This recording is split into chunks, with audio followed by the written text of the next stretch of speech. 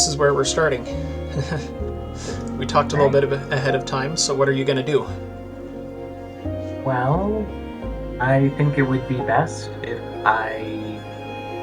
seeing the road ahead and knowing that there's more things going on here than just what we know, I'm thinking about how Alistair sneaks down this way and has disappeared. And we're going to be looking for this prophet or whatever, and we don't know what's going on there. We don't know anything about it yet.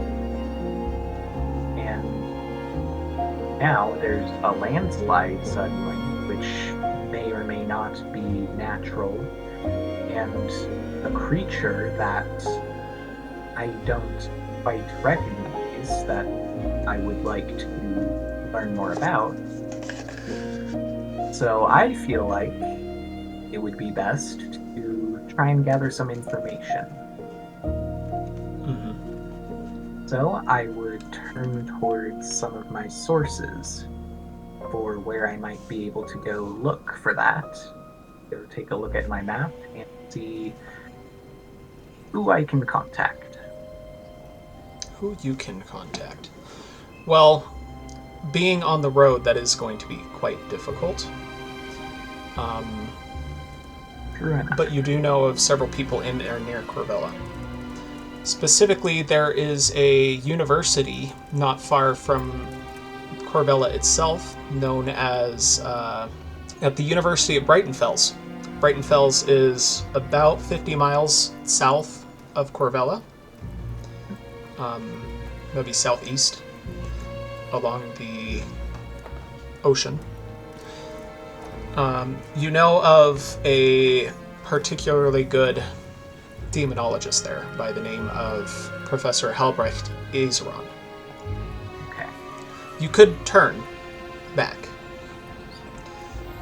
but at the same time, you know that this, Alistair's disappearance is something you should probably take care of sooner rather than later. It's true. Well, I would probably share this information with the rest of the group and suppose that one of us, probably me since I have the contacts, would be heading back to discuss what we've learned and find whatever information we might have available. Well, the rest of us can continue forward and find whatever's been going on with this prophet and the paladin and everything. For the sake of story convenience, I'm going to say you intend to have this conversation, but you don't necessarily trust Alabaster. Yeah, that is true. You don't think he's giving you the full story. It's true. For the sake of story cohesion, I'm probably going to say you're inclined to leave without telling them. That, or I left a note and it flew away or something. Well, there is the logbook, which is sitting on the table inside the little inn that you find yourself in. True enough. I suppose I could write it there. All right. So you open up this little logbook. Inside, you see notes about the trail conditions, things ahead. And you decide to write a message for the rest of the party. Keeping it You say that you're... because passerby. You say that you're going to take the alternate route into Gravethorne from the south, and you're going to go contact a friend in Brightonfells.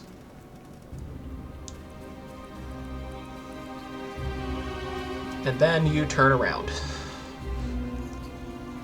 Alright.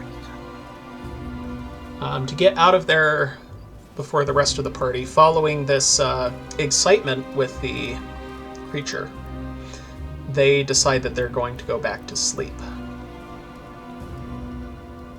Okay. And it's at this point Do you just get your stuff together, get going? I suppose so. All right. It's about 4 in the morning. As you step outside, the air is surprisingly cold. You're in the mountains, so Okay. not so surprisingly actually, but it is colder than you expected. Before I leave, I would like to leave an eerie token with one of them, just for remote viewing of what might happen. All right, you can do so.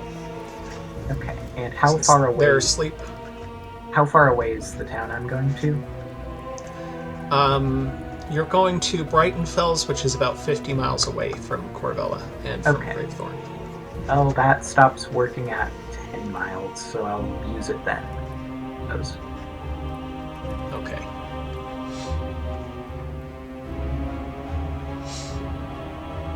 You do so. And then do you get out on the road? Anything else you want to do? Well, when I use that to see what's going on, is there anything happening at all? Are you saying you're using that out on the road while you're walking away? Yes. When I reach the 10-mile mark, because that's when it stops working. All right. So you place this token on them. You get out onto the road.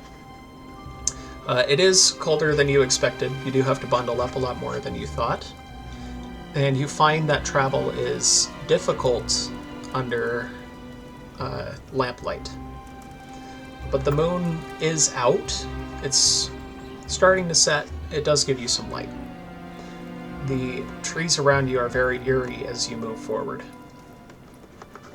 And the path, which is made of dirt, is actually frozen stiff as you walk, which makes things a little slippery, but you're able to manage. Do you want to roll me a survival check to get back? I can do so, yes.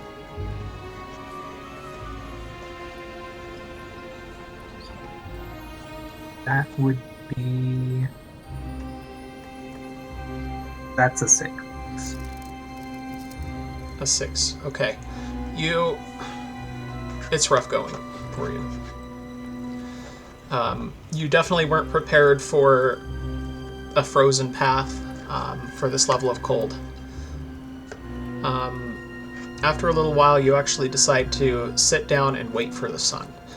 Bundle up, sit down on a nice dry rock, and just wait it out. Okay. Soon the sun starts to lift in the sky, and you see the first signs of light, which is when you decide to continue on your way. But before you do that, you do decide to look at the party through the eerie token. What party member did you lead it on? Probably the one I trust the least. So that would be Alabaster, probably. Yes. Okay. You look into it, you see that the party has now reached what appears to be a landslide along the path, the one that you all heard about from the traveler on the way in. You see that he's talking about the guard, and the guard says that there is no good way through, and they should turn back. Go through the south route. They don't seem too happy about this. Okay.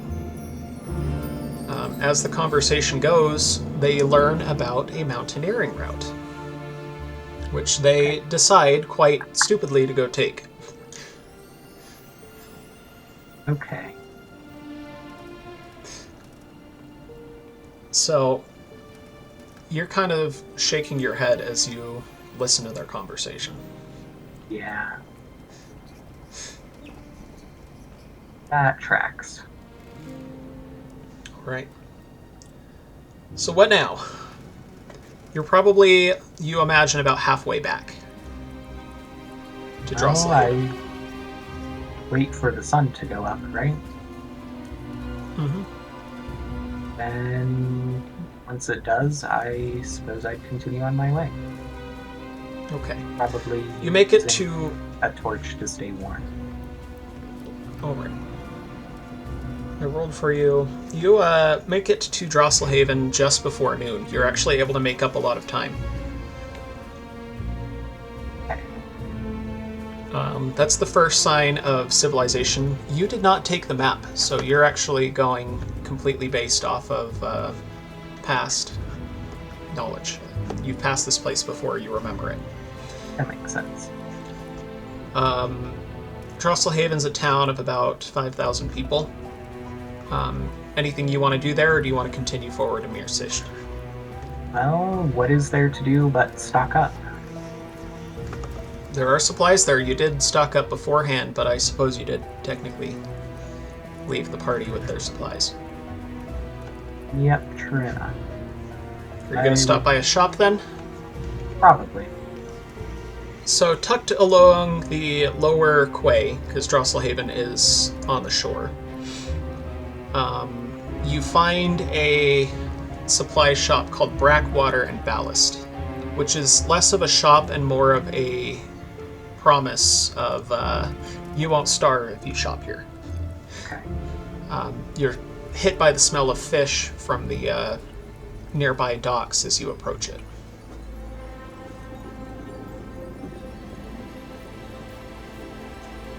Inside, you see a very large, muscular woman behind the counter. She is chopping fish, and you notice almost immediately that she is missing the tip of 2 fingers on her left hand. Oh, lovely. What happened there? You want to ask her? I'll keep it to myself. You approach the counter, and she says, "Hey, what can I do for you?" Oh, I'm just looking to stock up on supplies. Supplies, eh?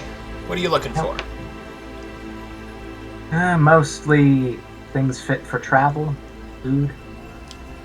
Fit for travel? Ah, I see. Where exactly are you traveling to?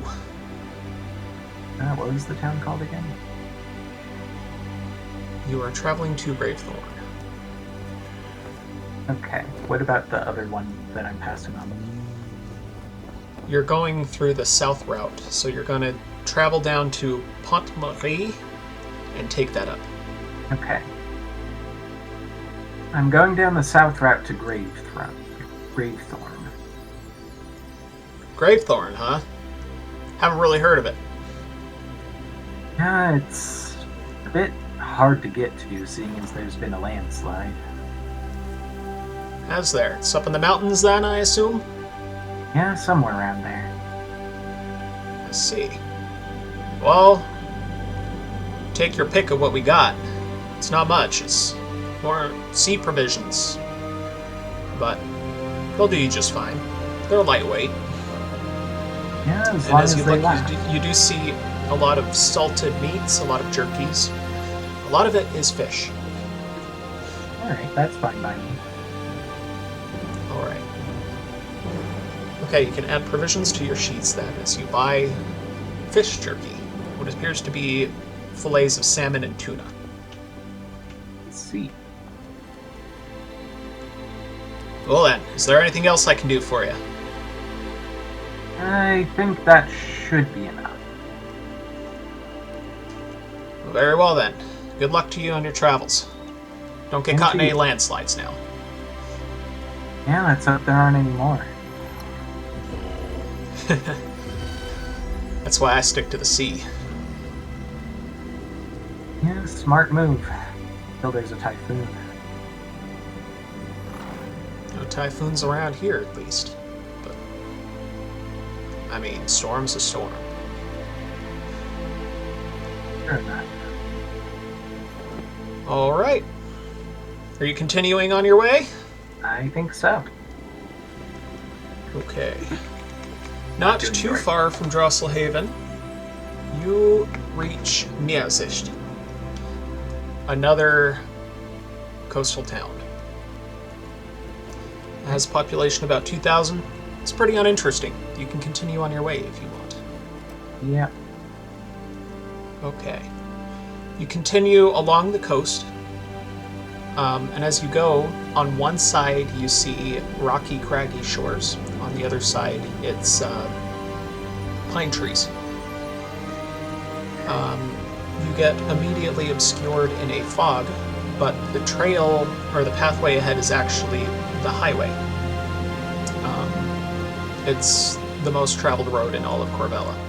So there is plenty of traffic, plenty of ways to get along. It doesn't damper your ability to travel at all. Okay. By sunset, you find yourself in Breitenfels. This was the location of Breitenfels University. Okay.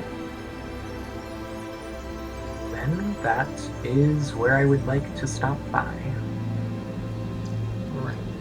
You do find it's a little late in the day as you walk by the university. The university itself, you actually find as you walk along the path, is right on the main highway and appears to be built out of an old bastion. Okay. So essentially it looks like a castle on top of several ramparts, on top of battlement fortifications. It looks really imposing. But as you approach the main way, you realize that the campus is closed for the night. I see. Would I know where my contact would be headed after? Probably home. You're not sure where home is. Well, then I'd probably rest for the night until the morning. Okay. Eventually check out the local library for any information like that. The library's going to be closed as well. Unfortunate. So you actually find, as you walk through the city, you do find an inn, though. The first one you come across is Zum Blauen Schiffslüren, which is an old inn tucked just off of Breitenfels Academic Quarter. Is this where you'd like to spend the night, or do you want to continue looking around? It is a fairly large town. You're sure you can find other inns, but that's the first one you come across. Wherever would be the cheapest, probably. Oh, it looks cheap. Alright, well, let's stop by there then. Okay. You find the inside is actually... Whoopsies. You find the inside is actually a little less homey than you expected from the outside, which looks honestly a little rundown.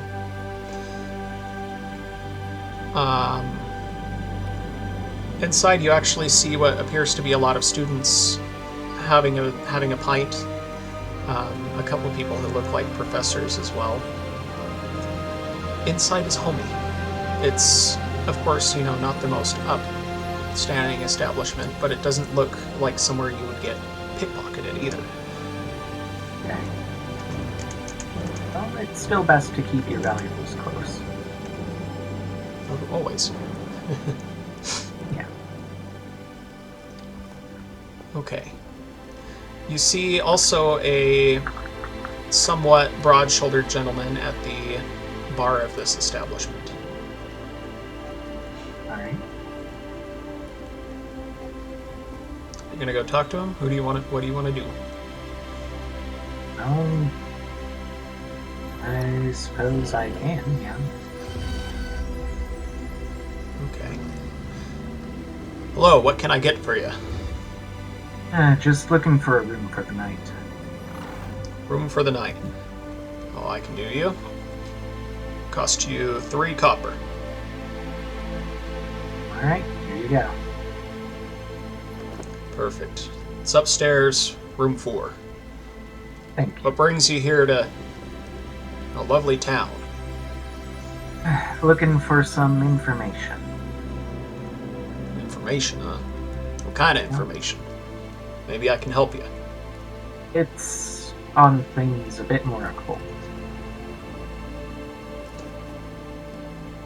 Oh, well, I can't help you there. He gives you kind of like a wary eye as you say this. Yeah, that's why I'm checking the university. I see. You got a friend there? Or... Yeah, you could say that. If you ask me, you should stay far away from that stuff. Though I'm sure if you're all the way out here or beyond that, just Why is that? keep your head on straight. Well, wouldn't it be obvious? You're not dragging anything into my shop, are you? No bad spirits or omens. Not planning on it, no. Okay. He seems really wary of you now.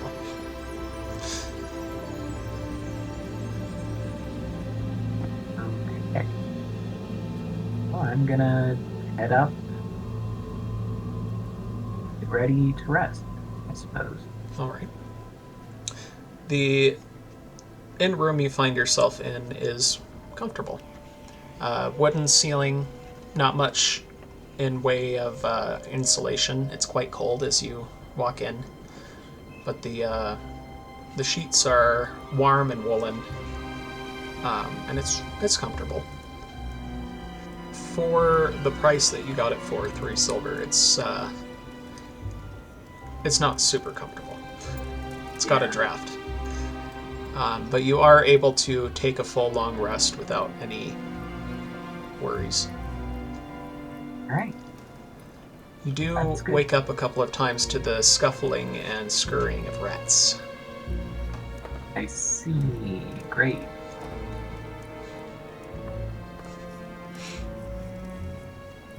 Wait. What's that? I don't really have a lot to do with it, though. Alright. Well, you do manage to sleep. It's not comfortable, but... Okay, go ahead and take the effects of a long rest. Alright. And it is now the next day.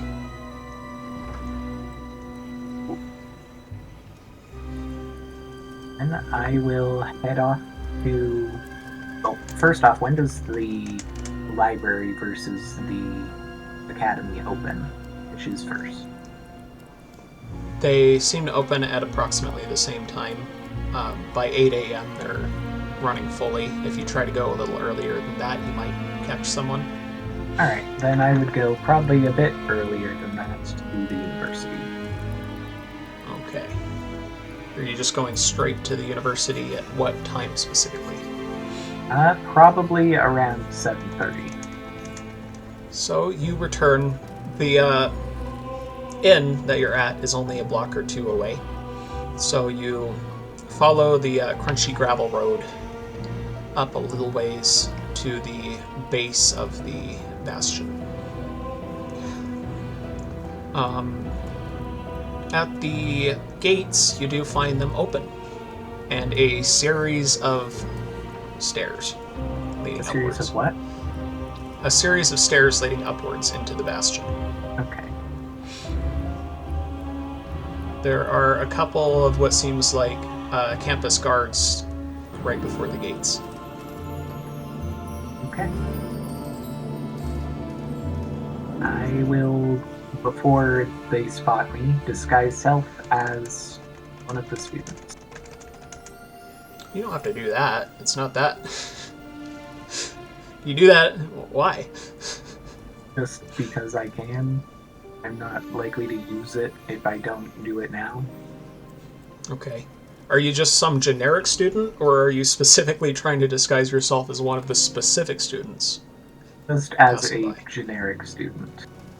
As a generic student. Okay, go ahead and roll for that. Okay, what am I rolling? Just a d20 for deception. Okay. Because normally it would be an investigation check against the spell save DC. What was that? Normally it's an investigation check against the spell save DC. Okay, what's your DC? Sorry. I am actually Oh, it doesn't matter. They got a 1. Oh, cool. They are half asleep as you approach. basically just wave you by without even a second thought. Yeah, I think DC's 15. All right. You walk up the Bastion Way. Big old concrete pillars on each side. You walk up the stairs and you find yourself in a courtyard at the top of the Bastion. The Bastion itself is shaped like a six-sided star. At the top, there's just these grassy fields, there's some trees. And beyond that, you see the university walls. Okay. Up ahead, you're not quite sure where you're going. You don't actually know the university layout very well, but you do see a couple of students walking across the lawn, as well as what appears to be a janitor or custodian. Okay. Do I know the name of my contact? You do know the name of your contact. He is flipping through pages here. Professor Hulbrecht Iseron. So Professor Iseron. Okay. Then I will ask one of the other students where I can find him. All right. Which specifics? So you're going up to the students on the lawn. Yeah. Okay. As you approach him, he kind of looks at you like a little warily, like, who's this guy? As you approach, he says, from actually like quite far away, from about maybe like 30 yards, he says, can I help you with something? Yes, I'm looking for Professor... What's his name? Iseron. Iseron. Iseron? Haven't heard of him. Is he a... Are you a theology student? Yes, I'm very much trying to find my next class. I see. Yes, I'd like to find where it is before I have to go there, so I don't miss it. I haven't heard of Iseron, but you could look around the theology department and ask Dame Vorth. Okay, and where would I find that? Well, she's always walking the halls. Always wears this blue dress. Can't miss her. Okay, thank you. Oh, do mind your manners with her. She is a little much. Understood. All right, well, good luck. Yeah, thank you. He kind of like You too. hurries off. Alright, then I will go start looking for this person in the blue dress. All right. The campus is still pretty big. Do you feel like you can accurately find the theology department? Well, I can roll investigation for that. You go ahead. That is a 13. I'm going to reword that. So, after talking to him, you're like, theology department, right. Where is the theology department? Yeah. And you look around, and you are able to find a building that you believe is the theology department. Based on the fact that it sort of looks churchy. Yeah. Really just the vibe. Alright. Okay. You are able to walk inside. There are these big, heavy double doors that open into a classroom. Not really a classroom, but a building made of stone and wood. Okay. As you enter in, it is a little cold, but well lit as well. You see shelves filled with curious artifacts, and the smell of books hits you. The layout is fairly simple, actually. There's what appears to be 4 hallways in a cross shape, And in the center, there appears to be a central library. Okay. As you actually look into the central library, you do see a woman in a blue dress. Older, hookish nose. Okay. I would like to approach, lightly clasping my hands to ensure that I don't come off as threatening.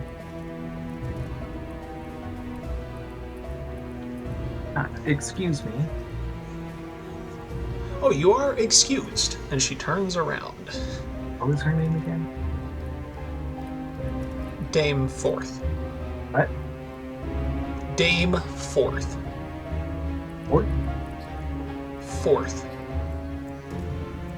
Excuse me, are you Miss Forth? I am. Are you a student? Shouldn't you be in class? Yes, I'm looking for, what was his name? Professor... starts with an I.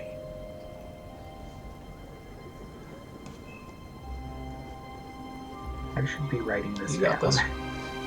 You should be writing this down. I'm looking for Professor Iseron. Professor Iseron, she says. Ah, yes, the demonologist, top of the bastion. Behind the western battlement wing. He likes unusual visitors. Follow me. Okay, I will do so. She begins walking one way, gets about 20 steps and suddenly stops and says, "No, I believe he's over here," and turns 180 degrees. Okay. Begins leading you in a completely different direction. She takes you through several hallways and seems to get you both very lost in the process. Okay. Eventually you end up climbing several set of stairs and then going down and then going back up. Okay. Finally, you find a classroom where inside there is a man giving a demonstration. There's a circle of chalk and silver fillings on the floor that seem to be faintly smoking, and he is shouting at the class. And this is why summoning circles are so dangerous. You see one simple mistake, and the entire thing becomes a fire. And he scatters the salt, immediately breaking the circle, and it erupts into flames. Two of the teacher's assistants immediately come in with buckets of water and put it out. The classroom gasps. The woman you're with, Dame Forth, looks at you and says, "Oh dear, I hope I haven't made you late. This is Professor Iseron." Yes, thank you. "Oh, certainly. Enjoy your class." And she walks off.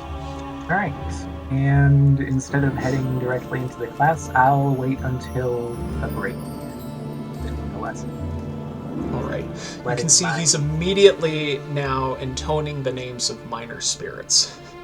Yes. In a very theatric way. There's a faint buzzing, almost like whispers, as some of the students watch him essentially make a fool of himself. Okay. Well, that's pretty silly.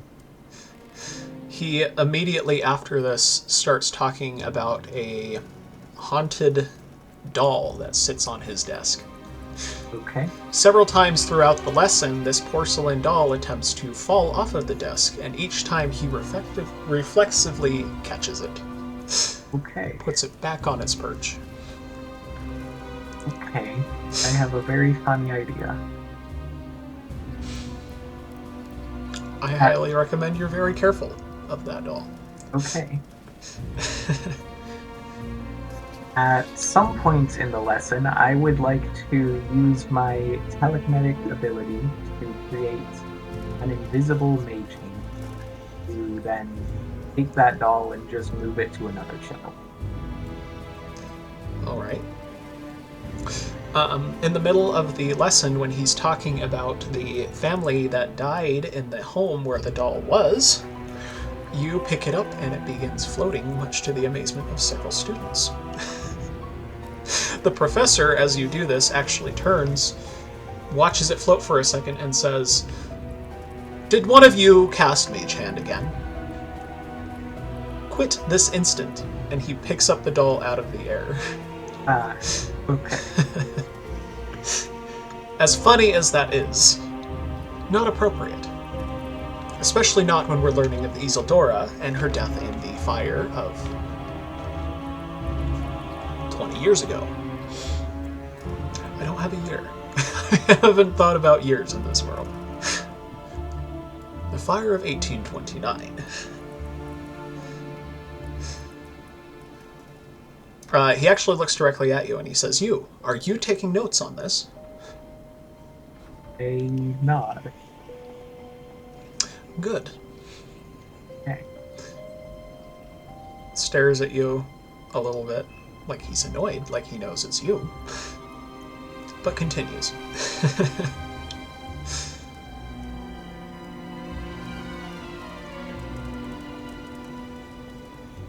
Finally, the class gets out.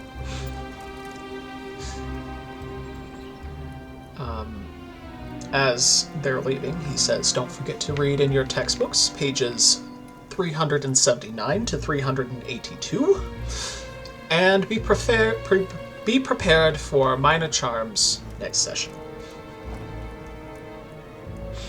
I wait for the other students to file out and head over to his desk. As they do, he says, I don't believe I've seen you in my class before. That's odd. I don't believe so either, and I will let my disguise self rock. I see. You are not a student. One moment. He actually, takes a hand out and, puts it right under your chin. Looks at your eyes, and he says, by the gods, you're a hexblood, aren't you? Is that what they're calling it now? It's what they've called it for 50 years. I see. Oh, it's not something I've heard much. Who exactly is the patron who gave you this How if I know? Look. You don't know then? Don't know. Odd. Very well. What can I do for you? I'm sure you're not here for nefarious purposes. If I was, I could have done a lot more with that doll. I could have done a lot more to stop you. But you don't seem the type. No, I'm here because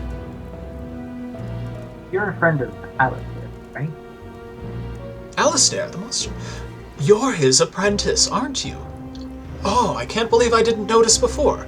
The eyes, the stature. Yes, he has written me a letter or two about you. Cassius, right? Yes, that is me. Oh, very good. And where is he? He has gone missing. Haven't heard from him. As all good monster hunters do from time to time. Yes, well, for much longer than I would consider as being regular. I see. That is grave news. Yes. And you need my help to find him, I assume. Indeed. I have a general idea of what he was looking for, but there have been some strange things around the area, so I wanted to get as much information as I could before running headfirst into something that he couldn't have. And you came to me because you believe these are demonic omens? Well, I did see this creature that reminded me of something he wrote once. I believe it's like a Kenku, but not quite. Kenku, I remember it was a bad omen. A bad omen. Yes. What did this creature look like? You mentioned a kenku, so Yes. half bird, half man. Similar, but more deformed. So you saw this creature? No, but a friend did. Oh, I see. And where did he see it? Just outside of Gravethorne, there's a landslide blocking the path, and it was around there that he saw it. I need as many details as you can provide. Specific locations. What was it standing upon? What did it look like specifically? I'm not entirely certain of the details, but I do remember that it was by this cabin just outside. The cabin. Yes, that passerby can stop in or travel. What specific number of guests were in this cabin? I do believe it would have been 5. 5. Is that right? That narrows it down. Did it ever enter the threshold? It did not. It appeared to only one? Yes. That is curious. What color were its feathers? I believe he said they were black. Black. I believe golden eyes. Golden eyes? I believe so. How many golden eyes? I don't remember. More than 2. More than 2. Any other distinguishing features? Not certain.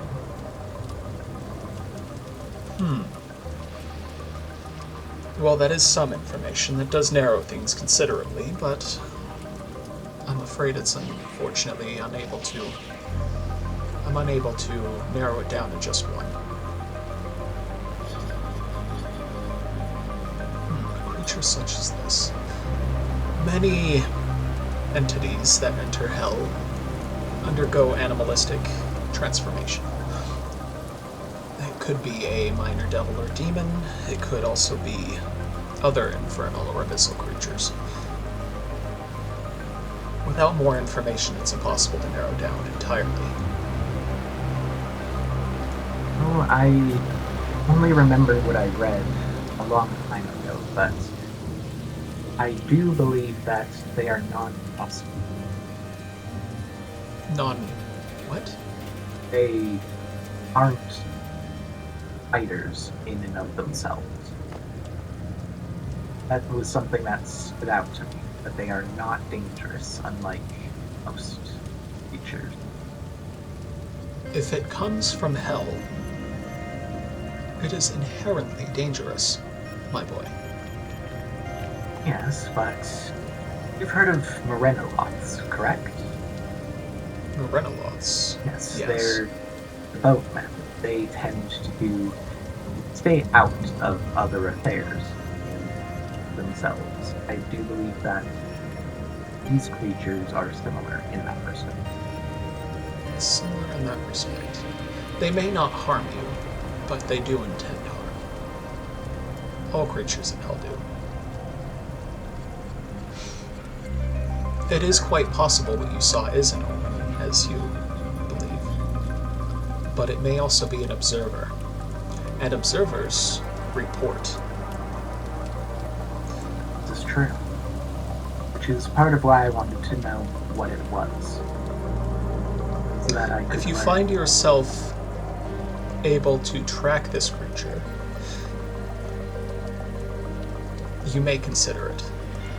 More information would be valuable to narrowing down what this creature is. Things that are particularly helpful include height, surprisingly the number of wings, as it may not be obvious. Some of these creatures have more than 2.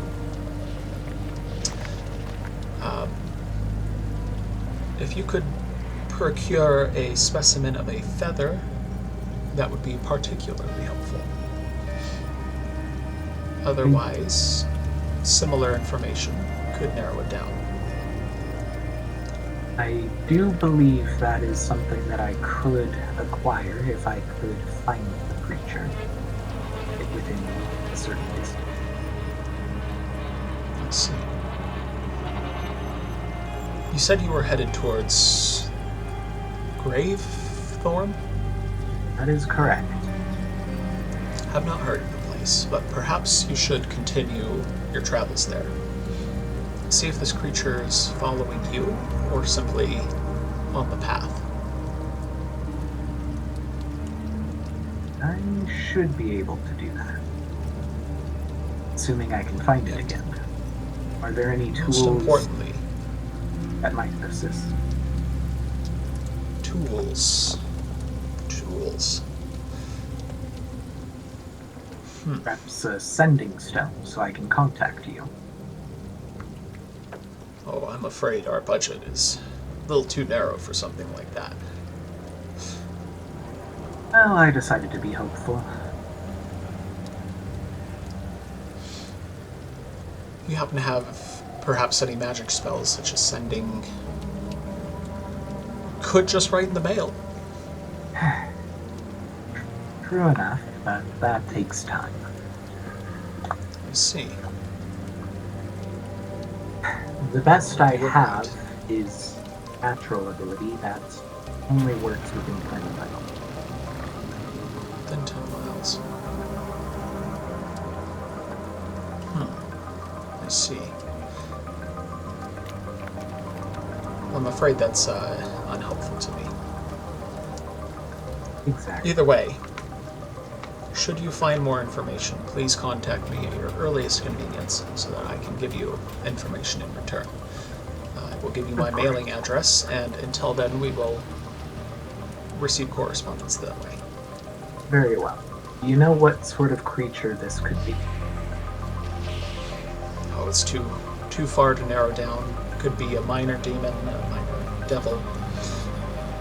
Could also be other things. Too many to name, to count. Not without more specific information. A sample. Have you ever heard of something called the Crimson Prophet? Crimson Prophet. Can't say I have. I do believe it was meant to be local. That would make sense. Local. Local to where exactly? To Gravethorne. Gravehurst, Gravethorne. whichever one it was. Come with me, my boy. We'll consult the library. Yes, I was planning to do that today as well. Both of you together walk from the classroom back downstairs towards this library. As you get there, he actually stops in front of one of the bookshelves. Gives you a little smile as he looks at you over his shoulder and pushes in one of the books. The bookshelves begin to separate. Which book specifically did you push? Go ahead and roll an investigation check. Very well. I am not rolling very negative. That's a 13. Is a book titled Of Gnomes and Elves, and Wood Elves. Okay.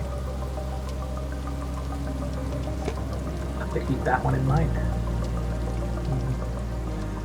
He beckons for you to come inside. Says, little trick to keep the more forbidden books out of the wrong students' hands.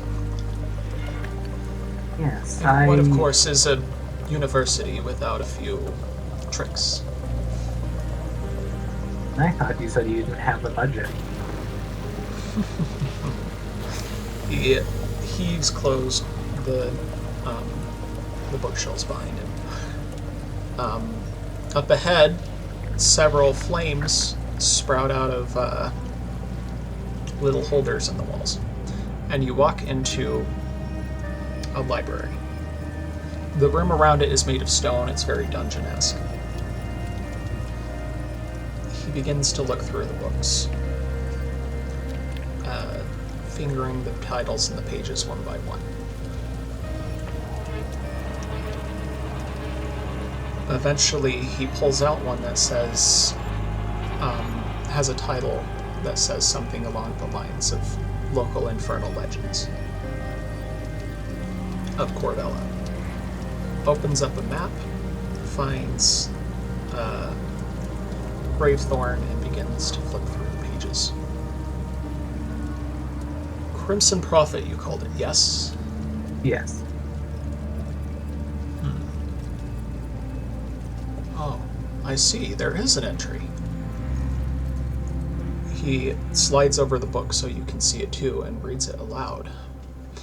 The Crimson Prophet, it seems, was a gentleman who the townsfolk believe came into the region and planted the forest. Of all of the trees in the forest, of course, which is their livelihood, he planted all of them. Before that, the region was a meadow.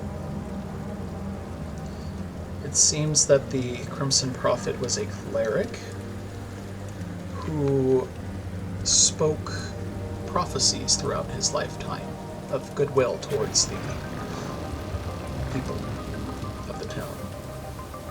And upon his death, his soul was placed in a tree. A tree that grew with crimson leaves. And after that, the tree blessed the people. That's all it says. Interesting. I'm not sure why this would be an infernal legends. I would like to copy see. whatever is written there onto a page of my journal. You may. Oh, it says here, the Crimson Prophet was very much involved in the purity of the townsfolk, and as such, the tree requires the sacrifice of the unworthy, the unclean. Meaning,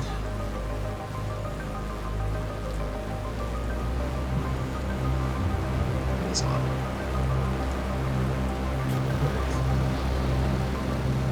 The rest is scratched out. Look here. I would like to see what happened.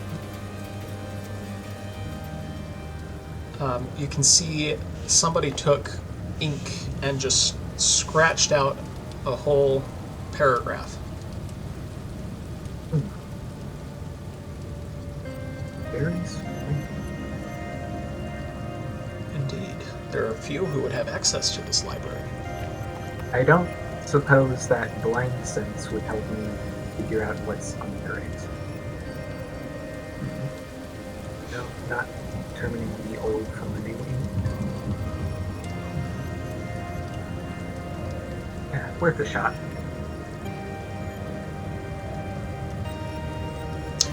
That is odd. You said that Alistair was investigating this? Yes. Alongside a paladin, I believe. Paladin. That is very odd.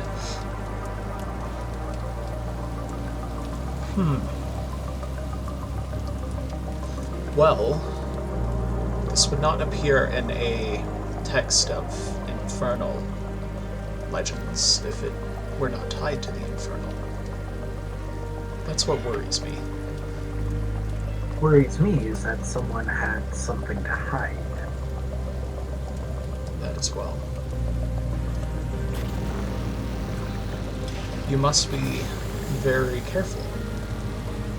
If you're talking of demonic omens and now this, well, that could prove dangerous. Even to a man like Alabaster, or Alistair, much less you. Yes. That is precisely why I want to know what we're getting into. I wish I had more information to give you. Until we catch this infernal creature, that's I don't know what more we can learn.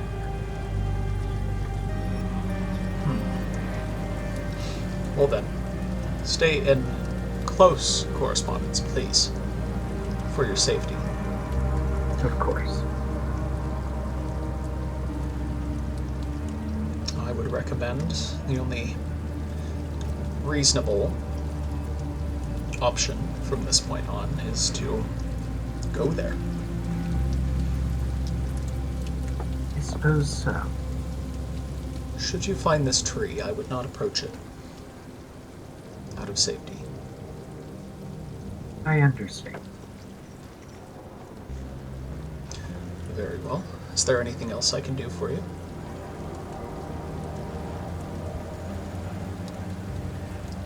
I don't believe there's much else. Okay. Well, I wish you safety on your travels. And to you here as well. Particularly if there's someone who managed to get down here. Blot that out.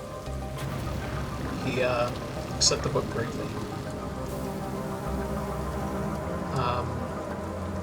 Essentially going into his own study now. Of exactly what might have blotted it out. You, on the other hand, have an option. Okay.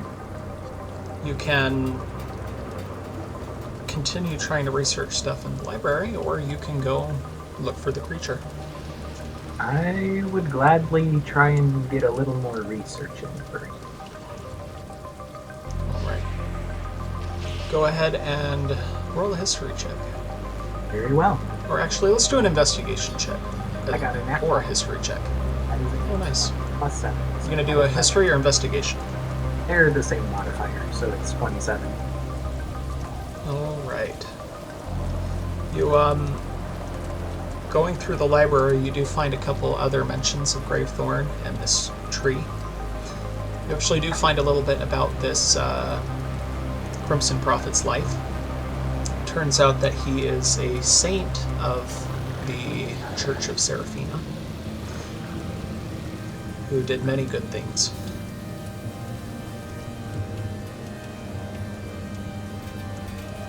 But beyond that, you don't learn a whole lot more information.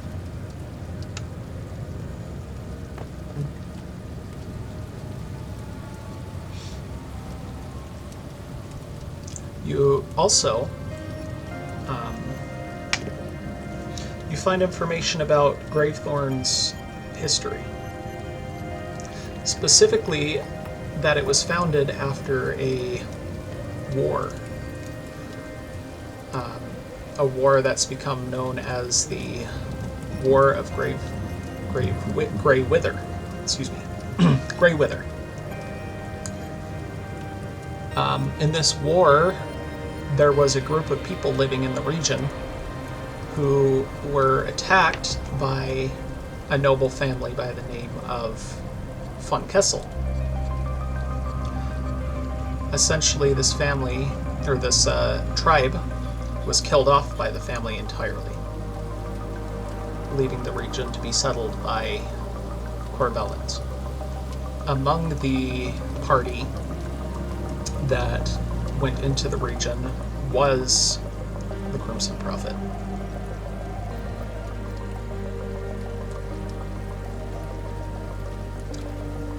That's all you find out. Within the very first party? Your mic's cutting out. Within the very first party that ventured in? Yes. The very first party tied to the von Kessels. And the other things were that he prophesied all of his life, tended to the trees, and then became the Crimson Prophet became a tree listed in a book of infernal legends, prophesied all of his life. Well, did we hear about there's something about sacrifices? That was the part that was torn out. Something about the tree demanding the sacrifice of, and it was blotted out. Yeah, what about the creature that I saw before, or that Alabaster saw? There is nothing on it. Okay. And I believe that's as much as I can get here. What do you want to do? Head on down to not just the university library, but also the town library, I suppose. Okay. What I can find there. The town library, you'll cross through the gardens again, down through the city. You do find the town library. It does not seem to be as well beloved as the university library. And as you walk in, you find it is quite a bit smaller, and not as well stocked as the university library was. It seems to be a wood and stone building. There's a hearth inside, a collection of books, but honestly, it's quite quaint. It's not as big. Is there a librarian I could speak to? There is. Okay. Excuse me, is this your entire collection? Oh yes, it is. A quite substantial one. Nearly half the size of the university campus. I would like to roll insight to determine if there might be some hidden stuff. Alright. That one. You ask her directly, is there any hidden or forbidden library? Oh, you read too many fairy tales. Of course there isn't. You think we have the budget like that in a town like this? Or the need? Still, I can't quite shake that suspicion. So I'll spend some time trying to find this secret library. You get a lot of eyes as you do so, as people who are visiting the library look at you oddly as you are pulling every single book off the shelves, looking for some kind of mechanism. Yeah, and then put it Eventually, the librarian says, "We can't have you doing that all day. I'm going to have to ask you kindly to leave." Very well. I wasn't likely to find much here.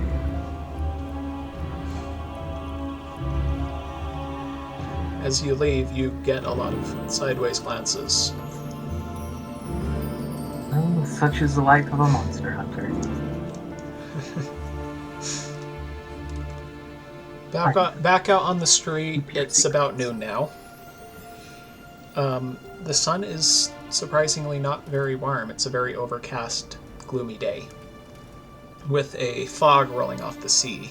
The same one you had this morning, though it's cleared up a bit. Okay. Well, I suppose I'd go off to investigate this creature. Bird creature. Okay. You recall from the map, from Brighton Fells, you need to travel to Pont-Marie to get onto the road towards Gravethorne. However, as you are walking around town, you also notice that there is what appears to be almost a hunting trail going off into the woods. It seems to climb straight up the mountain. And as you speak with locals in the area, you find that that is actually a potential shortcut. However, the route is a lot more rugged. Well, that would be the more likely place for me to run into this creature that wouldn't be on the main roads. Without a map, you have no idea how far you're traveling, but you get started on the route anyway with your provisions in your bag. You walk. Let me have you do this. What is your plan specifically? How far are you going to walk today? How much is the average walking speed? What was that? What's the average walking speed for travel? Normal pace is about 3 miles per hour, which means about 24 miles per day over 8 hours of travel. That would mean that you're probably going to be at about 20 miles since it's about noon until sundown. You can perform a fast pace, but you'll get penalties to perception and stealth checks. I'm trying to decide between going at a fast pace and relying on skills other than just perception, because my perception is pretty rough anyway, or trying to go slow so I can use stealth and find this creature without it seeing me. As you get started on this path, the forest almost immediately encloses. It gets very deep and very dark very fast. I'm going to need you to roll a survival check. Can I roll nature? Not for this. Okay. That one. Uh-oh. Yeah. I am doing this with stealth, though, because slow pace. As you walk about 2 miles in, you completely lose the path. You are now completely lost, with no idea how to get back on it. Great. And you begin to realize that this was kind of a little dumb to just go on this random forest path that the locals told you will get you there. Well, here we are.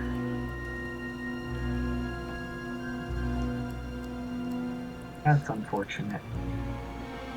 But hey, it gets me closer to where I'll probably find this creature, I guess. Perhaps. Okay. You are in a region with thick pine trees all around you. You can't make out north from south, east or west. And without a map, you realize that you kind of put yourself in a dangerous situation. Fair enough.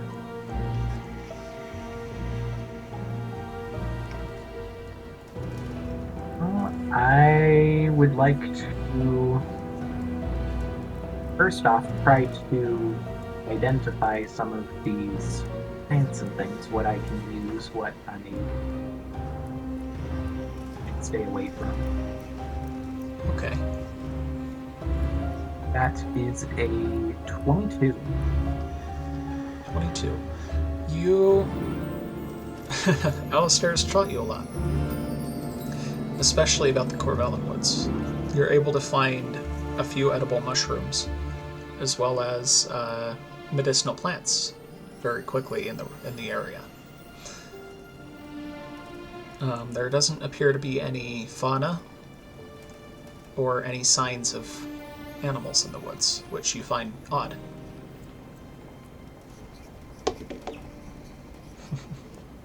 Edible mushrooms. As you... What were the other things? Edible mushrooms and what? Edible mushrooms and herbal remedies, so medicinal roots, plants. You can add those to your inventory if you would like. That's what I'm doing. As you're foraging, though, very suddenly, out of the corner of your eye, you feel like you see something move. I'd like to hide. You would like to hide. Okay, go ahead and roll a stealth check. At 20. Nice. I keep getting crits every single time. You Either find I fail or I the succeed.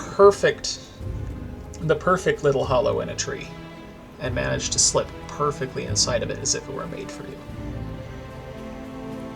And as you watch outside, you don't see anything like a dire wolf or anything odd, except for a blue light that is just faintly floating. Interesting. I would like to telekinetically lift a rock into the front of this light. See what happens. Okay. From this tree, you put your hand forward. You reach out, you lift up this little rock. And you notice it just kind of goes around it. Floats around. And you notice it's circling the tree you're in. As if vaguely aware of you. Interesting. And soon, 2. And then 3. And then 10. Just these little blue lights flickering around the tree. For my hiding spot, I'd like to note all this down in case anyone finds my journal. What do you write? I write about having gotten lost in the woods and how there are no animals. And I am currently in this tree surrounded by several glowing blue lights. And I don't know what's about to happen. So be wary, any who might find this.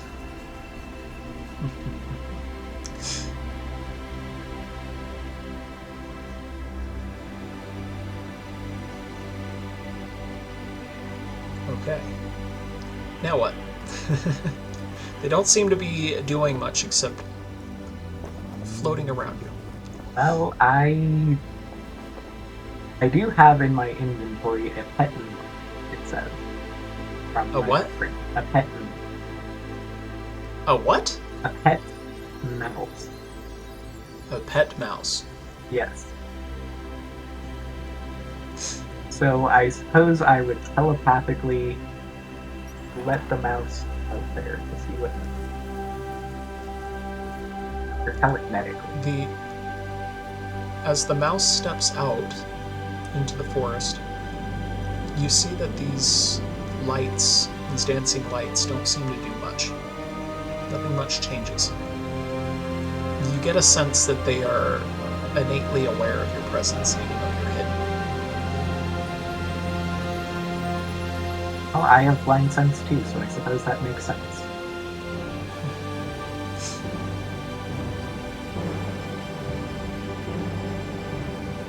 Well,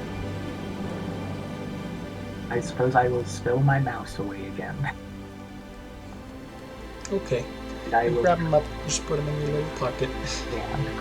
I'll try to touch one of those with a telepathic or telekinetic stone. Okay. It's very, very difficult as you lift this stone. They kind of flint up, and as they get close, they kind of whoosh. Okay.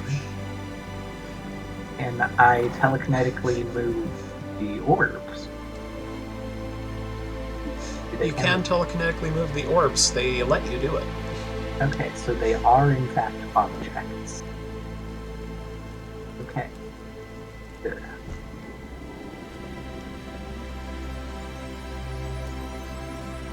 Interesting. What happens if I try to clump them all together? You can only move one at a time. Oh, and when I let go, they just go back? Mm-hmm. Okay. Well, I suppose I can't just hide here forever. So I guess I step out. As you step out, you see that they actually react slightly to you. They begin to move. And as you move, they start to disperse, but not away. No, they start to lead in a line, one after another. Okay. I'd like to roll an insight check. Okay. It's something I should follow. Which is a 12. You can't get more lost. True enough. I suppose I will write in my journal that they seem harmless and seem to be leading me somewhere. We'll follow. Alright. You begin to follow these one after another. Go ahead and make a survival check as you do so. That time I rolled good. Okay, 18. As you follow them, they seem to lead deeper and deeper into the woods. In ways that don't quite make sense, that lead you in a direction you feel like is not quite right. But after about 20 minutes of following them, suddenly you see the trail ahead.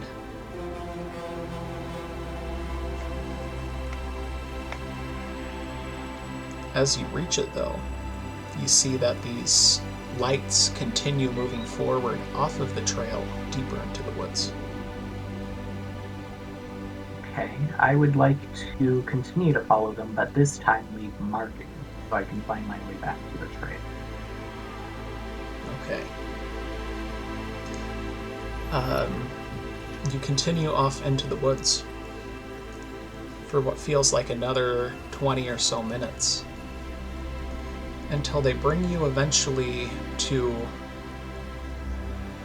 an opening, a clearing in the trees. And there you see what appears to be a Stonehenge.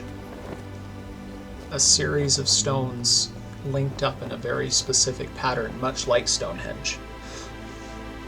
Some of the stones have fallen, but it seems man-made.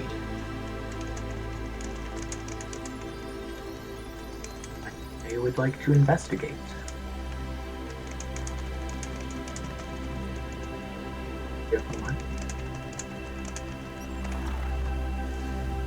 Okay.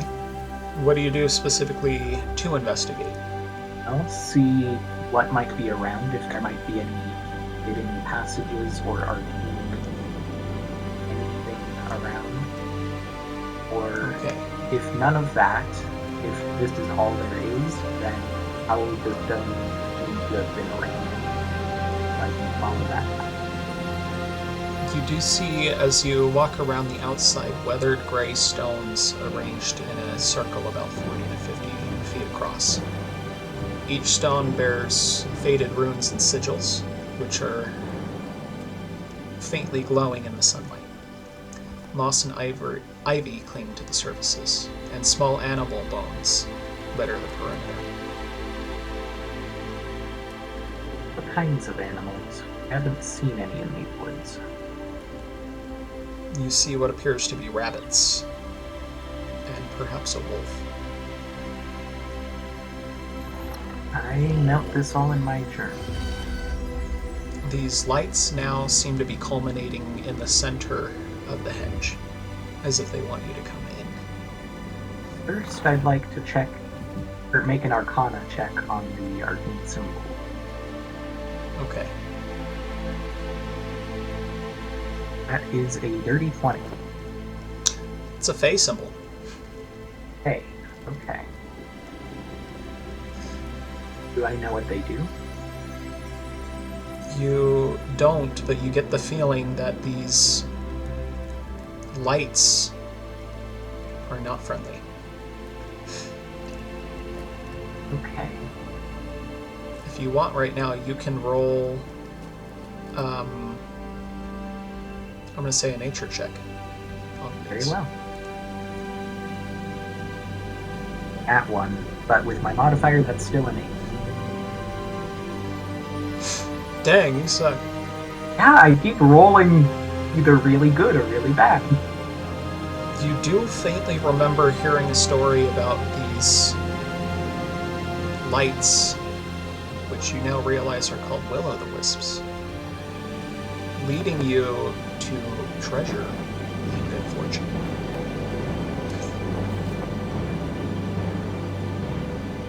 Okay. Interesting.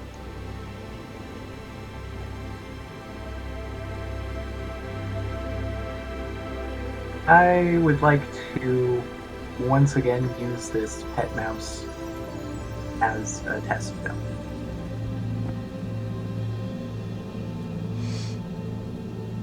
Okay. Bring it over telepathically or telekinetically to the will-o-the-wisp. Okay. You move it telepathically to the center of the circle. And as it gets to the center, it just kind of chills there.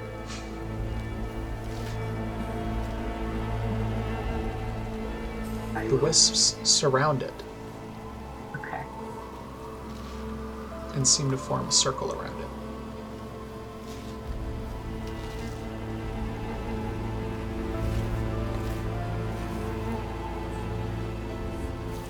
It does not return on its own.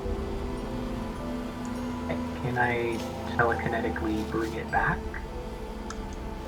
As you do so, at a certain point, it stops as if it's stuck against a barrier. Oh. Can I lift it over that barrier? You cannot. Is it like a solid straight up and down wall? It seems like that, though you cannot see a wall at all.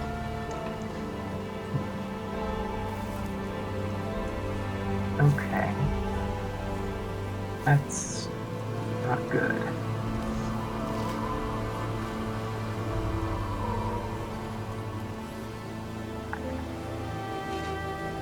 I would like to make another Arcana.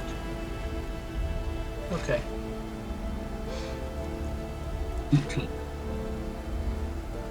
Okay.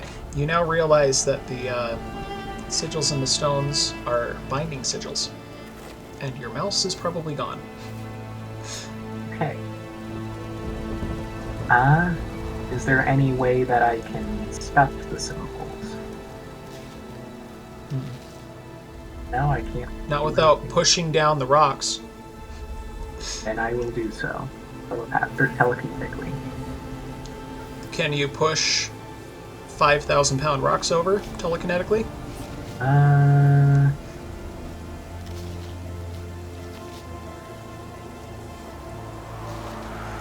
It says I can push creatures. That's not a creature, though. They are not What creatures. about this one?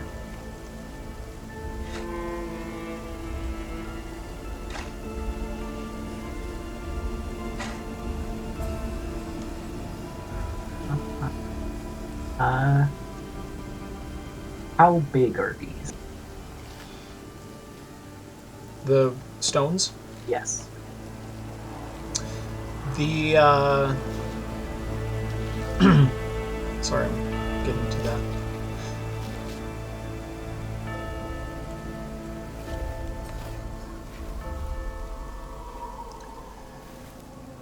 They're about 25 feet tall.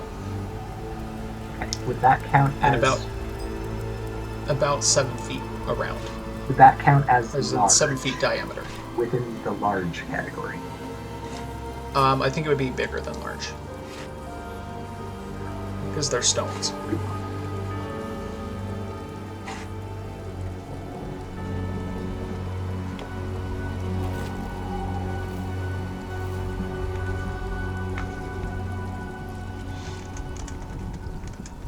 Okay. Large would be up to 2 tons of weight. They look bigger than that. And it can be like 10 foot by... Yeah, 10 by 5 feet. Typically. They're about 15 by 6 feet. Or, sorry, 25 by 7 feet. So they would be huge. That's 2 tons to 16 tons. Yeah, so huge. Okay. That's unfortunate. So I can move things that are large or smaller.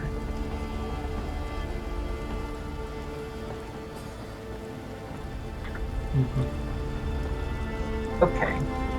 What else is there around?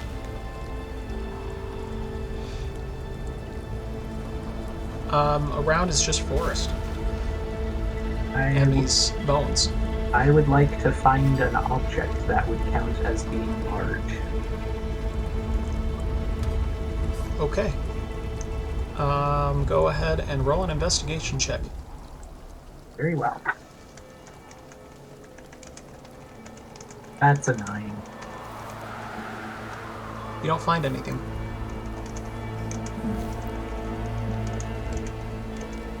Okay.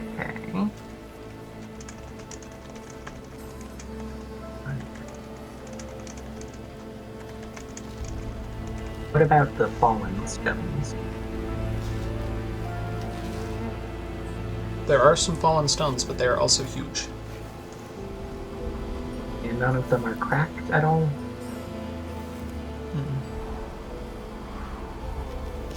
The stone is just far too massive to budge by hand or by the magic that you seem to possess.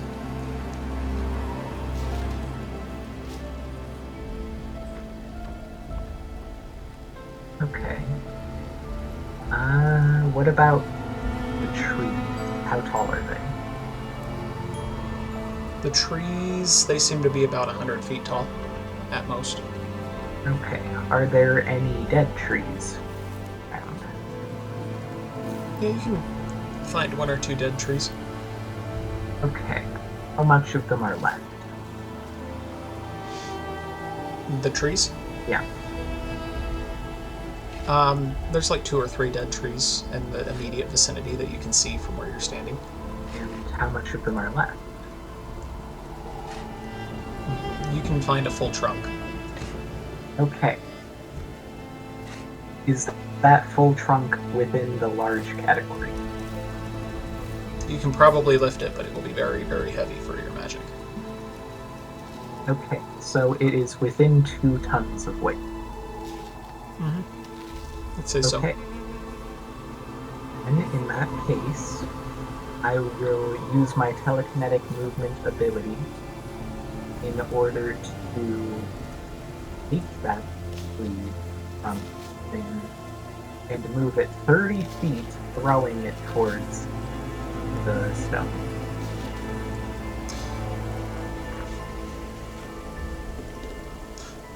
Bonk! You hit the tree with... You hit the stone with the tree, and the rock does not move. Okay. Hardly seems to phase it, even. That's unfortunate. I would like to do so again. This time aiming at the top of the rock. Try and knock it off balance. The tree shatters. Ah. Well, that's very unfortunate.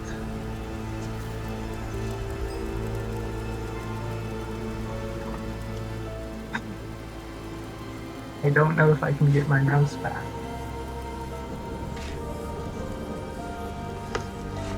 No, my mouse.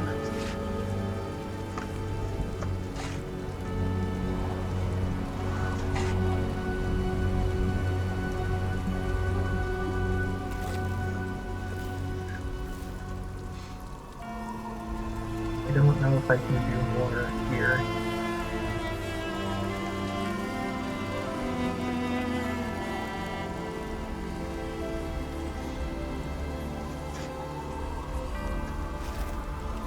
Well, I will, in that case, take a moment, go to the edge of this, and go bring my mouse as close as I can, and basically give it a bit of a goodbye. Okay. You are actually able to, as you bring it close, you could probably just grab in and, like, touch it if you really want to. If you think that's safe. Is it at the very edge? Mm-hmm. Okay. I would like to take a small knife, poke it just inside of the ring, inside of the wall, and try to pull it. It pulls right out. Okay. I will stow it away and try to take my mouse. You reach forward. Pull your mouse right out. Okay, I immediately step back, put my mouse back, and step away from the thing, writing down what I've found. What happened. All right. And I would like to try and, like, carve something in to, like, warn people of it. Into the rock? Into either the stone or, like, a nearby tree that I can, like, take some bark from. Okay. You put a big old trunk right in front of the Stonehenge that says, "Do not enter, danger." Okay. And then I will follow the markings I left back to the path. All right. You find the path. It is now sunset time. Okay. Will I be able to make it back to town from here? No. No? Okay. So then camping out.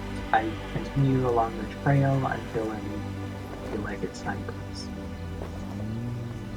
Okay. You set up a small camp, light a small fire. As you are one person, you are not going to be able to keep watch. Nope. This is true.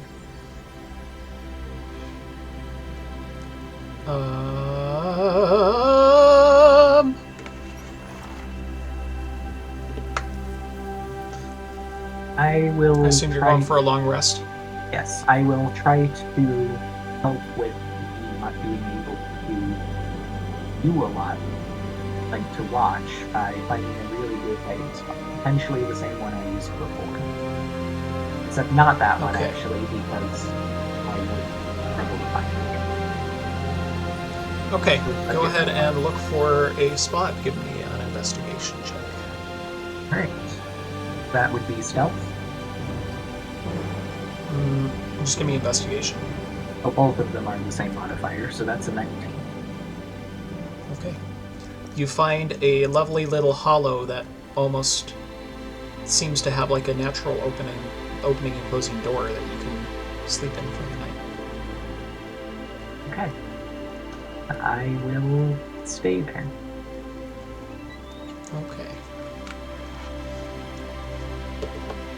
About 4 a.m., you are woken up by the sound of something that sounds like scuttling. As you peek right outside your door, you see... do have blinds then, so I don't need to open it. Oh, okay. You see a group of giant spiders walking down the pathway. Okay. You can hear the sound of their legs scurrying across stone and dust and dirt. Okay. One of them pauses right outside your little hollow, but moves on. Okay. Soon you can hear most of them leaving your area. Once they're gone, I wait until they're gone so they don't hear me writing in my journal. Alright. Okay, you get the benefit of a long rest.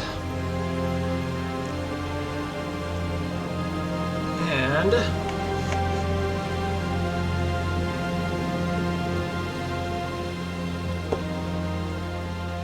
the next 2 days are mostly uneventful except for one thing. You get to cross a wild river. Okay. Huzzah. So go ahead to cross this river. All you need to do is give me a athletics check. Would acrobatics be enough? No, it would not. No, I can't use acrobatics to get across? You cannot use acrobatics to get across the river. Well, that's unfortunate. If I was level 7, I'd have an ability perfect for this, where I just jump over. But I'm not level 7, so I can't do that. No. Oh, wait a minute. Can I find another large object? Right.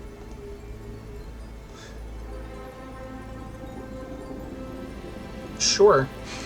Okay, I would like to move it to the side of the river, get on top of it, and then toss it over. You're going to toss something over with you on it? Yes. You're going to be rolling that with disadvantage, my friend. I do have acrobatics, though. I can use that, right? Stick the landing? No. No? What do you mean, no? That is going to be a dexterity check. A sleight of hand check, I'm going to say, with disadvantage. Well, sleight of hand and acrobatics are the same, so okay. Alright. Okay. That is a 9. A 9. Yes. You throw yourself right into the middle of the river. Oh, unfortunate. Now make an athletics check to get to the other end of the river. Okay. Nat 20. Okay. The cold river water wakes you right up as you realize that was a very stupid thing to try and do. You, in your shock, gather all of your strength and make it across to the other side of the river. Freezing. Oh, okay. That was not what I meant to do. Good thing no one's around to see this. I do not write this in my journal. Your journal is soaked. So you couldn't if you wanted to. Okay, you... By the end of the third day, you come onto a paved road.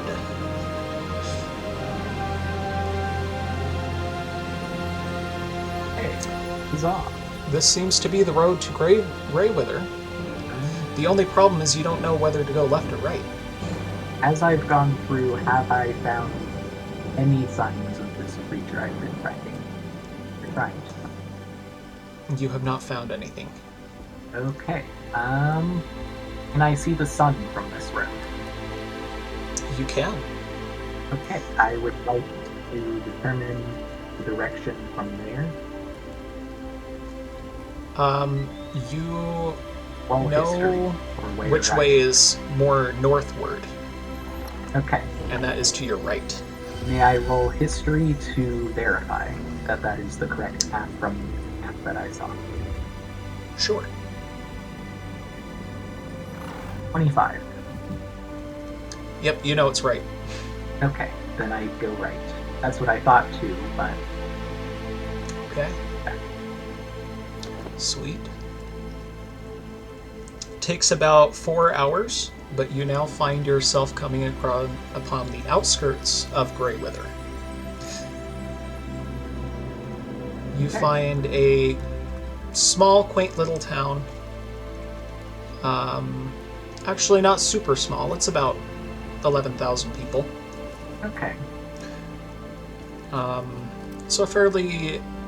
It's not huge, but it is a town. Several taverns, several inns.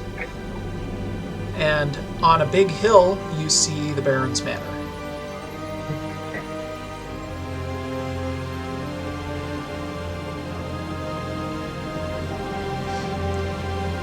Your feet are very grateful for cobblestone as you walk into town. And you can see towering mountains in the distance in almost all directions.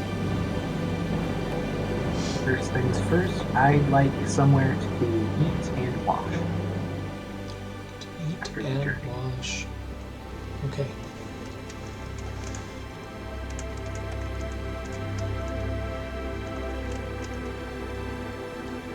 All right. As you walk down the somewhat crowded streets, you find actually several different inns. The first one you come across is near the main square overlooking the central marketplace, which is called the Gilded Griffin. It looks to be very nice. Okay. Very. Gotcha. There's also one not too far, just off of a narrow cobbled side street off of the main path, called the Silver Lantern.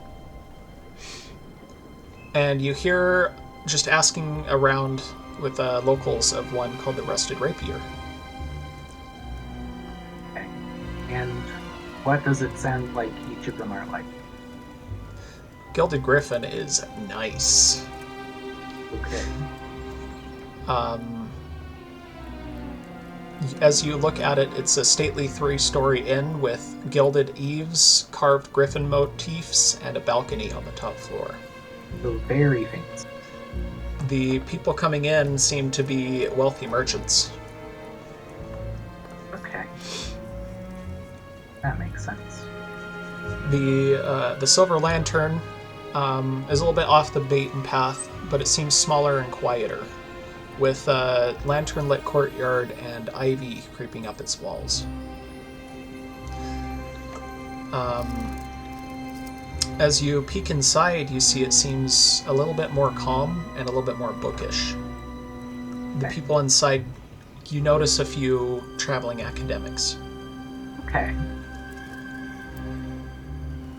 They are debating philosophy. Okay. And what about the Rusted Rapier? The Rusted Rapier is near the old city walls, which are now torn down. Closer to the outskirts of town. It looks rough, Okay. much like the inn you stayed at before your travel. Let's go for second place. The Silver Lantern. The Silver Lantern. All right. As you walk in, you see what appears to be a older lady behind the counter. As you walk in, she says, "Oh, pleasure to meet you. Welcome to Gravethorne. I assume you're here for lodging? Yes, indeed. Perhaps a good meal? Oh, perfect. Our rooms are 1 to 2 gold pieces per night. It depends on your fancy. You care for something a little fancier, something a little bit more basic? Let's go with the cheaper one. Oh, perfect. It'll be 1 gold piece, please. Very well. Can I interest you in any tea? We also have fresh bread. Bread would be very nice. Certainly. She kind of looks down at your robes, which are unwashed at this point. Yeah. She says, "We do have washing available. You can talk to any of the servants or maids." That would be much appreciated. Very well. I'll have my bread. Go get cleaned up.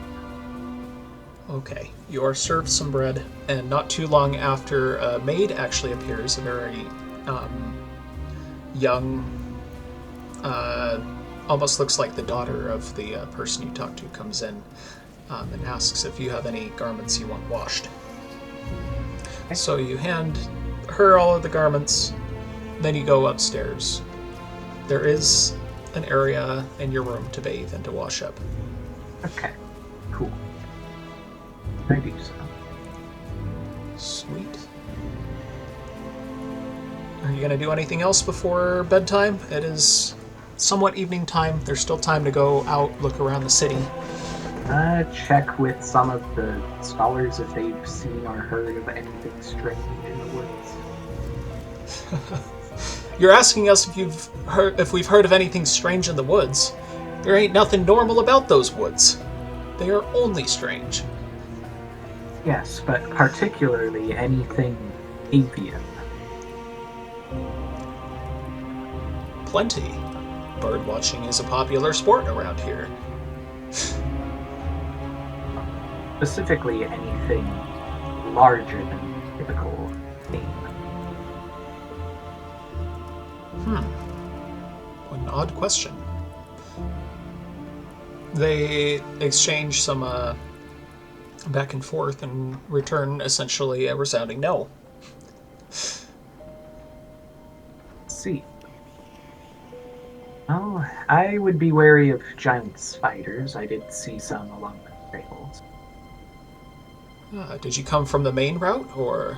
No, the side path. The shortcut.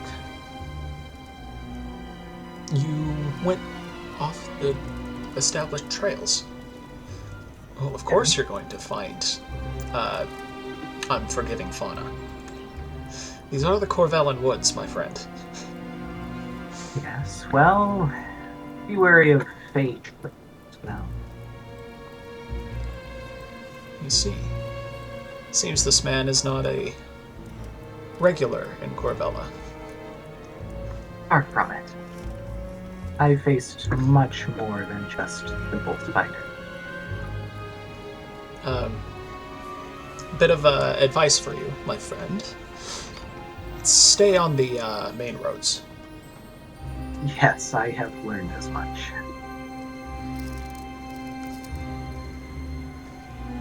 What brings you to Greywither?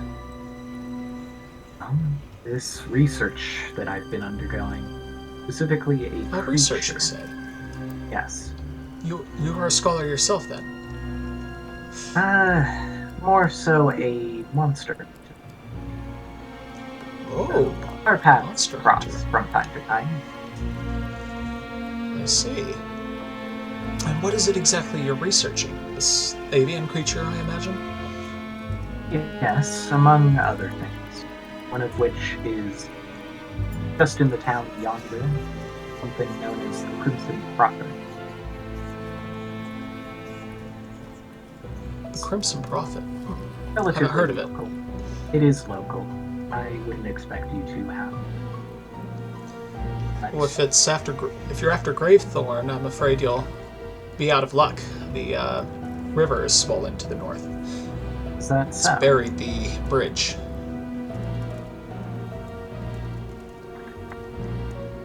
I see. Well, I already crossed a river to get here. What's another? Oh, this is not the same thing. That would be a glacier river, and a quite large one at that. Were you to try and cross it, you would surely be swept away. It's about, what would you say, about 150, 200 feet wide and 30, 40 feet deep, with a current that's very fast. Well, what about upriver? Is there a cause for this flooding? Glacier gave way. And I presume that's the cause of the landslide then, too. Landslide? We haven't heard anything of a landslide. It's on the other route, that's why I went around. Ah, I see. Well, it sounds like the fates don't want you going into Gravethorne, then. You could say that. Odd.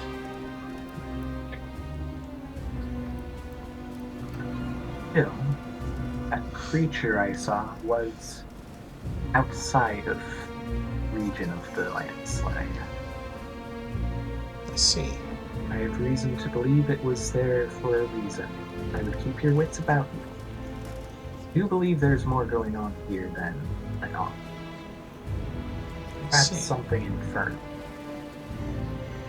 Infernal, you say? Well, that's not unusual for this region. You've heard the legends, I'm sure. What legends are those? Why, the curse on the Baron ship. Yes, I have heard those stories. Have you now? Yes.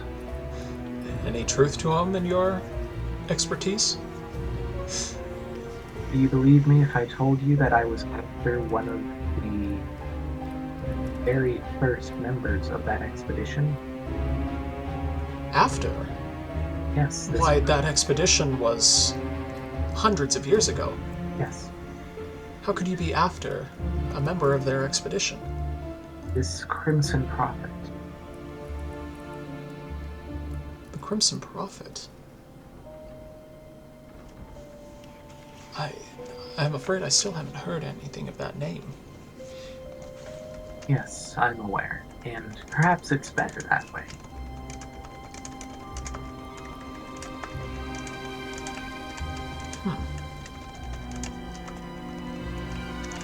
Because there has already been a disappearance because of someone looking into it. A disappearance? Of whom?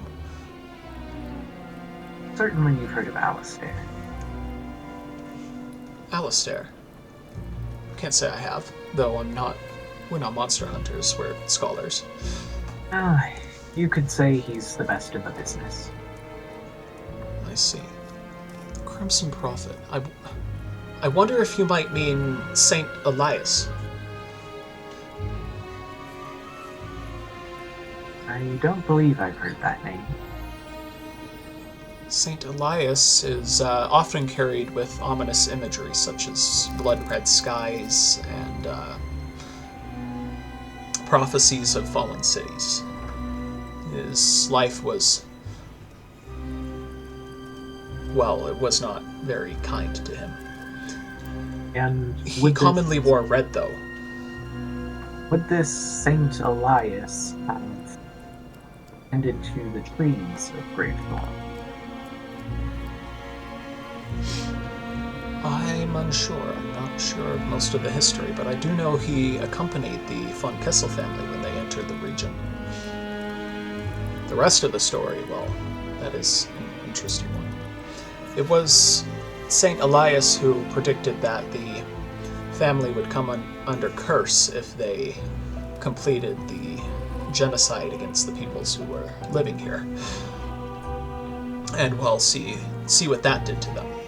The family killed those poor 2 children, the only ones left, and the withering curse, of course. This Saint Elias does seem to bear some resemblance. What more can you tell me? Well, those are only the legends of him. The reality of the man was that he was an advisor to the first von Kessel elders, and then sort of went his own way. Cared for the people of the region. He helped their harvests. He ensured goodness. It's also said that he commonly ventured out deep into the forest, looking for remnants of the people who lived in the region before, the ones who were destroyed by the von Kessels.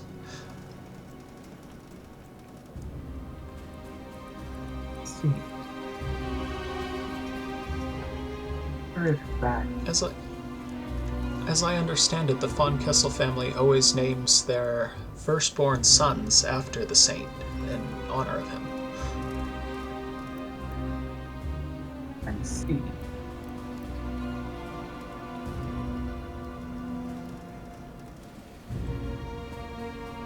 I wonder if that fairy circle I've passed the history of this region. Perhaps. Perhaps. It could just be the normal magic of the forest. Oh, there were untamed here. Several will-o'-the-wisps. Will-o'-the-wisps? Yes, and it had binding sigils. Well, count yourself lucky. Not many who follow will-o'-the-wisps return. It wasn't luck, it was caution. I see.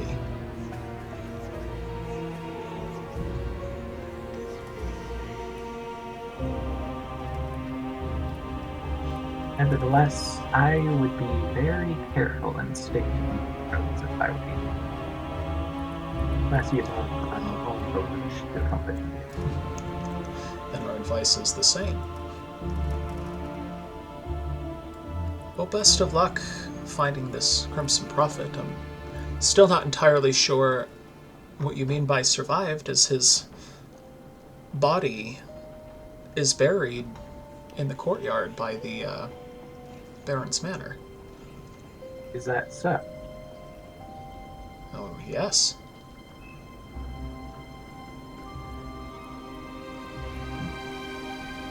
Then perhaps I should investigate. What is this Baron's name? Well, the Baronry... Haven't you heard? The Baronship is vacant. The Baron was killed almost 10 years ago. That's so. The only surviving members of his family are a lady and a lad. They're not old enough yet to rule. So, of course, the city is governed by a council. Ah, this would be the von Kessel family? Yes, the von Kessels. I see. That puts a few more pieces into place. Perhaps I could pay them a visit. Oh. I wish you luck with that. They are quite important. I'm not sure if they would be willing to speak with you. It's worth a shot. You believe you remember something about Alistair's involvement with Alistair's involvement with the von Kessels. I believe so. They might know something.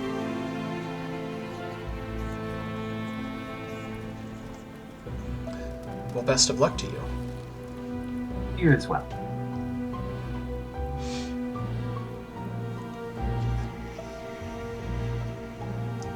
Okay.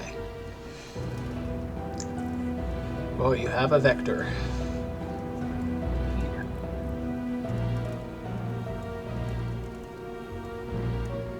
I suppose that would be where I would head after the night. Okay, so you spend the night. Go ahead and take a long rest. The night is uneventful. Very well. Oh, and I can send a letter back to Professor Inisora All right. about updates what happened. I have not found anything, but I have, like, the information I learned about St. Elias. Everything. Okay. And how that might be related to the Crimson Prophet. All right.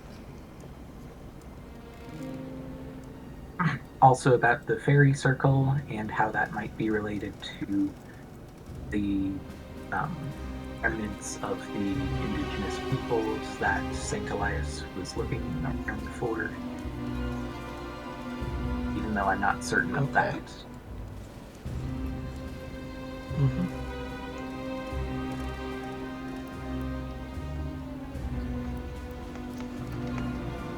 I think that's about everything that I learned. Mm-hmm. Also, how I haven't found any animal yet except giant spiders. Bones of some small game.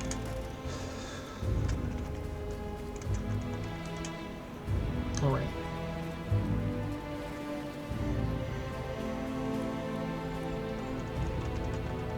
Okay.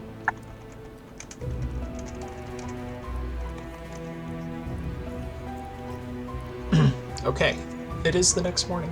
Sunlight streams through your window as you awaken, and you honestly haven't felt the comfort of a bed like this in some time. Part of you does not want to leave. Yeah, that would track. But I have things to be doing.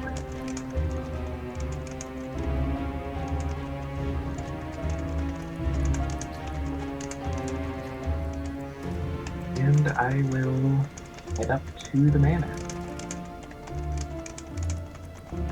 All right.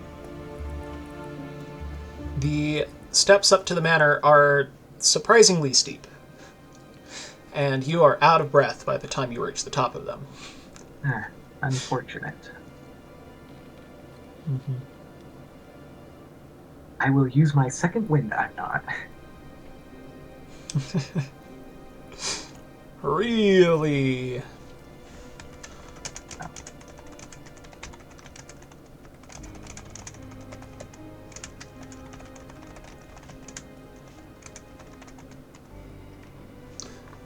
Okay.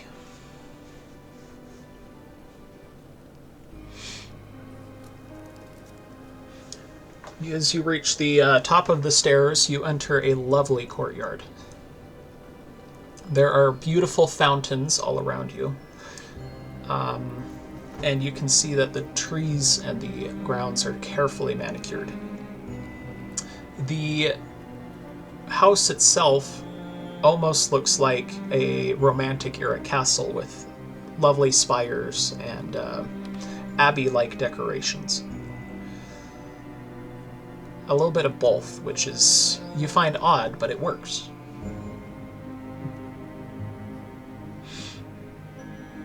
Interesting.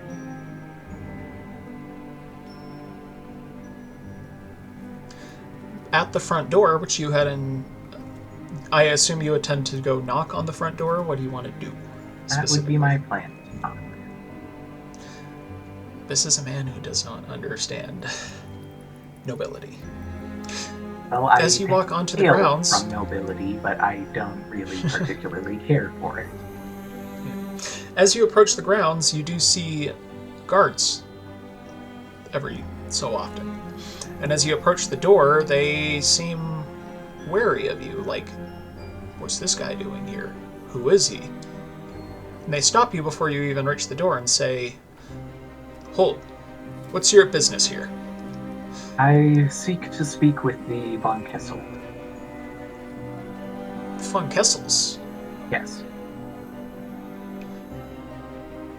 There's only one Von Kessel here, and he is 10. You should leave. I thought there were 2 of them. 2, yes, but 1 here. And where's the other? And why should I tell you that? Because I have business with them. Do you? And pray tell, what is your name? I am Cassius DeVroe. Cassius DeVroe. He looks at the other guard and says, are we expecting a Cassius DeVroe today? Why, no, we are not. So, who exactly are you and what business do you have here? Have you Mr. heard... Cassius DeVroe. Have you heard of the monster hunter Alistair? At this, they actually pause and look at each other. How do you know that name? He trained me. Did he? And yet, no correspondence of your coming? No information about who you are? No, because Alistair... How are we to trust such a thing? Because Alistair has been missing. He has not been in contact as of late. That is the purpose of my visit. Has he now? This is quite odd. Your visit, your coming here. Yes, I am aware. Nevertheless, I have things that I wish to investigate that may help us find. Well, I'll tell you what. If you can prove to us your relationship with Alistair, I will bring your petition before the council. If not, I'm afraid I'll have to turn you away. have not missed all of the hoops of bubble cards. Very well. I will search through my pouch to find that letter. That was the last correspondence. You present the letter to him, and he holds it up to the light. Looks at it for a moment.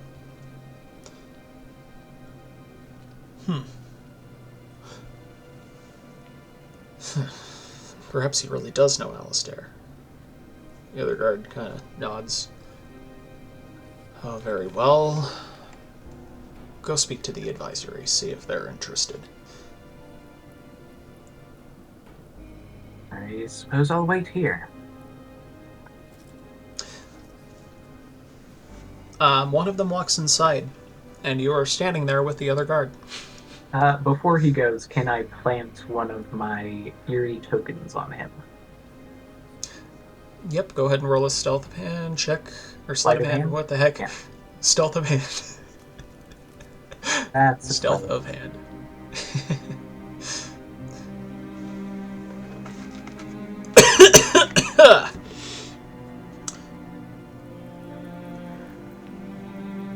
You notice, he doesn't notice you put it on him, but he does feel it on his shoulder and brushes it off. I would like to do so again telekinetically. Okay, you can try again. Even worse, that's 10. It doesn't take. Well, that's unfortunate. Dang.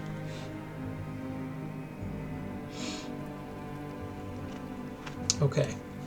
You are left alone with one guard standing out there. It's fairly awkward because he is not talking to you.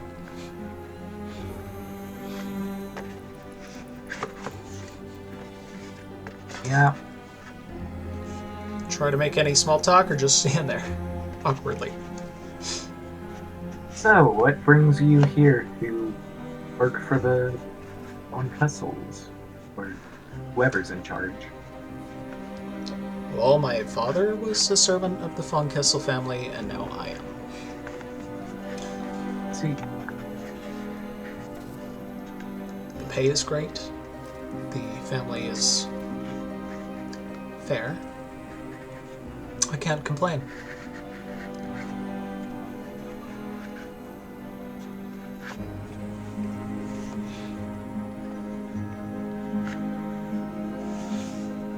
And you? It brings you... Oh, my bad. I get paid to guard doors, not to remember everything. I understand.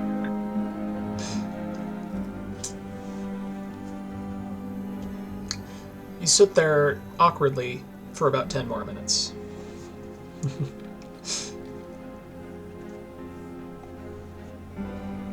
Eventually, the guard returns and says, "Unfortunately, I spoke with the council. They are not interested in meeting with you, but we wish you a pleasant day." I am not here to meet the council. I'm here to meet with the Von Kessel. The Von Kessel child is 10 years old and defers to the counselors. And how about the other one that you mentioned? She's not here, as I've said before. Where would I find her? I cannot divulge that information for you. I'm sorry. Why not? Because she's a 15-year-old girl, sir. Who is out on her own? Who is somewhere safe that we cannot divulge the location of. Have a good day. Suit yourselves. And I will head out until losing line of sight, circle back. Try and stealth my way through. I'm gonna need more specifics than try to stealth your way through. Well, first I'd like to, scope out the place and everything. Okay. You notice the grounds are quite open. it's very difficult to find places to hide near the estate that won't be seen by the number of guards around the outside. There is a considerable number of guards. You also find that really they did not intend for you to be in the courtyard at all, as the guards actually walk with you all the way to the end of the courtyard, to the main road, in and out. So as you're scoping, you are scoping from the woods. Okay.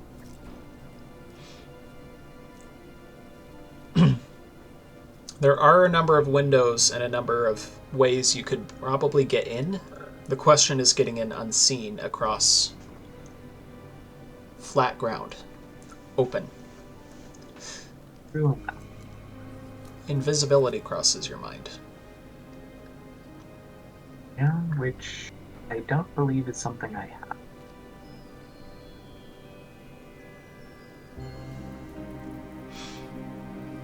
This is where you're going to have to get creative.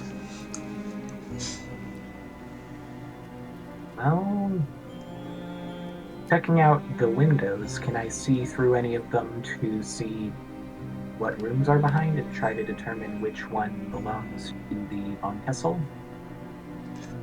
You find that they're curtained. Ah, unfortunate.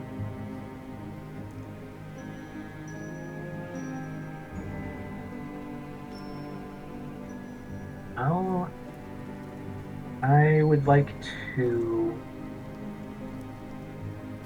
try and stealthily plant the token once more on one of the guards as they're headed in. Okay.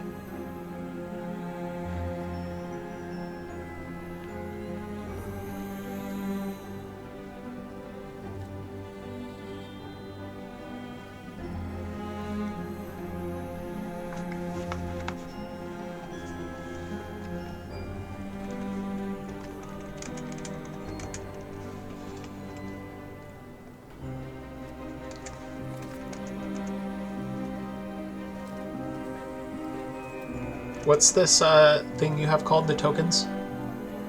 It's called Eerie Token, and as a bonus action, I can permanently remove a lock of my hair, one of my nails, one of my etc.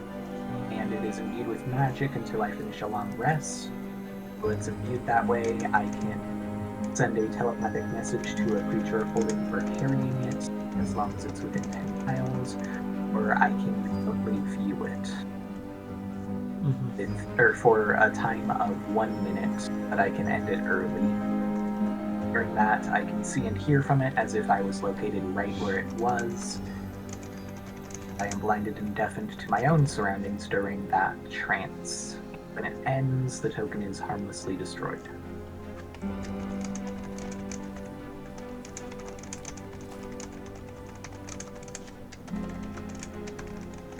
Okay. Sounds good. Go ahead and roll a sleight of hand check to get that on one of the guards as you leave.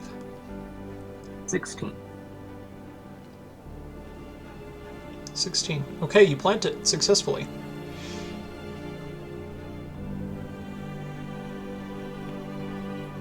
Okay. Then I would like to telepathically say through it as like a little whisper to check on the Von Kessel file. Alright. I will roll deception for that. Okay, go ahead and do that.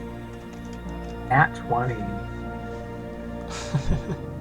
You see him suddenly talk to the other guard from afar, and you can almost hear him say, I'm gonna go check on on Eli real quick. The other guard nods. He walks inside.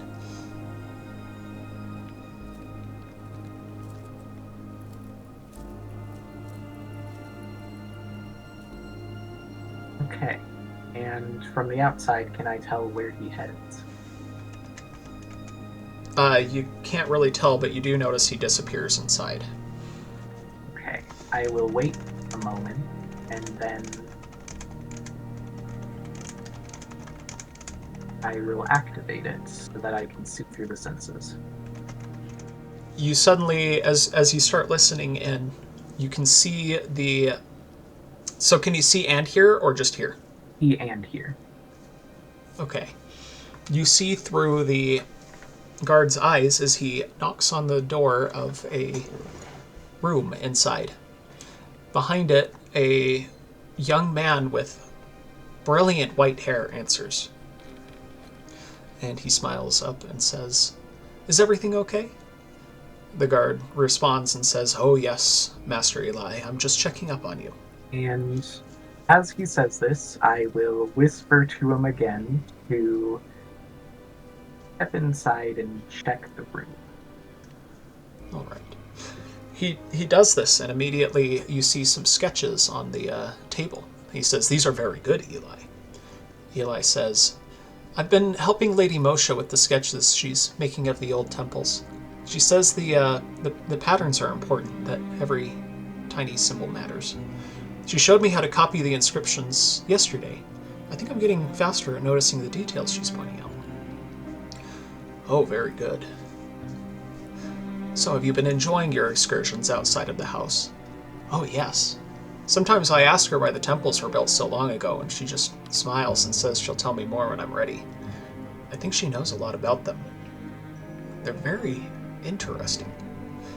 I like learning from her. She explains things in a way that makes sense, even the complicated magic stuff. I hope I can understand everything one day." I whisper to the You guard. will in time, Master Eli.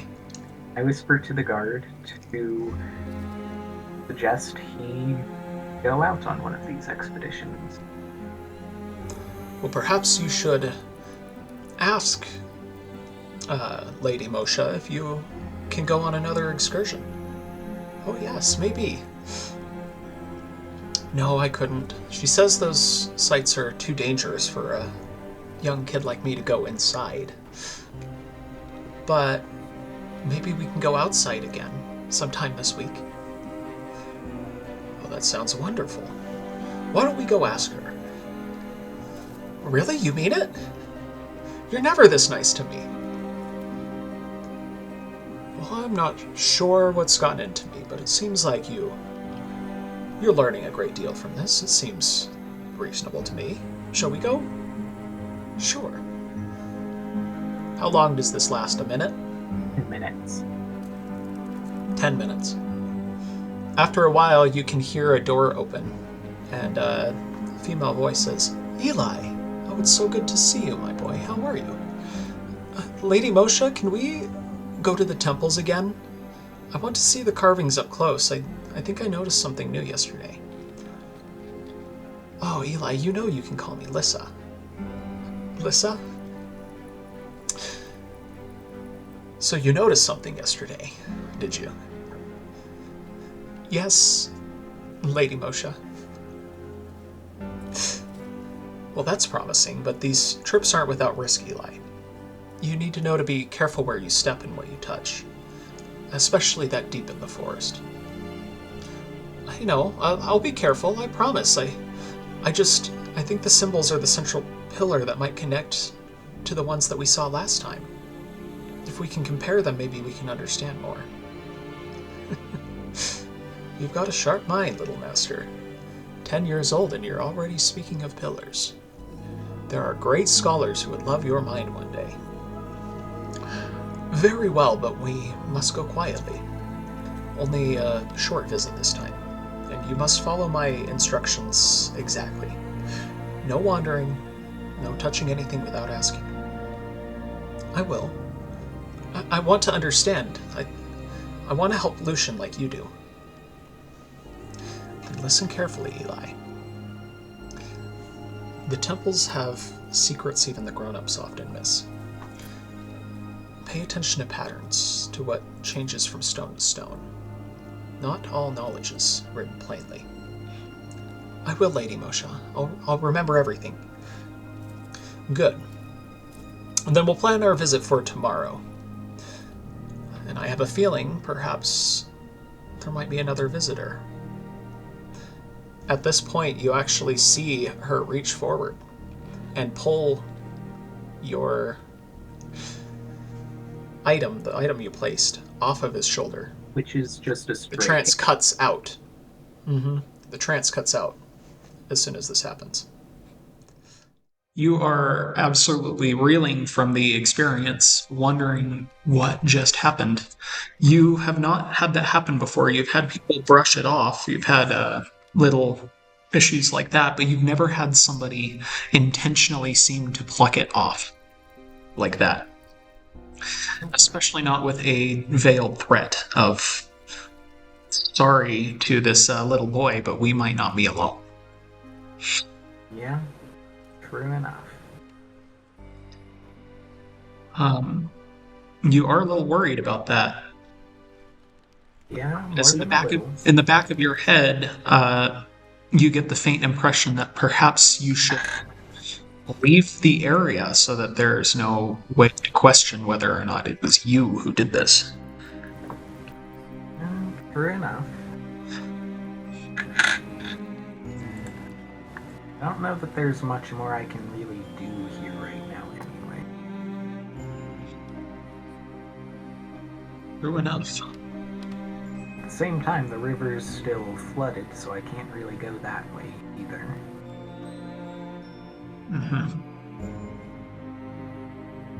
There is a whole... Yeah, There's people you could ask about this Crimson Prophet. I am a bit out of option at the moment. Because the main thing is trying to get into that, into the manor so I can check out the tree, everything. But that doesn't seem to be happening anytime soon.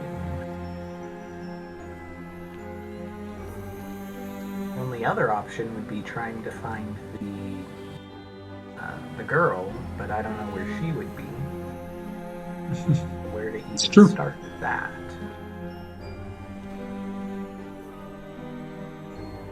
Well, I suppose heading back into town would be good until I can find someone who looks like they know more. Find someone who looks like they know more. Or like someone who came from the man, like a guard or something. Okay. You walk back down from the manor. Or kind of run down, because there is no way we're going to be caught by these guards snooping around the area. Not after the experience you had with the guards before. Yeah, true enough. You quickly find yourself back on the cobblestone road in the main town. You could head back to your inn, or you can go check out what's sitting around town square. Is there anything of particular interest you might try to look for? You could also ask directions. Really, I'd just be looking for anyone who might, like, have some sort of connection to the Baronry. Okay. Are you headed to the town square to look for these kind of things? Yeah, and just around town in general. Alright. You begin to walk towards the town and quickly find that most of the roads do lead to Rome. They do lead you to the town square.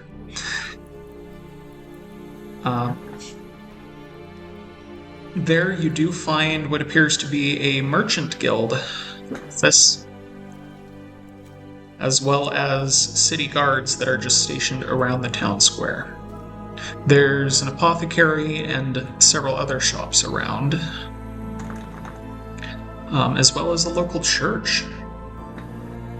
Okay, well, there was a bit of luck at the church last time, and they might know about a saint, so I suppose I would head there.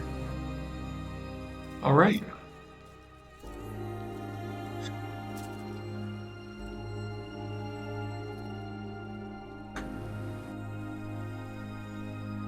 Okay. You go towards the church to find the doors locked. Oh, I see. What time of day is it at at this point? It's probably about 10, 11 a.m. Oh, interesting. Okay, I suppose I'll have to check back later then. You're not going to try knocking? Well, of course I try knocking. I presumed that the locked doors meant no one was there. Of course I'm Does going to not knock mean first. that. Well, I As knock you knock, first. you actually find that fairly soon the door opens, and behind it you see a man in clerical robes. He says, "Yes, what is wanted?" Hello, I'm here asking about Saint Elias. Ah, Saint Elias. Well, you have done well to come to the Church of Saint Elias. Please come in, my child. I will do so. He places a hand on your back and leads you purposefully inside. The church inside is, it's modest, but also quite beautiful, made of this beautiful white stone that looks to be polished until it shines. There is the cross of Vera on the far wall, which you recognize immediately, as the Church of Vera is a major religion, not only in Corvella, but around the world. But you also notice interesting streaks of accents run through the temple as well.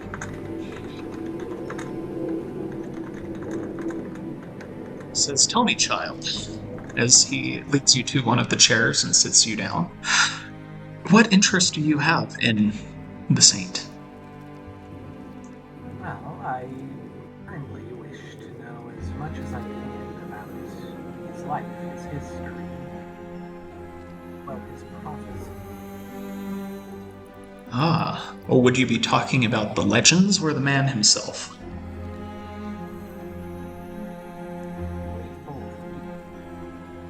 You're cutting out. I believe both. Both. I see. Can you tell me a little bit about what you already know about the saint, and we can steer the conversation in the direction you're hoping? Well, I know a good bit. First, that Saint Elias was originally one of the original expeditioners to this area alongside the von Kessel family. Acted as an advisor to them. And he warned them about the curse that they would come under after completing their genocide. Ah, yes, you do know most of the legend. Yes, after that point, he helped the people of the region with harvests, and he would commonly venture into the forest to search after the first people's things that they would have left behind. And even now, the family names their firstborn sons after the saint to honor him. I believe he was buried under the Baron's manor. I've also heard about prophecies of blood-red skies and fallen cities that would come to pass if the von Kessel bloodline were to die out. I see. Yes, you have most of the details correct. Father Elias, now known as Saint Elias, began his life as a monk in Corvella. This was back in the days before Corvella was accompanied into a country. At that time, it was no more than a city-state. You might want to mute yourself while the planes go by. Oh, okay. After a time working with the monks, Father Elias went on to translate part of the Veyran scripture from its original language in Veyran to Common. From that, he learned several languages, including Celestial, Veyron, Corvellan, and Common. He used that to gain renown within the Corvellan city, which at that time was a city-state in the valley. It was here he met the von Kessel family, the patriarch of which was named David von Kessel. And they became instant friends. David von Kessel was a military commander of Corvella and sought to unify the kingdom. He quickly took on Saint Elias as his cleric and his trusted advisor. Together, they led a campaign against the region we now enjoy. You are correct, the campaign was quite bloody and is referred to nowadays as a genocide. However, the father denounced violence in all of its forms. He did not support the genocide of the people who were living here before. After the battle was won, he spent his days trying to repent for the violence and the blood spilled by ministering to the neighborhoods, the sprouting cities in the region. He was crowned a saint by the... Oh my gosh, I'm forgetting it. By the Archbishop in Monticello upon his death for his good deeds and in expanding the Corvellan kingdom. Now that is the story of the man. As for legends, there are many, but the reality of it was that he was a good adherent of the goddess Vera, and that he loved country and kin. What was it that he translated? Didn't quite catch that. He translated the Veyron scripture, a portion of the Veyron scripture, from the Veyron language into Common and Corvellan.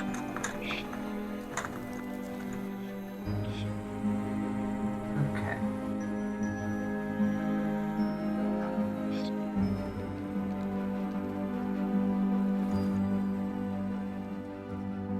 I think I got most of that.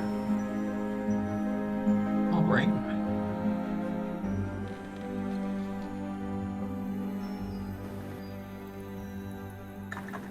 That is the history as I understand it. Is there anything else you want to know about the saint in particular?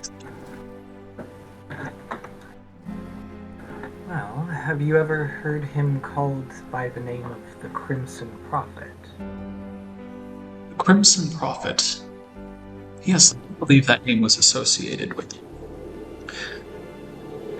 After the war, he was known for wearing crimson robes, and during his ministry he prophesied many times. He is also associated with the symbol of the oak. In many depictions he is shown standing before a great oak tree.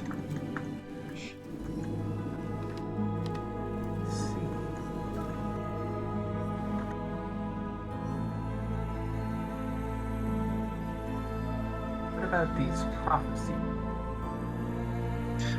The prophecies. There are many of them. Is there any in particular that interests you?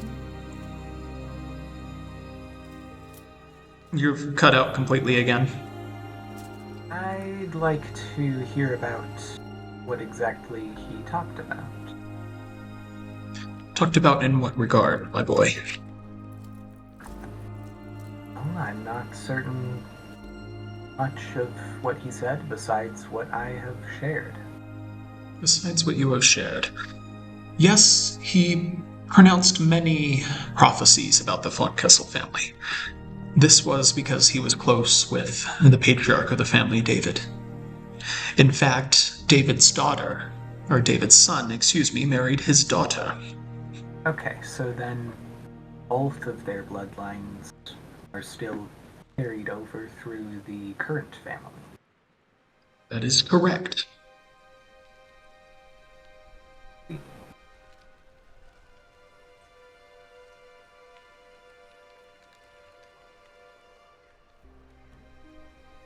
Said that many of the prophecies involved the von Kessel family. Yes, that is correct. He prophesied of their good fortune and of the rise of their baronship in Corvella. What the heck? See. What happened? Phone call. That should be. Phone call? Oh. Yep. Good, it was just spam. Gotcha. Where was I? Perhaps that would explain why he then let his daughter marry in. I believe so. And he also knew about the curse, did he not? He did know of the curse.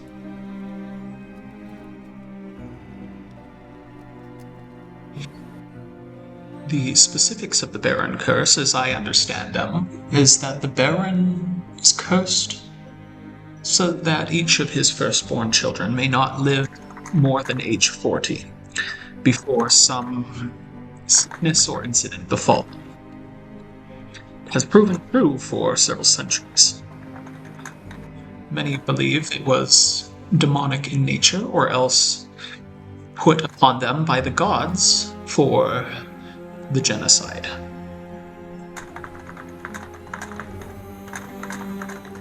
In fact, it was the saint himself who warned David von Kessel if he did not abandon his intentions to wipe out the people who were here, that his bloodline would be stained forever and severely weakened. But it was paramount that the bloodline survive, as long as it stood, the region would prosper in peace. Should it fall, he predicted great calamities. The blood-red skies, cities burning to the ground, the general apocalyptic stuff. I see. The sacred texts themselves can likely be found in the library nearby. Yes, I do believe I have been there. I see.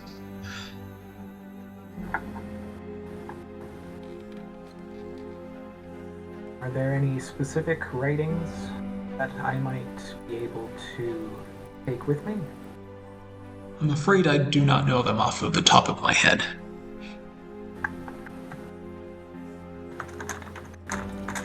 I see.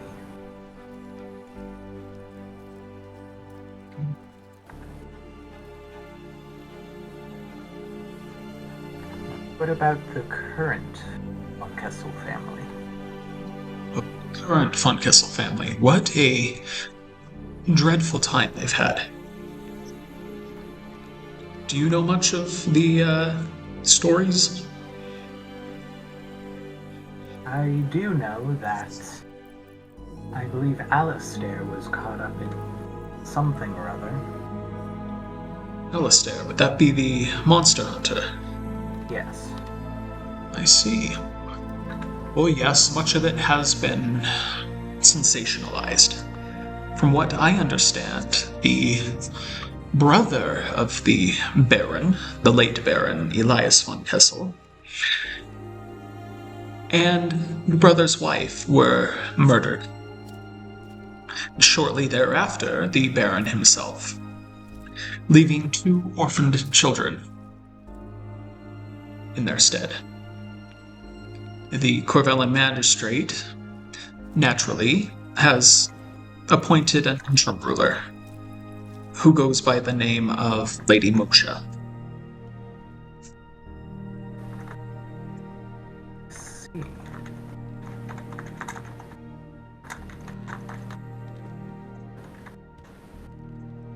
What can you tell me about her? Oh, Lady Mosha is a wonderful ruler. She has ensured the stability of the Baronry remains stable, and all of us remain prosperous. See. Was appointed by the Chancellor himself, and recommended by the Parliamentary Advisory. She is barren in all but name. Who was it who appointed her? The Corvellan, Plains. The Corvellan Chancellor himself appointed her. At recommendation of the Magistrate, which is the parliamentary side of the Corvellan government. About her history, where she came from. That I'm not entirely sure of. Much of that is knowledge that is not had among the townsfolk here. Only a few more questions now. What about the Baron's brother's daughter? The Baron's brother's daughter. That would be Lenora, no? I believe so. What of her? Well, from what I've heard, she is not living in the manor. Oh no, she attends a school somewhere outside of town. Though the specifics I'm not sure of. I see. What about temples in the area? Temples in the area? I'm not sure how you mean. Well, I was hearing just before about visits to temples. I presumed they would be nearby. I'm not aware of any such temples. They sounded like they would be ancient things. Ancient things? Perhaps these temples are for the adherents of whatever faith the people here before the Von Kessels worshipped. Though I'm not sure which god or goddess that might be. Well, I did find some. I believe it was a fairy circle out in the forest. I was led there by Will of the Wisp. Were you? That is quite interesting. Fey incursions are somewhat common in those woods, but rarer than you might imagine. Is that so? Oh, absolutely. Though there's no telling, those woods are indeed quite wild. I also to stick to the known paths. Yes, I noticed a severe lack of any fauna. That was odd. Yes, the only exception were some giant spiders who lived specifically along the trail. That is quite peculiar. Very much was. Certainly drew my attention. As of I do not believe I have noticed any here in the city. All seems well and quiet off here. Although I'm sure you have heard of our neighbor, the Seraphina worshippers, losing contact with their goddess. I have, indeed. Such an awful thing for them. I can't imagine how my faith might endure if my goddess suddenly stopped, being a goddess. And what have you heard about this? Only what is said. Rumors. I work with a local pastor of Seraphine faith here in town. Most of them believe it has something to do with their faith rather than the goddess herself. That perhaps they have sinned so greatly that the goddess is terribly quiet. I have heard similar rumors, although I have also heard another theory. I am hesitant to believe it as being necessarily true, but I have heard that he may have been murdered.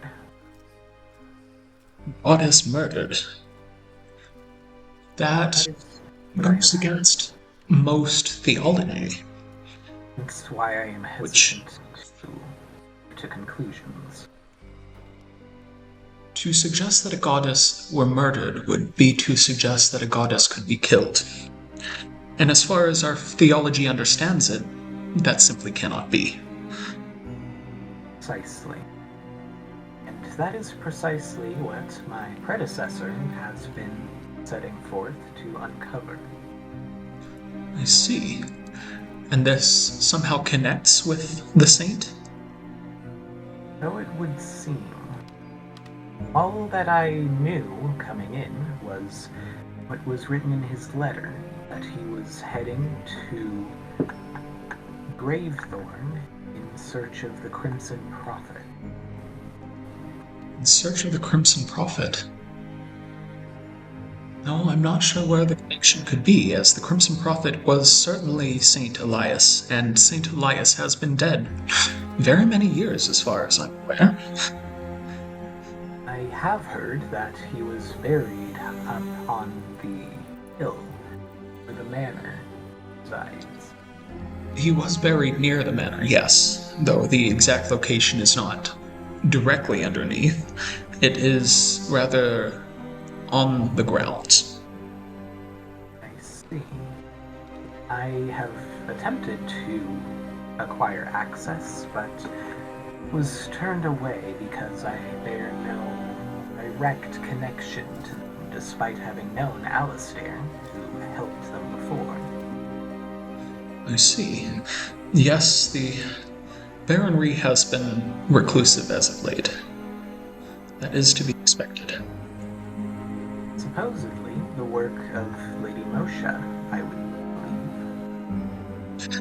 Yes, indeed, but also it has been that way since the murders. I'm sure they are simply being careful, cautious, in times like these.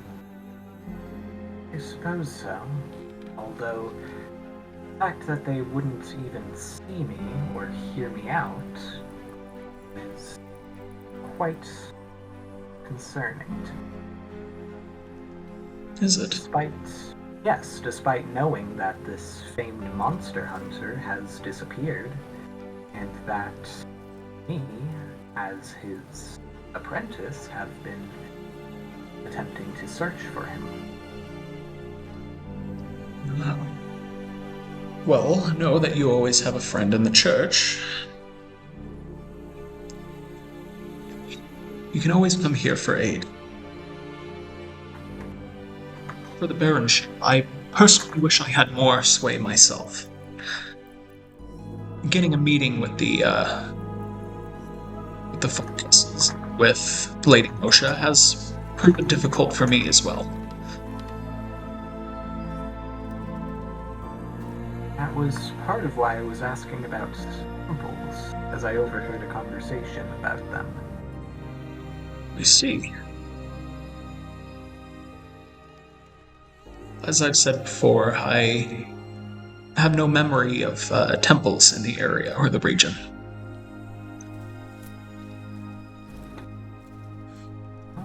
Nevertheless, I have gained quite a bit of information from this exchange, for which I thank you.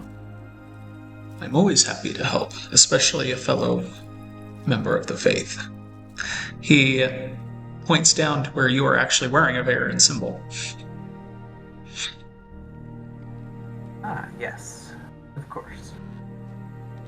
It certainly helps when you face the sorts of creatures that I have. If there is anything else I can do for you, do not hesitate to ask. Very well. These doors are always open to those who knock. Yes, I do believe that both my current information and supplies are sufficient for the moment. Good. I wish you luck with your endeavors to find your friend. Yes, thank you. May the goddess go with you, my son. You too, Father.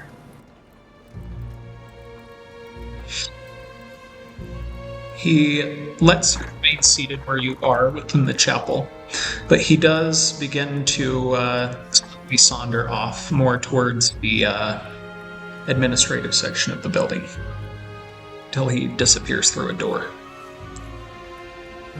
Okay. Well, that is good information, but it doesn't exactly help me move forwards with anything.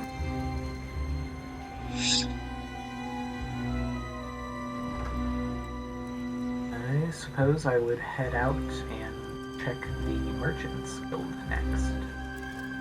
Merchants Guild. All right.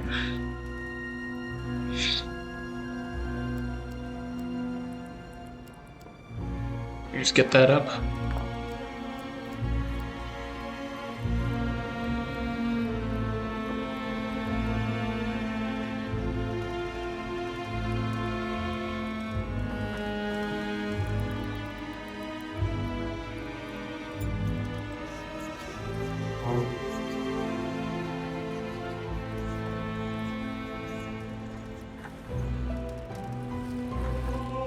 We love when my notes don't load in.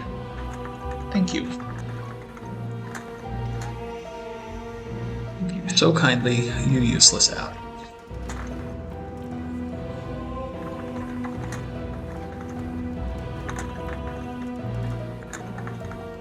Okay. The Merchants Guild is actually almost directly across the way from the church in the town square. As you enter the building, you are immediately hit by the smell of aged wood, beeswax polish, and a faint tang of imported spices. There are long tables stacked with ledgers, crates, and sample goods in front of you. The air hums with murmured deals and the occasional scrape of quill and parchment. Behind the polished counter, you see a fairly large, muscular gentleman immediately approach you. You're not from around here. No, I am not. And it seems you've got a lot of questions about families who have long kept to themselves, huh? If it's the Von Kessels you're asking about, which I imagine it is, seeing as we have ears everywhere, then we may need to be a little more careful about how we speak. Is that so? It is. That family keeps to the shadows now, but their deals left a mark. Supplies, payments, even strange shipments. Some of us remember. You want information? I need to know you're not a threat. Not to you, as long as you aren't a threat to the people. People? Of course not. I stand with the people. Precisely. I am the reason the lifeblood of the city continues to move along, if you get my meaning. I believe I do. What did you say your name was? Cassius DeVroe. Cassius, from where do you hail? I'm trying to remember exactly where it was.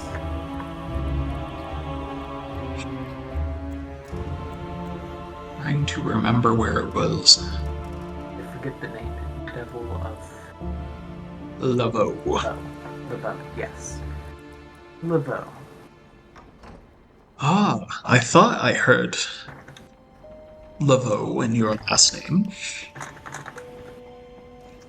Tell me, how is Laveau this time of year?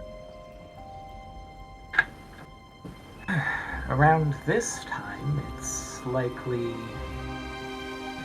oh, a little rainy. Is that so? If I remember properly. And how long have you been removed from Laveau? For the space of a few years, I do believe. Oh, a few years now. Indeed. And how would you say the mayflies are around now? Around this time?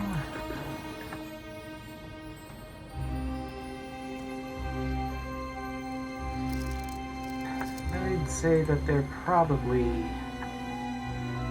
eating well. Go ahead and roll a persuasion check, as he is checking to see if you're actually from Laveau. Very well. That's a nat 20. Eating well. Well then, my boy. Please come with me.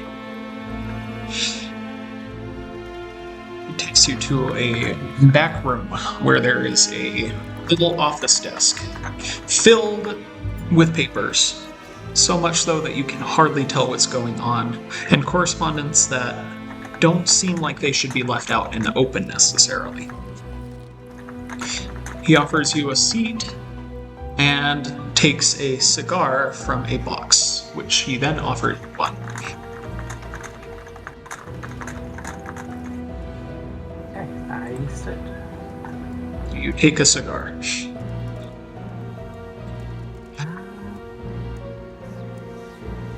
I think I'll do without. Great. Well, he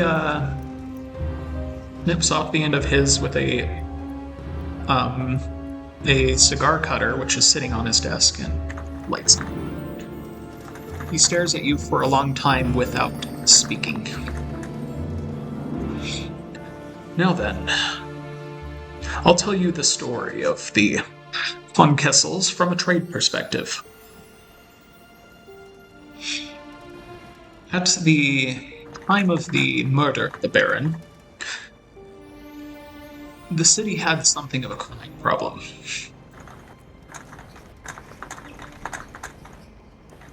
I see.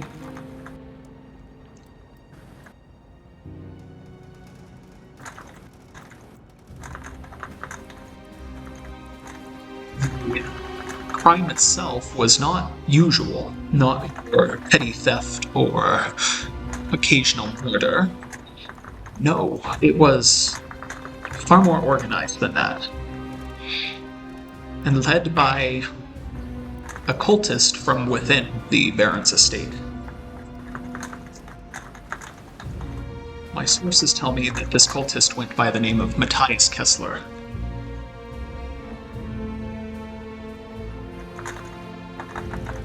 The leader of his cult, at least. Matthias Kessler. Matthias Kessler. What I understand, Matthias kidnapped the von Kessel children and held them for ransom. The baronship sought assistance from an outside source, and some mercenary party took care of the problem and returned them safely. It's no wonder then that the interim advisor to the baronry, that Lady, what's her name? Lady Moshe, would be an enforcer.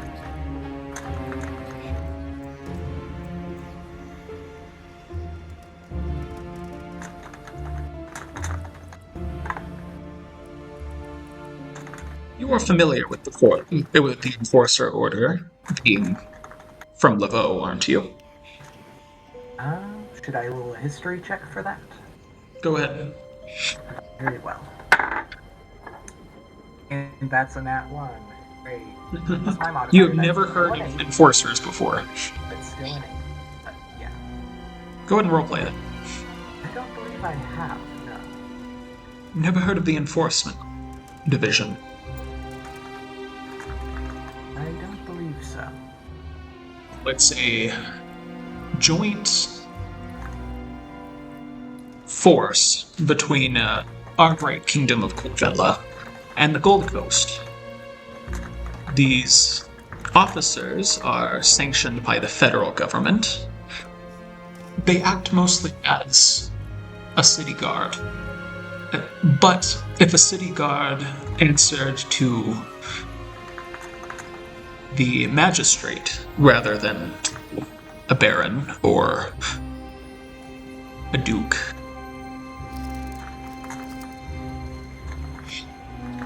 specifically, rumor has it that Lady Mosha was a special type of enforcer from the Orrery division. Someone who is well versed with magic. And at that, Auguri? Orrery. Auguri. Okay. Aurory.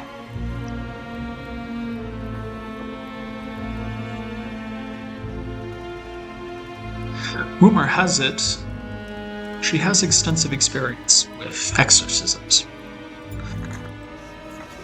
Strange, no, for being kidnapped by a known cultist. At least the children.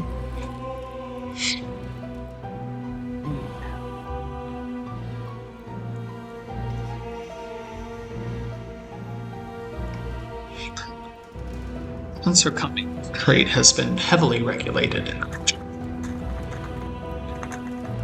And to fight tooth and nail to keep things cheap in this town.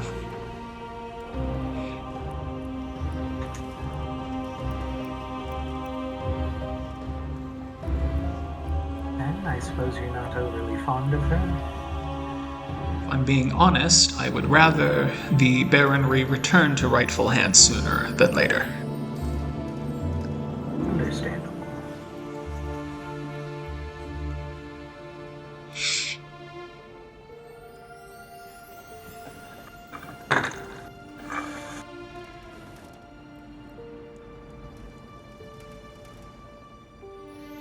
Well, it certainly sounds like there's more to this Lady Mosha than meets the eye. There is. I would be quite interested to see if you could procure some kind of conversation with her, what she might have to say. Something tells me I'm already on her bad side. Oh. And a little advice. I would not stick around town for long.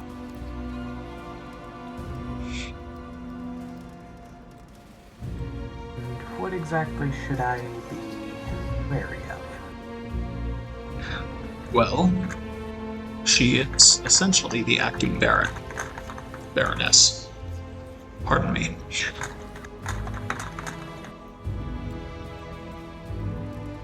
That means she has reach and authority. Of course, she must defer to a council and to the Baron of Blood himself, Eli, the child. But she has sanction to essentially do whatever she pleases, more or less.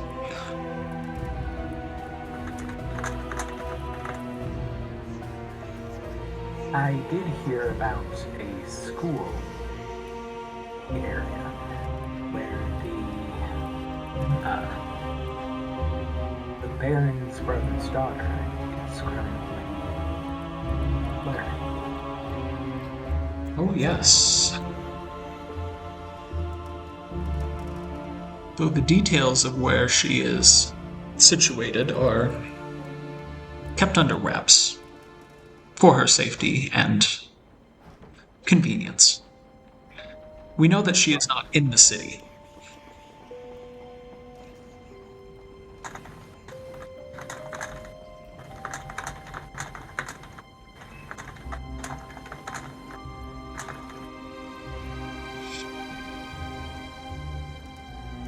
I've been trying to get a better read on it, since I believe that speaking with a Von Kessel directly would yield better results than going through the council. I believe you are correct.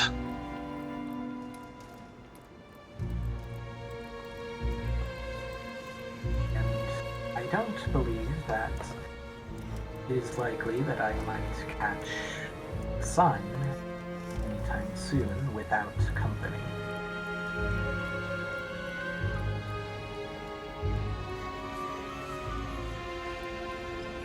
I would agree with you there.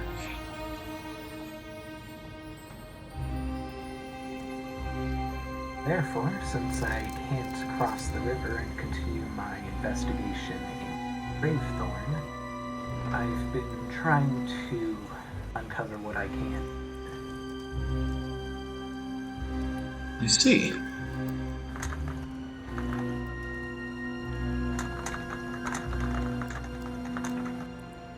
And tell me, what is there you still wish to?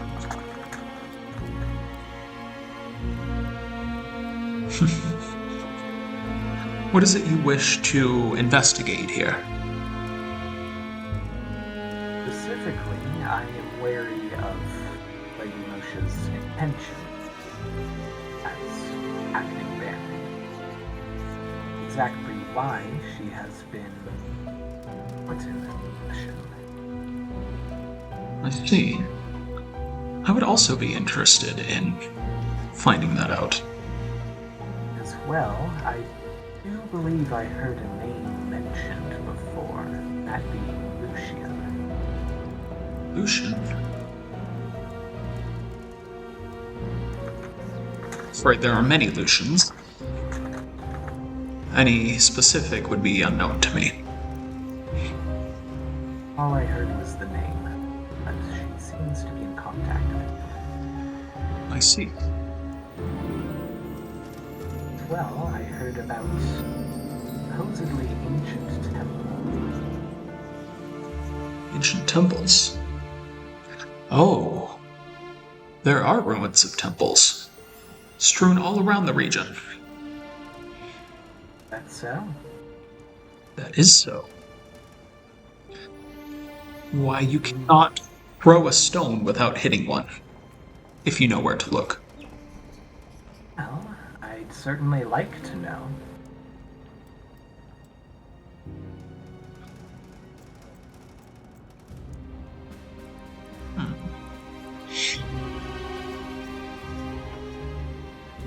He actually says, I can put you in contact with someone who knows more about these temples.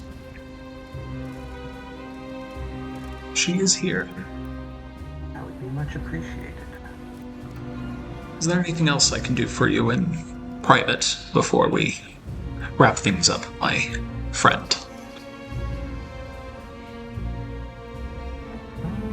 Only if you've heard anything regarding Alistair, or else the Crimson Prophet, more so than those the temple already have. I'm afraid that does not strike any familiarity within me.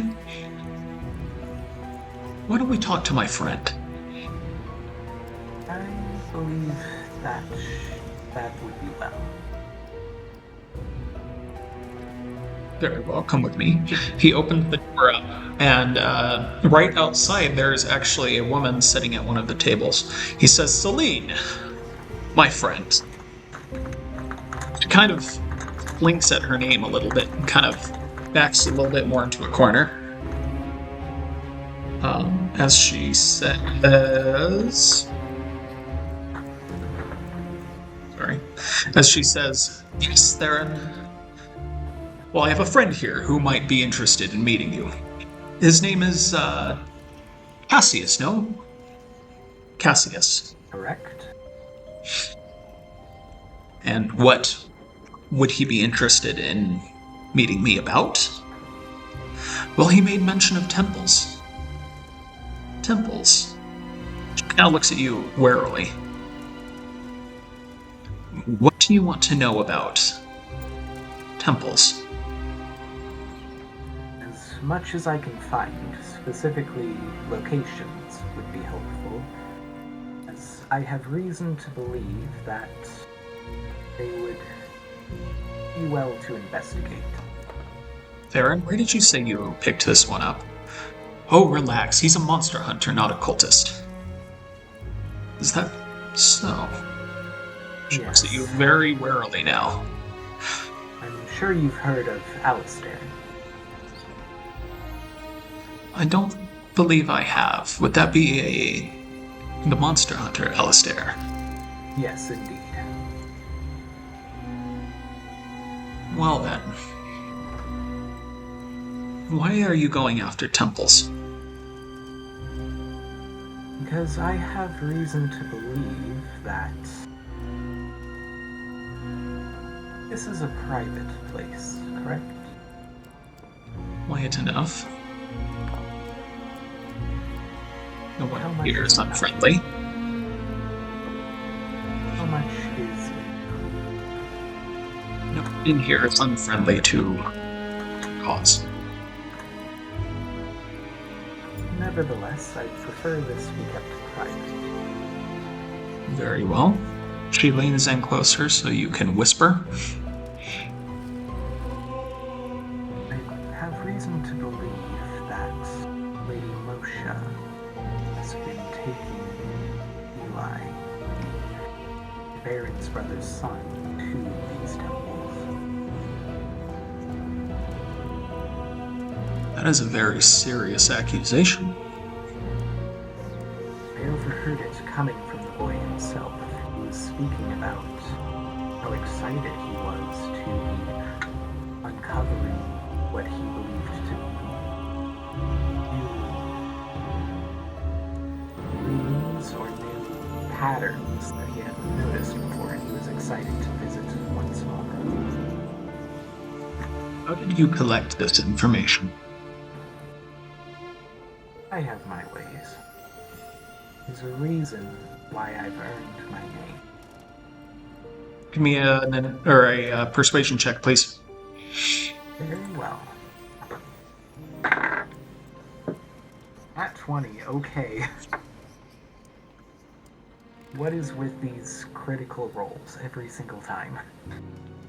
So you're a spy then? Not quite, but I have a few tricks. I don't know what it is about you, but I am tempted to agree.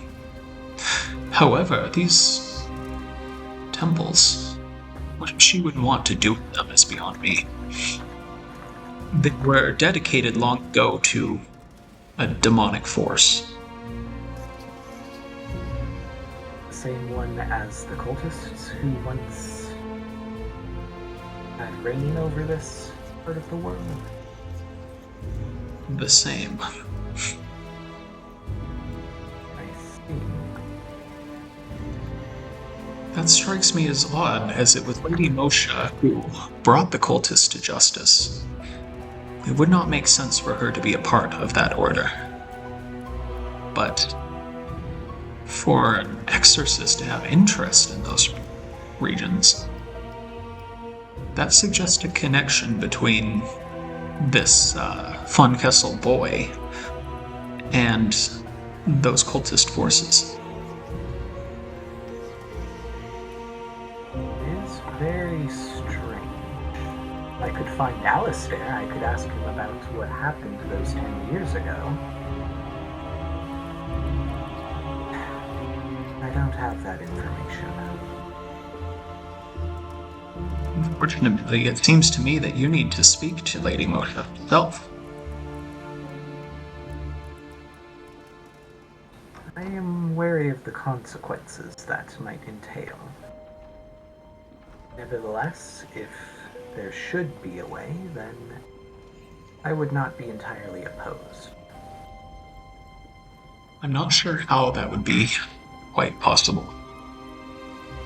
But if there were ever a cause, this would be it.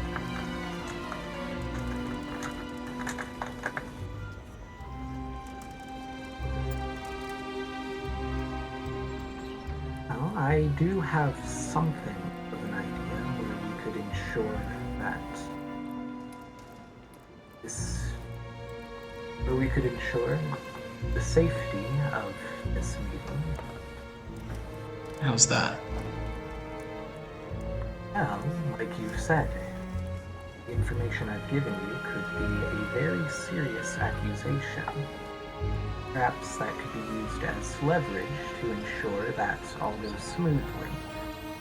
And should anything happen to me and I do not check in again, well, word would spread like wildfire. I like the way you think.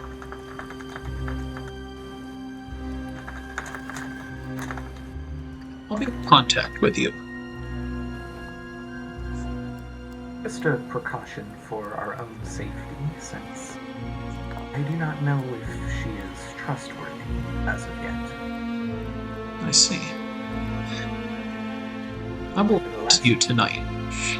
Yes, should she be willing, then I do believe that there could be much to gain from it. I agree.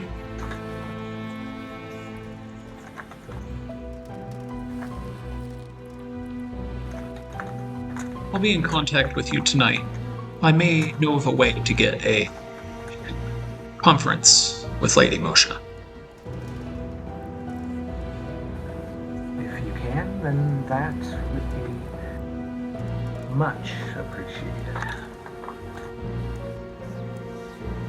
I do believe I should be staying at the Silver... What was it? Silver...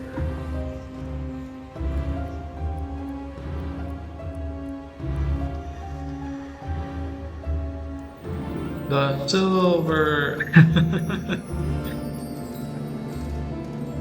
I forgot too, and I'm not going back to my notes.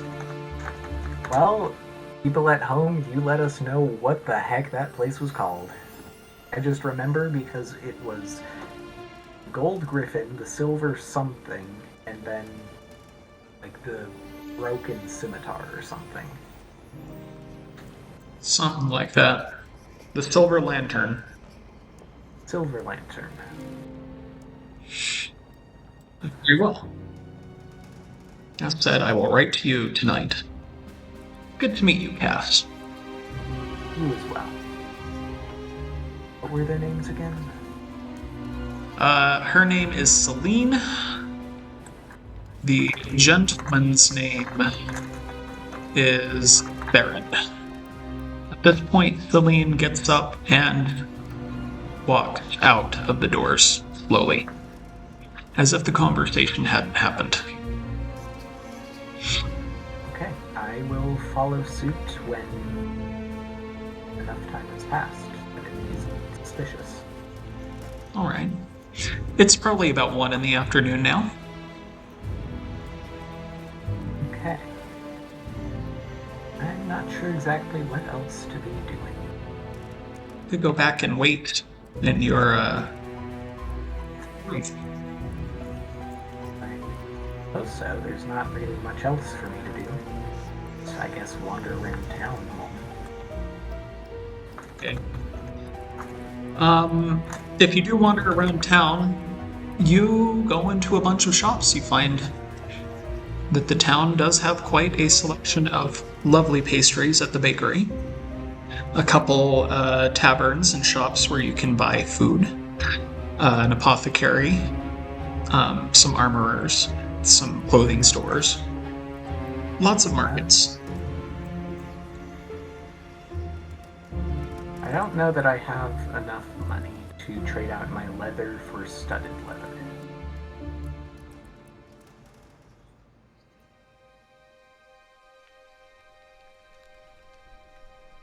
If I did, I'd very much want to do that. How much money do you have? I believe it should be around 10 gold right now. Give or take some here and there. Yes, I do not believe that's enough. Not at all. Oh, maybe later then. Alright. Yep, studded leather costs about 45 gold pieces. Yep, that tracks. Being gone about the city the whole day, not really uncovering much more information, you decide to go turn in at the inn. As you enter the inn, you are hit by the warmth and the smell of good food. You yourself, you don't necessarily feel particularly hungry.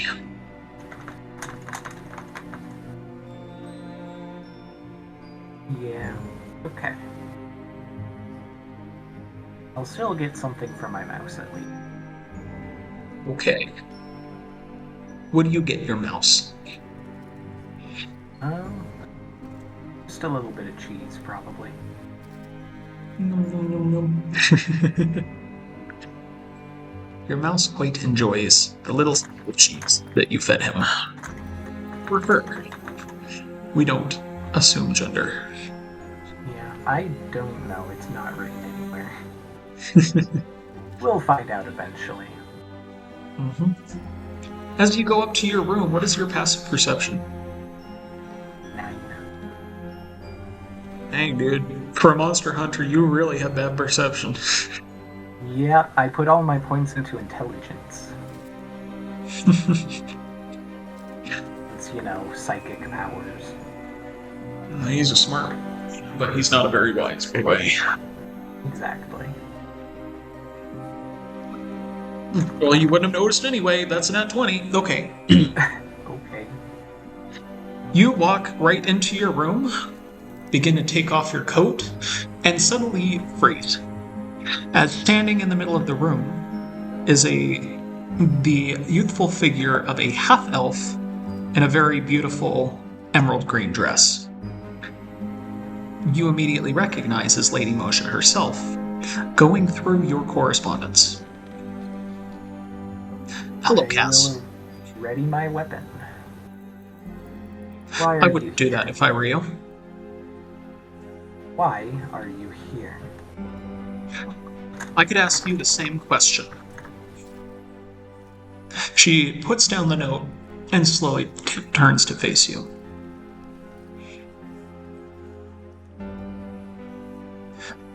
Spying on a 10-year-old boy.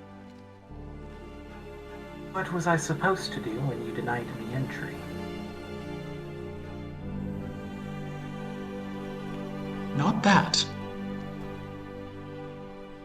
Not that. What, are you afraid of what I learned? Not afraid of what you learned. Afraid that a monster hunter like you would take interest in Cass. Or, sorry. That a monster hunter like you would take interest in Eli. I didn't need to even speak with him.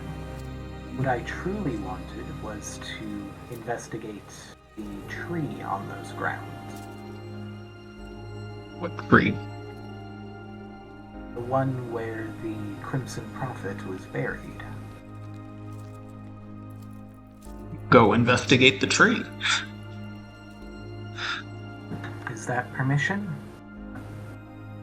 If that's all you came for. That's all I really I get the needed. feeling that that is not all you came for. It's what I came for, but after hearing what I did, I have many more questions. I may have answers. It depends. What will you do when you receive them? What is your purpose here? My purpose is to find the one and only Alistair. To uncover whatever this plot is that he was investigating before his disappearance. And that has led me to learn about this Crimson Prophet, hence why I was interested in the tree. However, I have also learned about those temples you seem to have been taking this 10-year-old boy to. That raises many concerns. And we are two concerned individuals who share a common goal. If I had intentions of harming Eli, I could have done it many times by now. I have been with him for his entire life, practically raised the boy alongside his wards.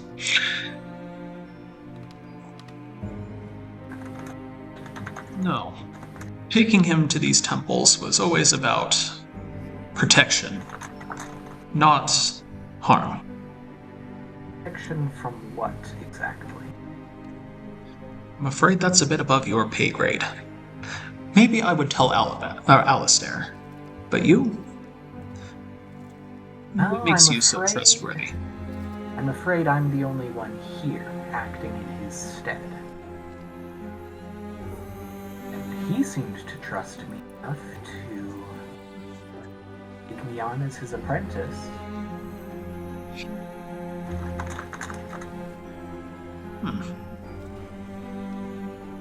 Well, then I have a proposition for you. Let's hear it. Prove it.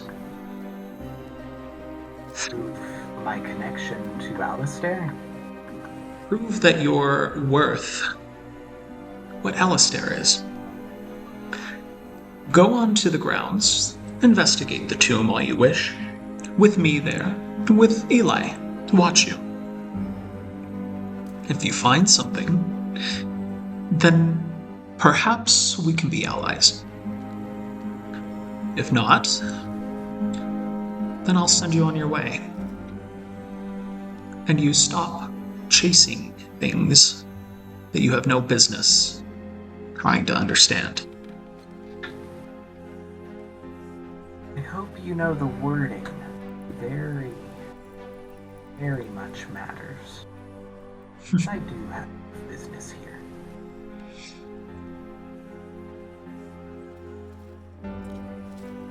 As I said, little wager. Prove it.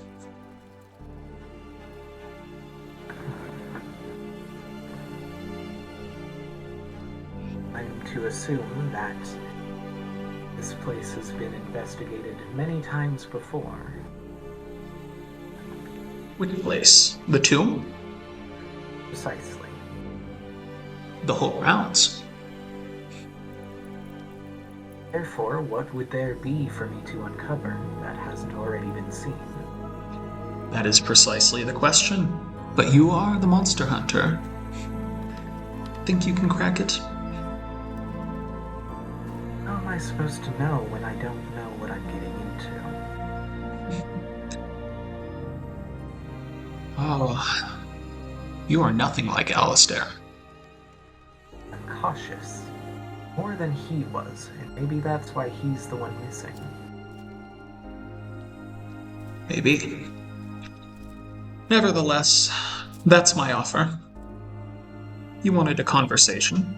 Prove yourself worthy of it.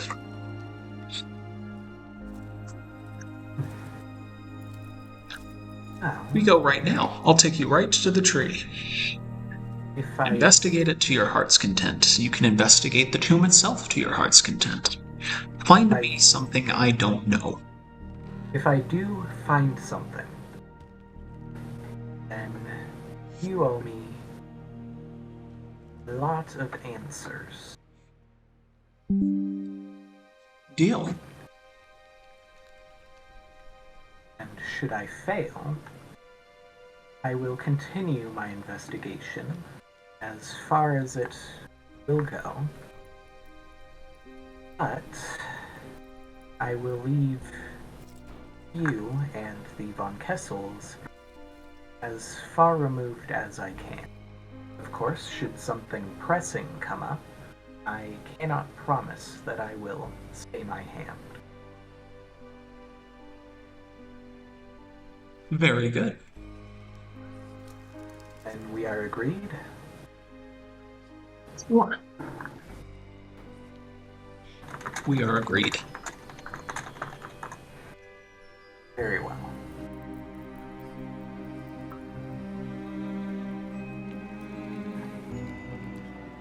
Well, very well. If you want to see the crypt, why wait? I'll take you right to it. Very well.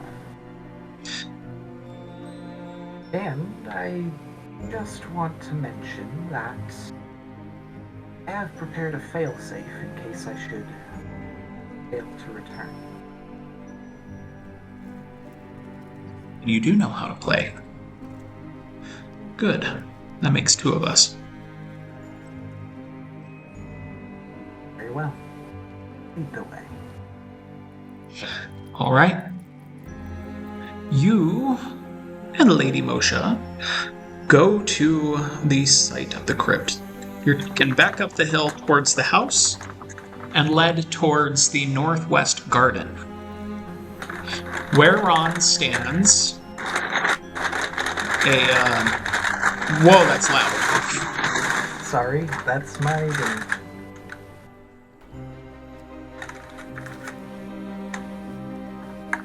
Let me mute real quick.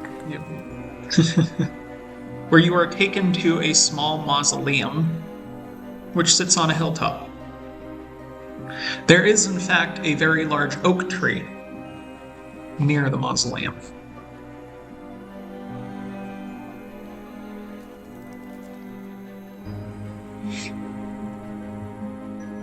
Wow, you're so professional eating during our recording. I'm very much listening. Okay, well, this is the part where you investigate. She takes you right to this very large oak tree sitting near the mausoleum.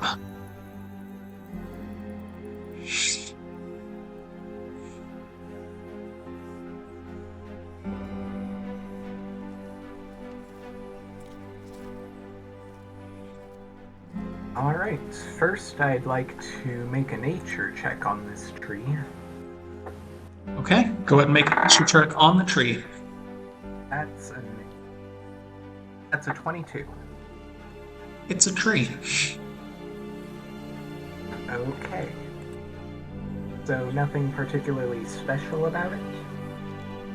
You walk up to the tree, you knock on the wood, you feel the grounds, you scry it a bit, and you determine that it is an absolutely ordinary, mundane tree. Okay. Well, what about the grand surroundings? Go ahead and perform an investigation check. Very well. That is a 19. As you investigate most of the grounds, you find that the grass and the garden is very well tended to. It seems to be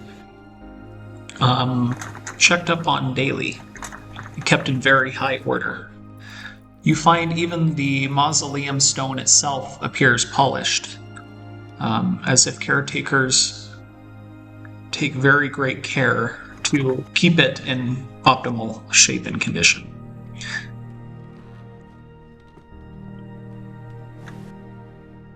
This is a nice place you've got. Isn't it? Suppose any clues would be swept up pretty quickly.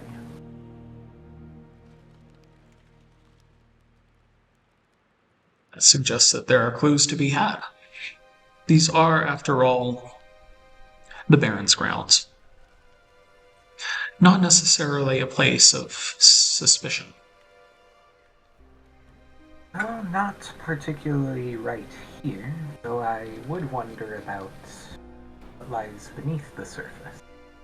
As well, I will ask if my blind sense, which reaches 20 feet, is enough to detect anything strange under the surface of the ground around the tree. Under the surface, 20 feet. It reaches only 10 feet. No. Okay. Just since, like, that is usually 6 feet under for a grave, I was wondering if there's anything. Mm-mm. The mausoleum is above ground. Okay. It's essentially a building. I know. I was just checking, just in case. And there's nothing inside the tree either. No. Okay. Then I suppose we'd head on to the mausoleum. Oh, so we're desecrating graves now. I never said Very I was well. going to do anything.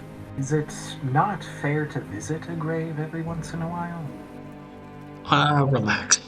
I am teasing you, my dear friend. Please, after you.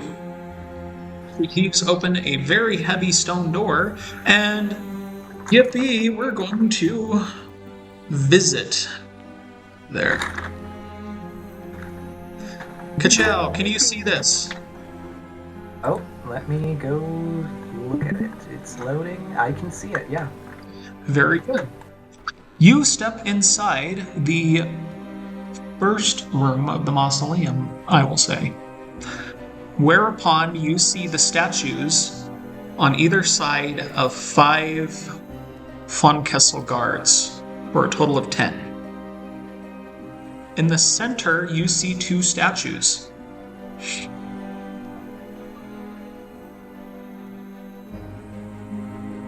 Like so.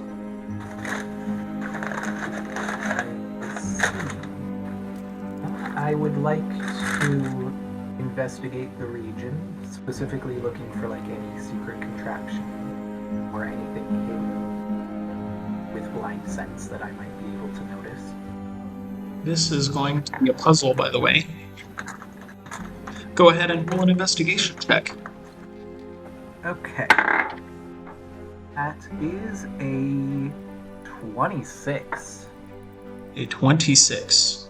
Tell me, by the way, do you speak Celestial?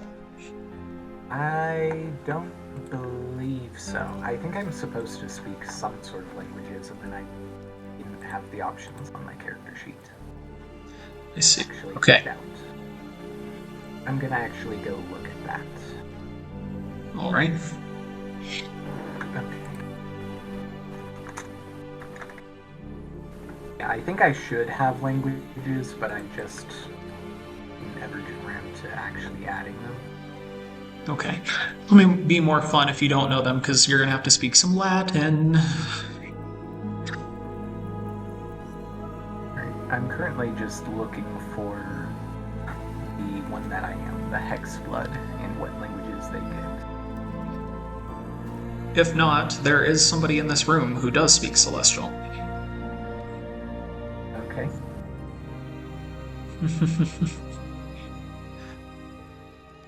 Okay, from your investigation, you recognize the context of this, and you realize that the center statues right here, the one on the left facing you is David, the first von Kessel. Next to him is Elias, Saint Elias. In the scene, the right hand of David is on the statue of a small boy about 10 years old, whereas the left hand of Saint Elias is on the shoulder of a girl who also appears to be 10 years old. Hang on just a second. Because I was looking at the thing, and it says I should have one language that me and the DM agree would be fitting for my character. So whatever my lineage would. Your lineage would give you either celestial, infernal, or abyssal. Okay.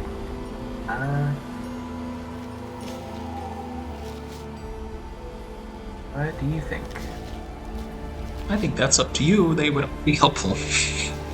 I am going to roll a die for it. Looks like it would be celestial. Okay, then you know celestial. That'll make things a bit easier for you. True enough.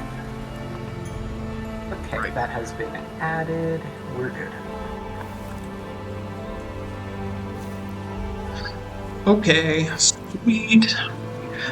Anyway, did you get the description of the statues in front of you? I missed some of it. I know there's Alright. David, and then there's Elias, and then there's the 10-year-old girl, I believe. There's in front of the two patriarchs, there is a 10-year-old boy in front of David and a 10-year-old girl in front of Elias. Their hands are outstretched, with the boy's hand down and the girl's hand up. Okay. Along the walls, there are 10 statues which each seem to be holding an item. Okay.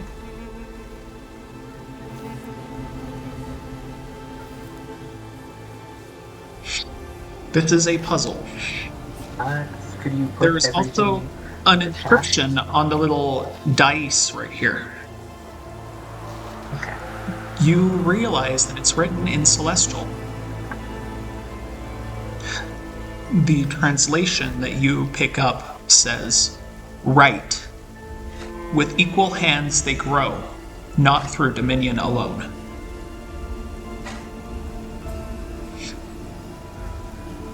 Okay. Could you put everything in the chat here so I can just look over it as I need? Everybody will see if I do that. I mean, like, in the call chats. I guess, yeah, that's true. They would be able to see that. Or you can just, like, DM. I'm also sharing my screen. Okay. I am texting it to you. Yeah.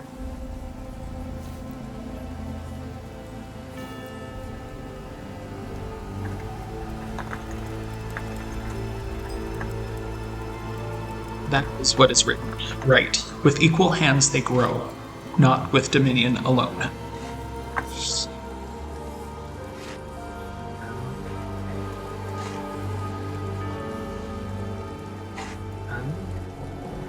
There is an item in each of the hands of the 5 here and here.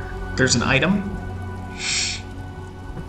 as well as an open hand in both of the center statues.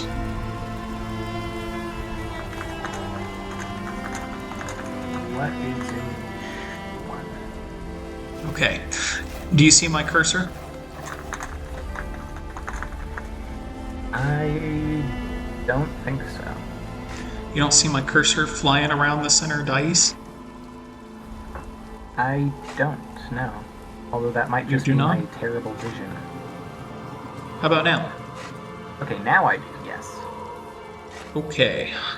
See if I can pull up my notes and show you this. Ka-chow! In this guy's hand is a book. In this guy's hand, scrolls. In this hand, a quill hovering over a ledger. In this one, a coin purse, as well as what appears to be a scepter. Okay. In this one, a seal. In this one, a compass. In this one, an hourglass. In this one, a torch, as well as a staff. Okay. Oops. What just happened? That's weird. Can you still see everything? I think so. The And mouse this one, isn't really showing up, scales. so. And in the last one right here, a sword.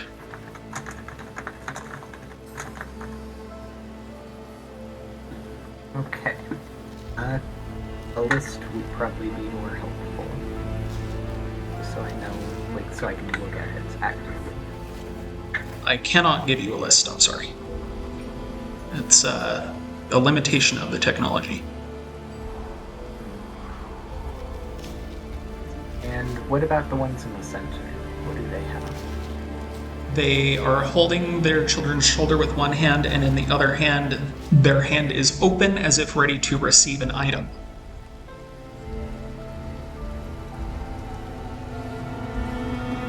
I will turn to the other two.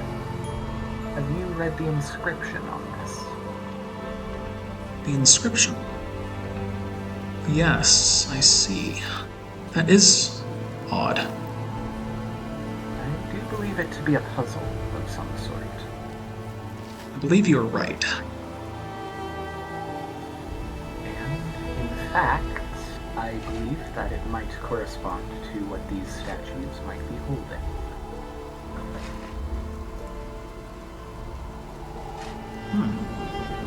Why haven't we thought of that? Let's see. I will head to one of the statues and see if I can take the item from their hand. Out of any of the statues, you can take the item from their hand. Okay. Oh. You can also roll an investigation check for a hint. That certainly does seem to corroborate the theory. And I will do so and make that check, which is a 10. You believe that you need to pass one of the items to the center two statues, though which items you're not sure.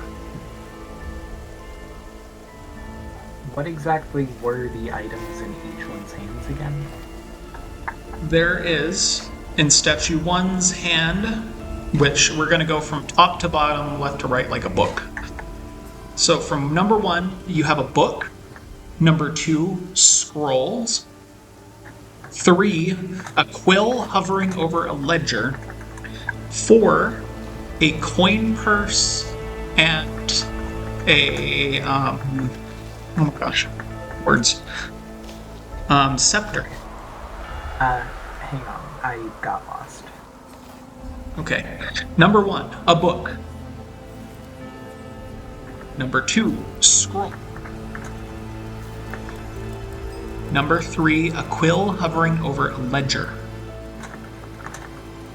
Number 4, a coin purse and a scepter. Number 5, a seal. Number 6, a compass. Number 7, an hourglass. Number 8, a torch and a staff. Number 9, scales. And number 10, a sword.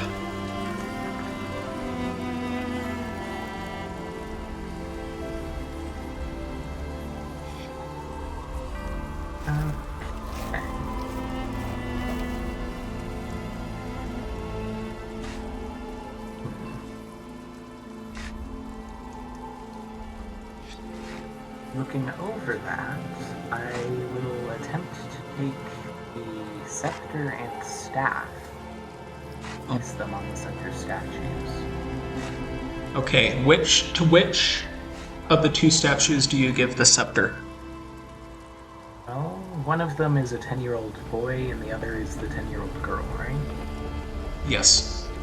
Who I presume to be Elias's daughter and David's son. Mm-hmm. So then let's try the scepter for Elias's daughter. For the son. You find that they don't quite fit as you try to fit them in their hands. Then I swap them the other way. As you swap them, you see that they fit perfectly, as if made for it. And as you do so, you hear a faint mechanical click. The two statues lower down into the ground very slightly. as it appears that the scepter and the staff become handles with which you can rotate the statues. I wave one of them to help me and begin pushing. Which direction? Let's try going clockwise first. With both of them? Yes. Like the whole dais clockwise, I think. The dice does not move, the individual statues move. Oh, okay. The two in the center. Okay. So then I try to move them so that their hands connect. So that their hands connect. Excellent. As you rotate the statues, the hands actually clasp. And you start to hear the sound of mechanics as stones shift and lattice moves. Suddenly you see what appeared to be part of the wall, which was machined down to be completely smooth, begins to move inward into a recess and then open. And there we have it. Well, I'll be damned. Maybe you are a monster hunter. Well, what more would you expect? Would you like to pass into the next room? I do believe so. All right. Can you see that okay?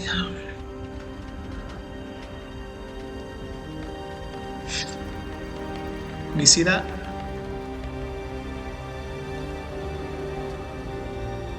Hello? Oh, you are muted. I see. Okay. Welcome to room 2 of our puzzle. I hope you are enjoying this. There are 7 statues in this room arranged in a semicircle. You recognize the 3 to the south, so these bottom ones, are wearing the colors of the von Kessel military. The ones on the right, or to the north, sorry, which would be your left as you walk in, are all wearing what appears to be some colors you do not understand. You don't know who it belongs to. In the center, there is an effigy of Saint Elias. There are more objects in each hand. From the 3 figures up to the north, there is a chained censer, a scroll bound with iron wire, and a ceremonial dagger which is turned inwards towards the figure. The followers of Elias hold a blank tablet, a hammer and chisel, and a basin of water, which is correct. Saint Elias is unarmed and his hands are empty. Okay, what was the south statues? The south statues appear to be from they seem to be allies of von Kessel. The ones above seem to be some kind of foreigners. Okay. What were they holding?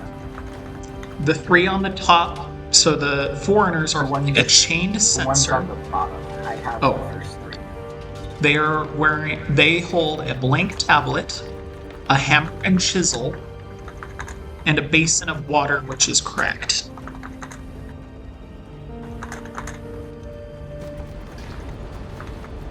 Okay.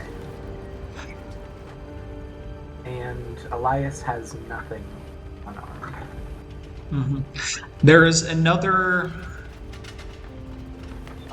inscription on the center table, which you translate to say, "Faith does not mend that which is rotten at the root."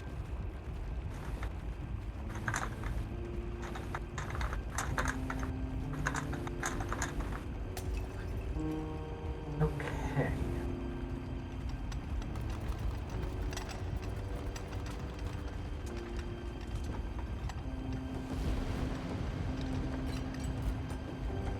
Okay. Well, I feel like there's something to do with that basin of water.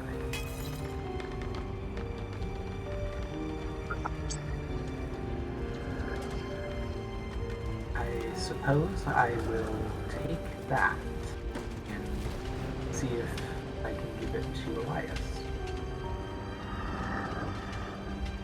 Elias's hands are to his side. You can't give the statue anything, but you can take the items. I see.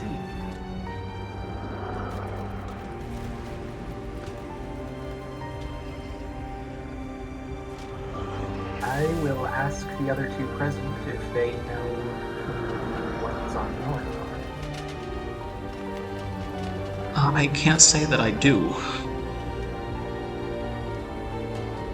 That doesn't bear any symbol known to me, says Lady Moshe. May I roll history? Also, she didn't grab Eli, so it's just the two of you. Oh, okay. I thought she mentioned that Eli would be present. Okay. You can roll history. That's a 26. You believe that they bear a mark or a sigil that does not exist in modern standards.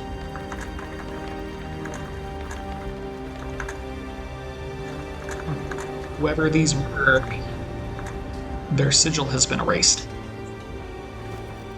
Okay, I think I put that together. These might be the original people who inhabited this land. I see. Then what does the inscription mean? It says that faith does not mend that which is rotten and ruined. I see. These people seem to be carrying items quickly meant to be used for purposes of faith. As these ones, the Von Kessels, cracked keys.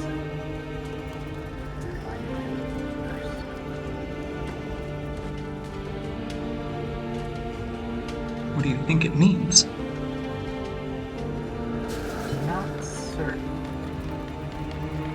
This one isn't quite as obvious or straightforward as the other one. Nevertheless, I do believe that there is a way for him. He could, of course, try to force it to follow his fate, like any possible combination.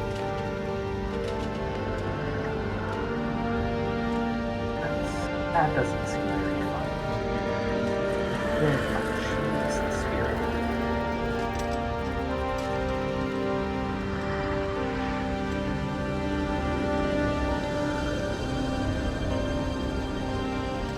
Dagger also seems. I don't know enough about these people to know what good or shouldn't be for their ritual. You're cutting out again, by the way. Oh. Is that better? Yes, I believe it is. Well, I was saying that the dagger also strikes me as odd, but I don't know enough about the people to know what their rituals would be like. If you would like a hint, roll an investigation check. I will take that with a 17. 17. As you look at the statues, you seem to notice oddities about the ones to the north. Okay. Specifically that the censer has chains around it, that the scroll is bound with iron wire, and that the ceremonial dagger is turned inward. Meanwhile, the followers of the Von Kessel family, their hands are outstretched with their items. Specifically, the statues to the north seem to be hoarding what they have, whereas the statues to the south seem to be giving it freely.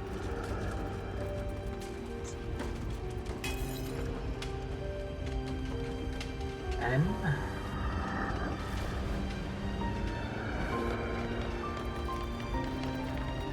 perhaps we take that scroll bound in the iron wire, give them the chisel and hammer, and swap the dagger for the basin, and the tablet for the censer.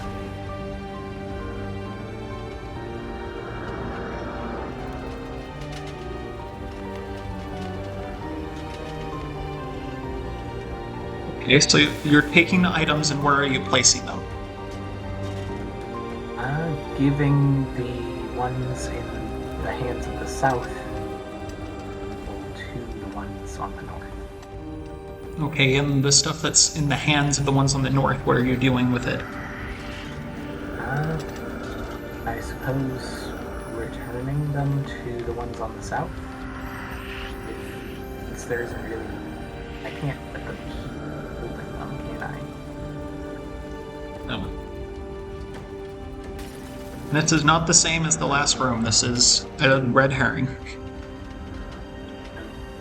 Okay. So then... Do you want another hint? Do they take both items? Do you want another hint? Okay. Did I roll? Yes, roll. Let's give him an insight check. Insight. Okay.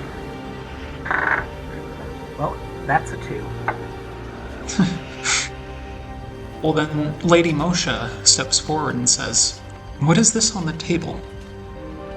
She runs a hand over its dirty surface and beckons you over. This. The wood is chipped as if somebody struck something against it. What do you think it means? I'm not certain. Although I do turn towards the base of the one. Is that there's a crack. And I place it on top of the table. You notice that the cracks on the table seem to line up perfectly with the basin as you place it over.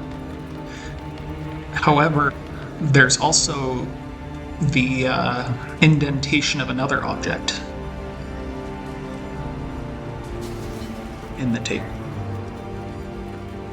Can I tell what object might be? As you look around all of the objects, you realize that it is the indentation of the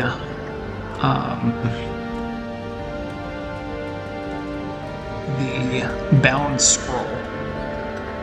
Okay. And I will retrieve that one as well. Okay.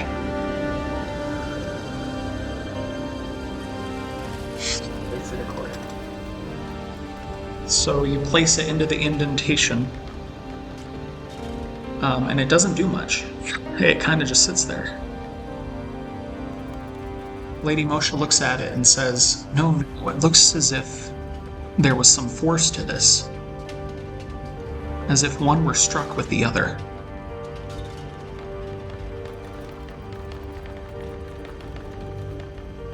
Do you see it?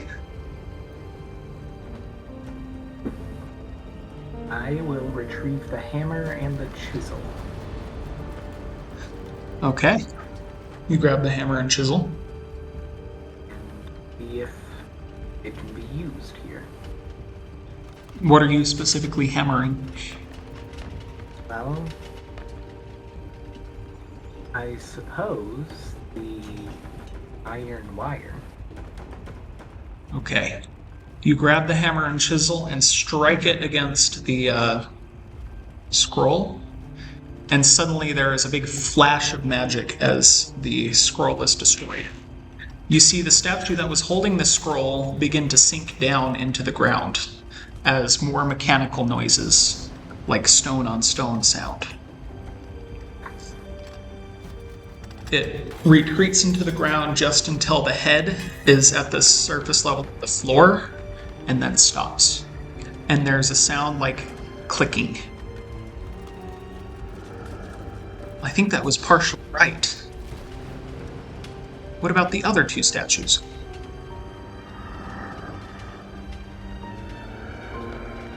I'm not certain. Perhaps we should try their items as well. Okay. And I will go for the chained sensor. Try Okay.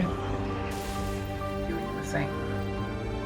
As you do the same, it happens again. You strike it, and there's a magic flash as it breaks and disintegrates. The second statue begins to lower into the ground the same way. What about the dagger? Can I turn it the other way? You can take it from him, and yes, you can turn it the other way. Okay, that doesn't seem quite right. So I suppose I can try taking the dagger and breaking that. As you break it, the same thing happens. It shatters in a flash of light, and it lowers to the ground. And at that point, much like the first room, another door pops out of the recess on the northeast side of the room, and a new room opens.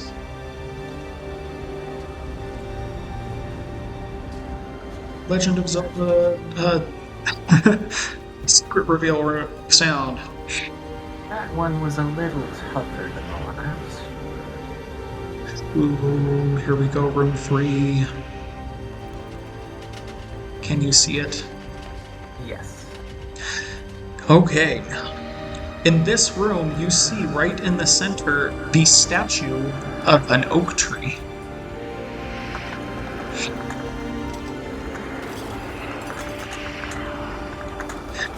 This room is beautiful in the ways the others were more plain. Above you, there is an illusory night sky made with magic. Constellations move slowly and deliberately. The tree in the center appears to be radiant as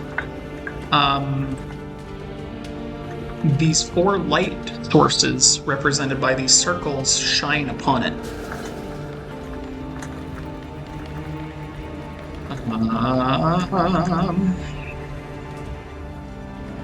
The tree itself appears to have red leaf veins, carved runes of growth, unity, and strength in its trunk. There's a feeling of stillness and what's the word? Oh my gosh. There's a feeling of stillness in here. On the far wall, there is a relief that appears to be partially obscured by the light source. It is a feminine figure. Her face is turned slightly away from the tree. One arm is carved reaching towards it, but its fingers are broken off. The other arm presses against the stone wall as if bracing herself.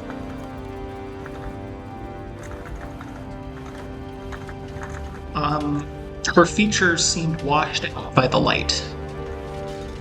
There's no detail in her face because of the light shining on the tree. Okay. Are there any fingers on the ground? You don't see any. Okay, what about those runes?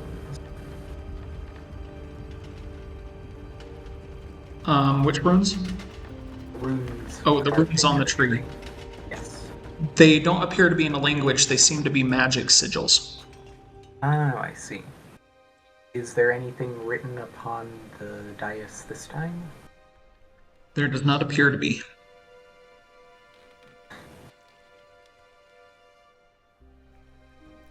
I see. What about these light sources? These light sources appear to be magic in nature. They all hold a flame within them, but there is no inscription.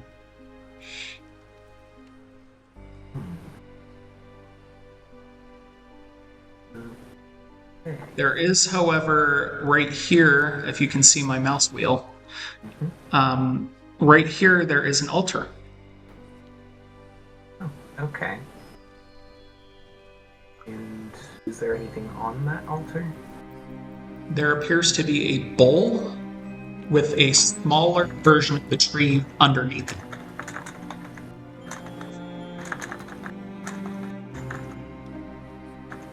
Okay. What happens if I cover the tree with the bowl? Like flip it over? It was already covered. Oh. What happens if I take it off? If you take it off, you see the room suddenly becomes even brighter. The statue of the figure in the corner becomes even less articulated, and the stars become more pronounced. What happens if I cover one of the light sources with the bowl? If you go, so you go over to one of them, you put the bowl on there, and it gets darker. And if you lift up the bowl, you see that there is no more flame in that area. The stars diminish, as does the light in the room. I will continue to do so. Okay. You do it again with the second light, and it appears to do the same thing. But as you're moving to the third light, they light up again. Oh. This is time, boy. I see.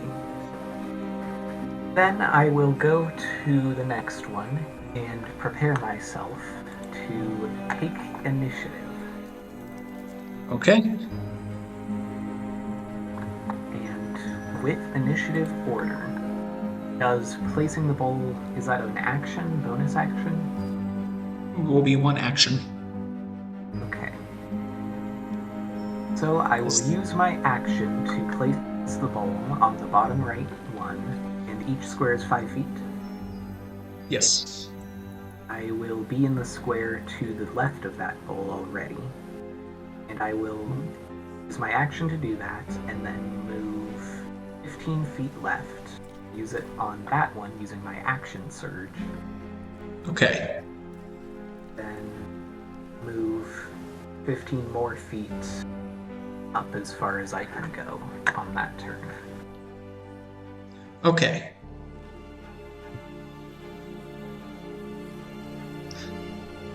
You have another turn. Because there's no initiative order. Wait a minute. I forgot I have telekinetic. I can just use that. Okay. So then, after moving up, I will use my bonus action to take the bowl in my mage hand and do the same for the third. Okay. And then 3 of them are up. start moving it to the other one for my next turn. Okay. And at the beginning of that turn, I will place it over top of it. Okay. The room is almost completely dark, but you realize that there's still some light coming from where the tree is uncovered on the pedestal. Yes, and with the rest of my turn, I will then, after using that mage hand to do that, bring the bowl back over and walk over myself to the tree. Okay. As you place the bowl on the pedestal, the room goes completely pitch black. For about an entire minute, you see nothing. Then, the night sky cracks like cooling glass and goes completely dead. And a soft internal bioluminescence begins to rise from the roots of this tree in a pale green. As it rises up, you realize that it's forming words on the walls. They read, "Before man, a garden was planted, given, never intended to be bought. It was gifted to those who would listen, but they demanded it answered. Kareth did not make the tree. Gareth? Yes. Okay. Kareth corrupted it. Guidance became authority. Growth became consumption.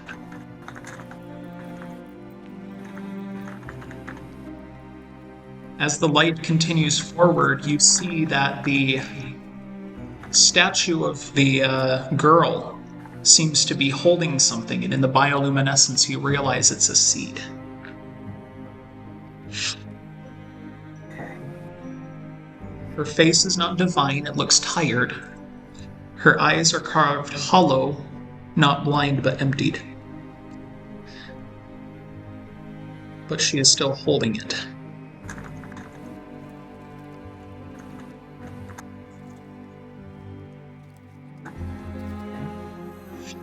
I will try to take it. You can take it, and as you do so, the next door opens to the southeast. Alright, what should I add to my inventory there? Just put seed. Okay. Do you see this one? Okay. There is a big old dais in the next room. I hope I'm pronouncing that right. I might be kind of stupid. I think it's Dais. Dais. Upon which are 8 angelic statues. Angelic's not quite right. As you look upon these statues, you realize something, Cass. These statues resemble the bird-like creature you saw in the woods, or that Alabaster saw in the woods.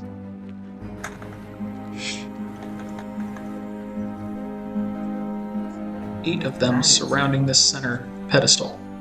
Very interesting. In the center, there is a stone which bears an inscription.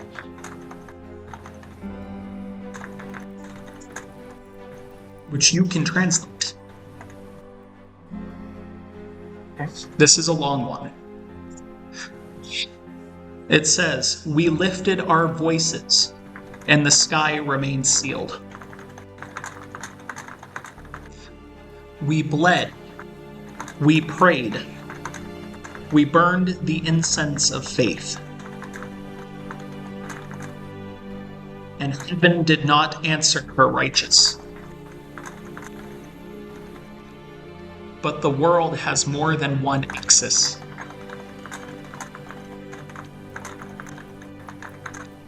When the cries of the faithful fell unheard, other ears listened. When light turned its face away, dark did not. The damned did not answer, but the righteous from under.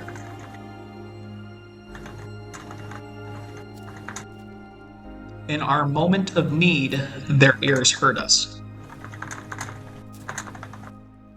Not as masters, nor as judges, but as those who stand in need.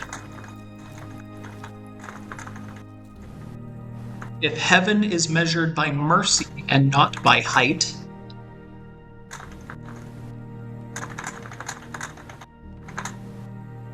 then those beneath are the heavenly,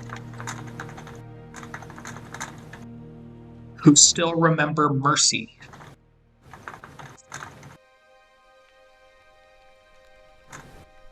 We do not ask you to reign nor explain your wounds.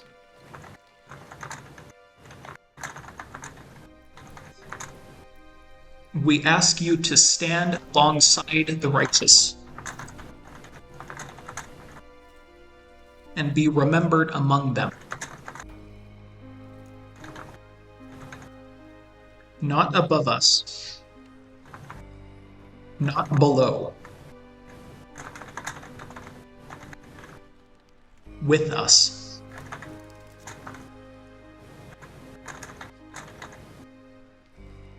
There are 2 doors that you can open from this room.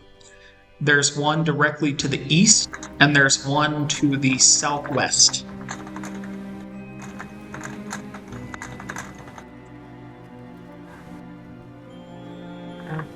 Okay.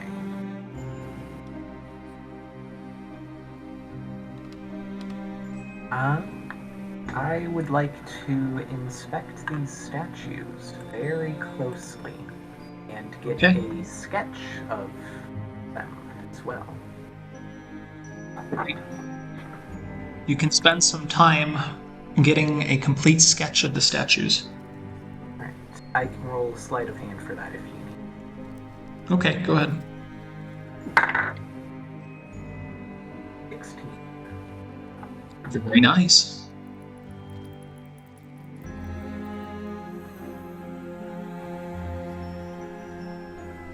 I'll be in my...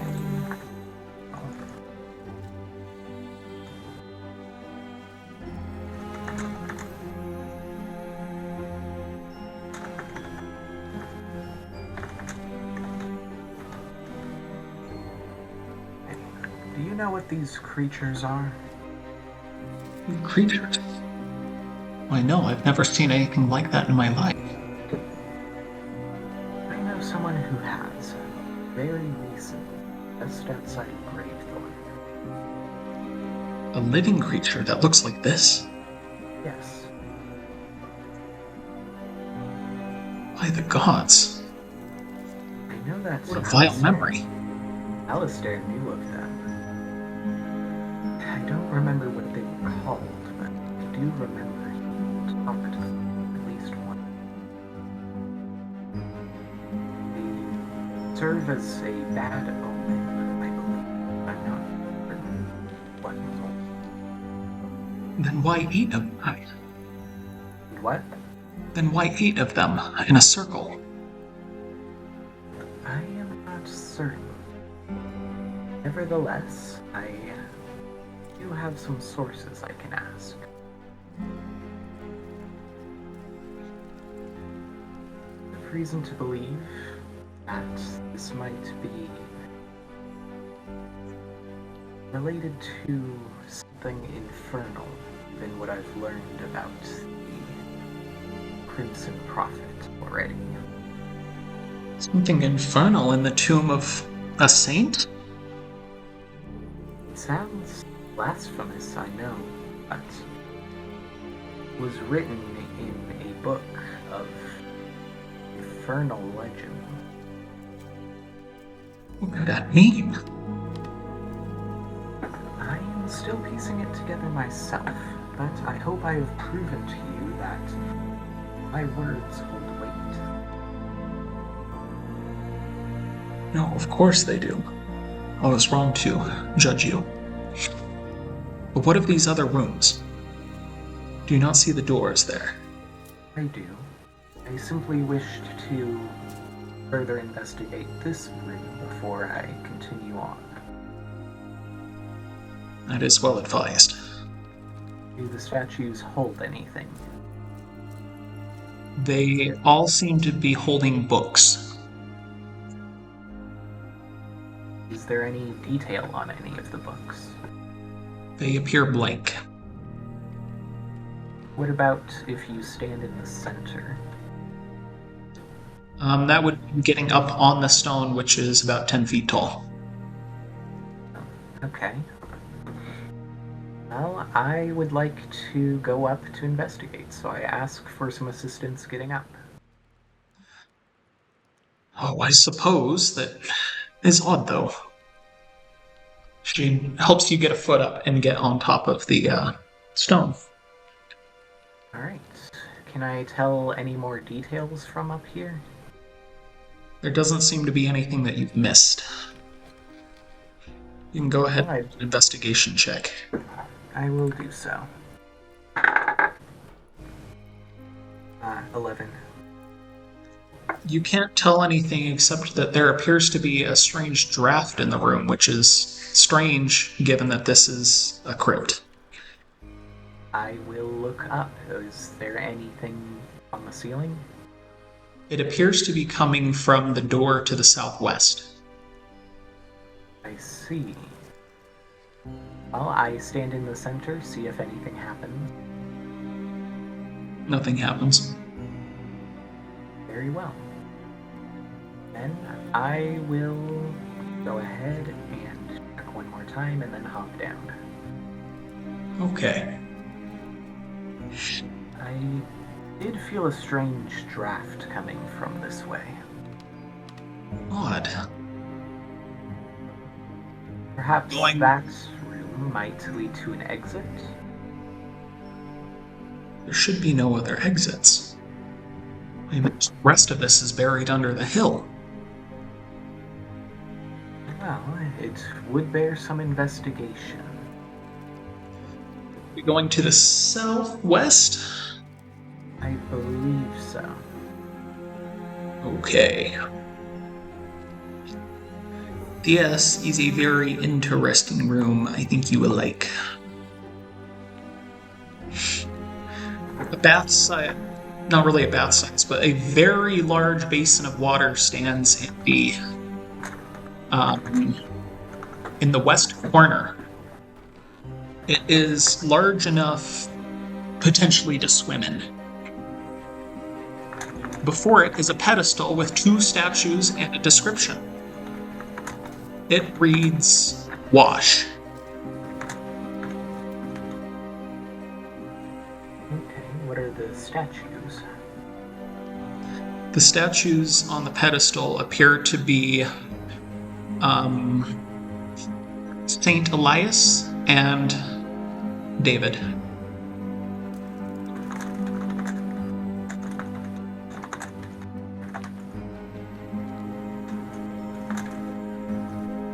Okay.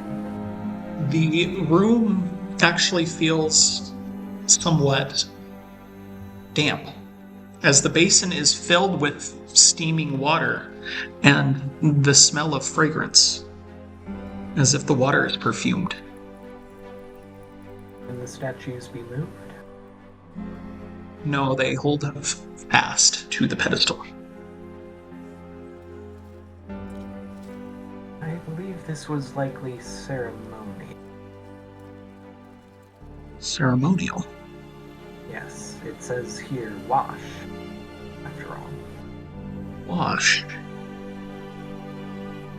I do Do you think- believe that whilst in an area that might be covered in enchantments, it would be wise to follow this advice.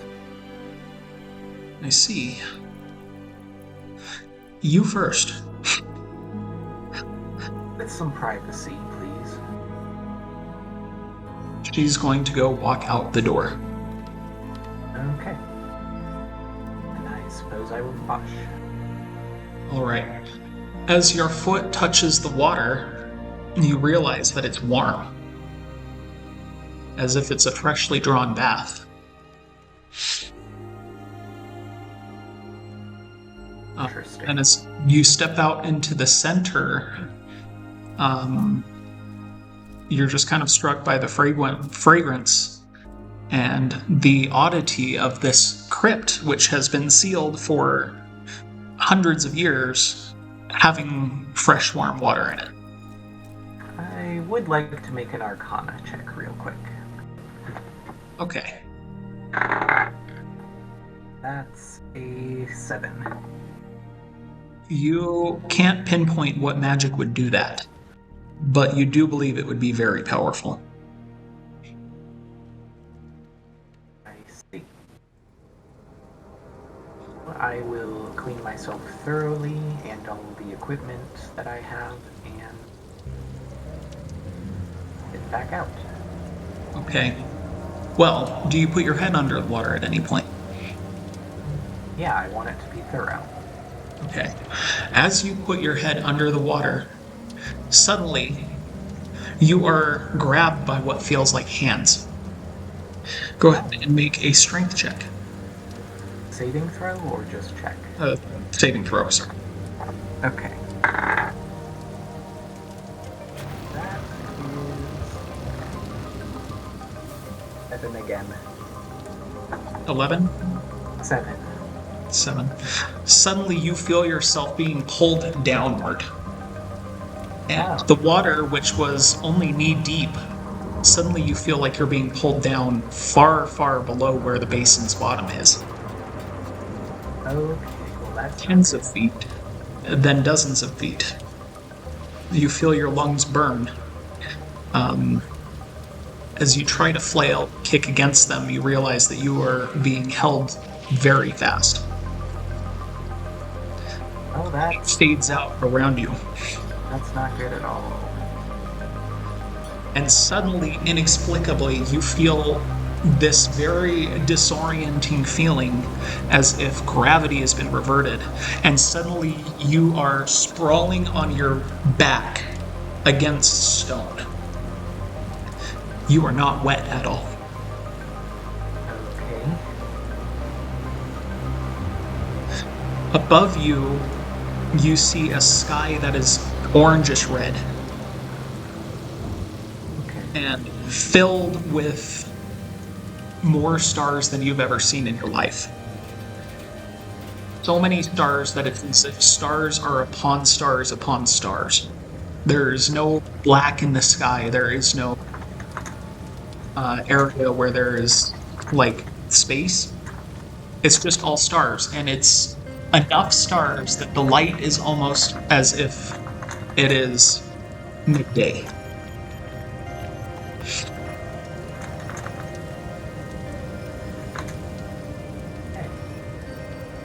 You realize that you are actually in these white robes that you were not wearing before.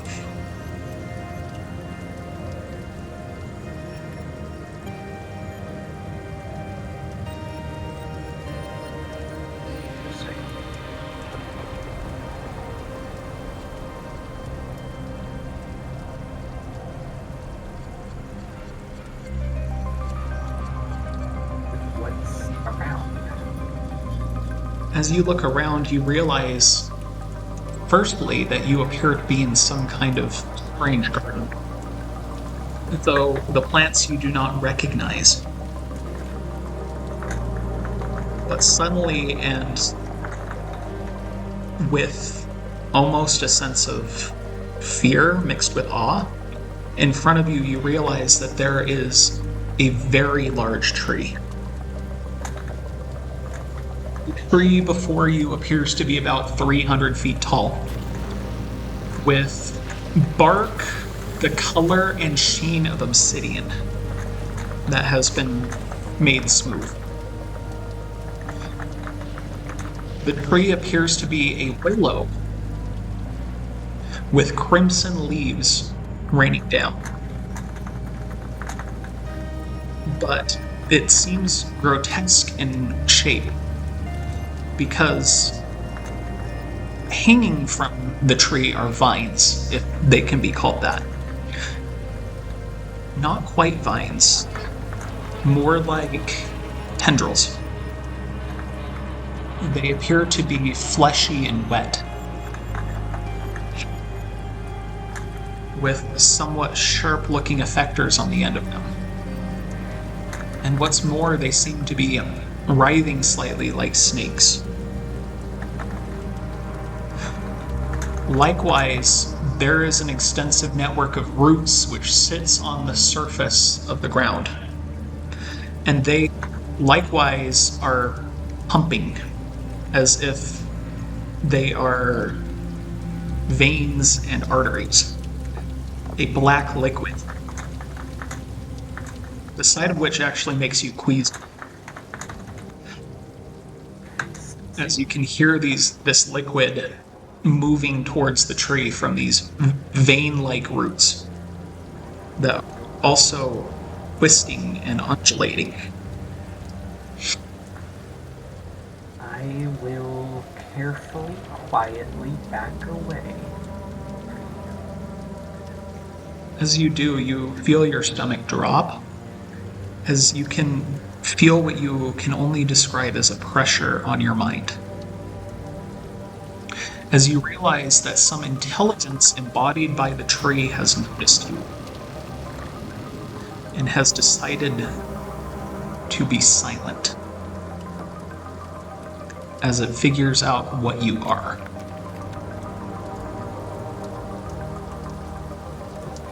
I need to slowly back away.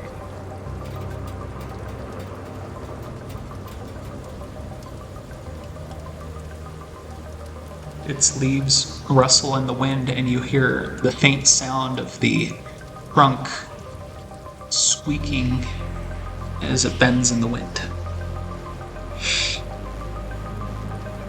But it doesn't respond except to give you a continued silence. However, this is a probing silence, as if it's reading your surface thoughts, trying to decide if it likes you. My surface thoughts are mostly about what is going on here, what this is, whether it's safe, whether I should... Oh, mostly I'm wary of these tendrils and of what they might do, and of whether this tree might be a threat, where I came from, how I got here, and how I can get back. And basically trying to determine what this thing is as well. Mm-hmm. As you back away from the tree, out farther in the garden, you hear what sounds like wind chimes. Notice in the garden there are lights dancing about. Are they like the ones that I saw earlier in the forest? You do realize that they are very similar to what you saw in the forest. Like will-o-wisps.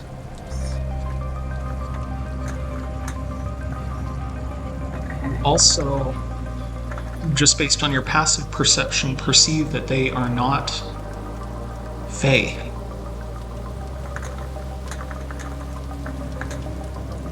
Okay, interesting. Are they within the reach of this tree? They seem to be, but they don't seem to mind it. Okay, then I will not step closer to either them or the tree. Continue trying to back away, so as not to startle it into attacking. It seems to give you understanding that it believes you, that you're not trying to threaten it. Yes, but I The also... silence feels gentle. Yes, I do not wish to threaten this, but I also am wary of it. Mm-hmm.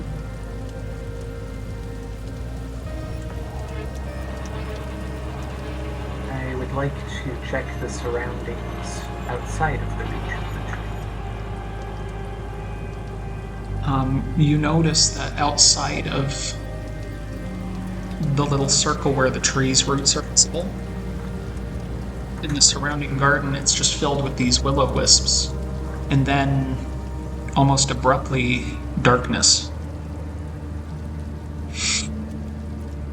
Okay. I'd like to go to the edge of the darkness. As you walk outward towards the will-o-wisps, you see they begin to surround you as if to block your way. Okay. I will pause and try to telekinetically move one around a little bit. Just testingly first. It doesn't seem to resist you at all. It lets you move it around.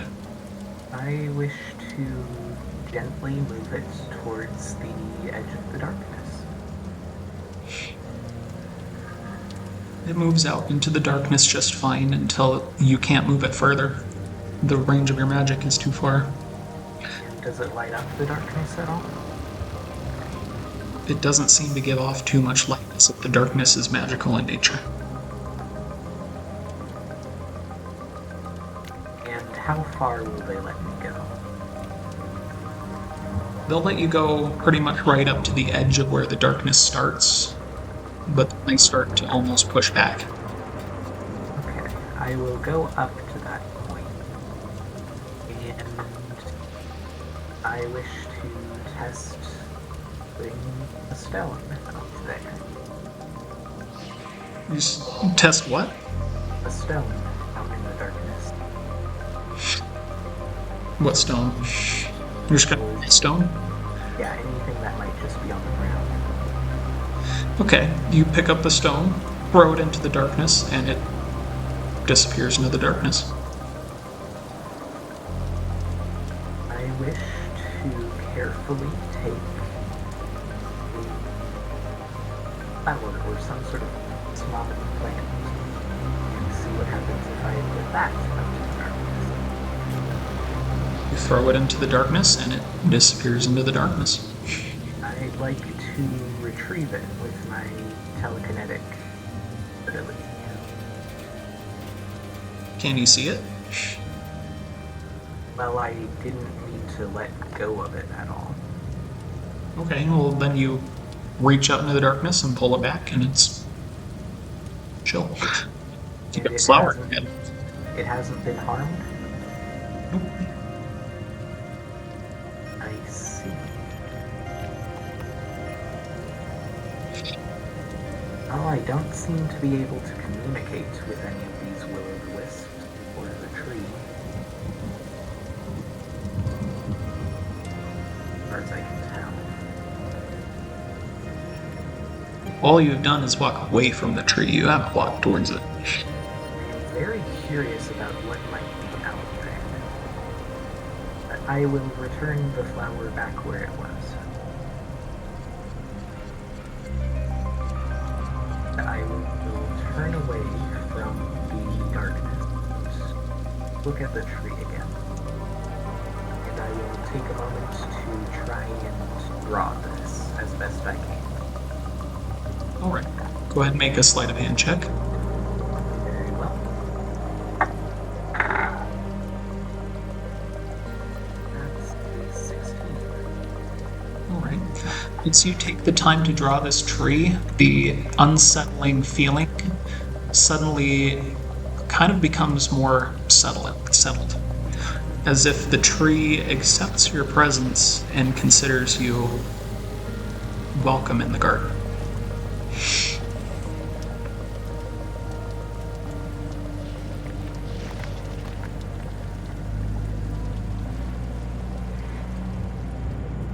I'd like to carefully investigate this garden and the plants that I don't recognize here.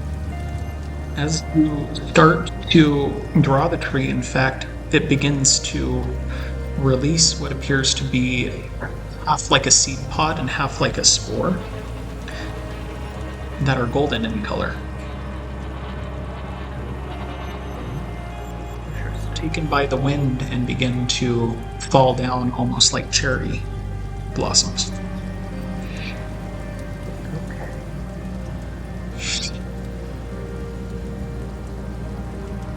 The air suddenly seems to carry the fragrance of honey.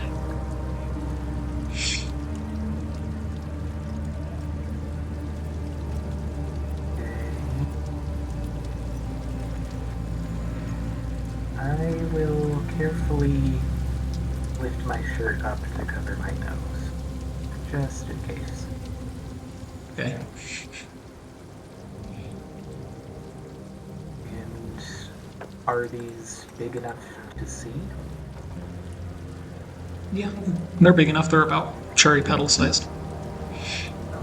I would like to pull one over telekinetically and take a closer look at it.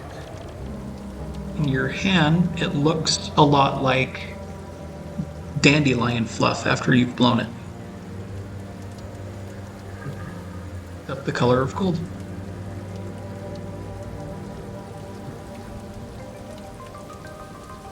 Interesting. As you're inspecting it, you actually suddenly hear a voice in the garden. Beautiful, isn't it? I will turn towards the voice. You see a striking young woman step out from behind the tree. She has a hand on the trunk, and she caresses the dark obsidian glass-like bark as she walks towards you, very slowly. She wears a dress the color of its leaves, and has eyes of brilliant gold.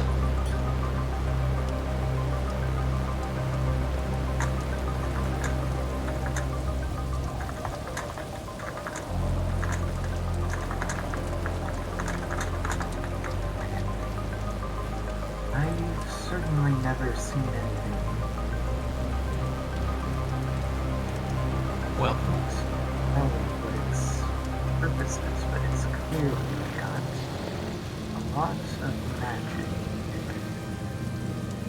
this tree was never meant for your world.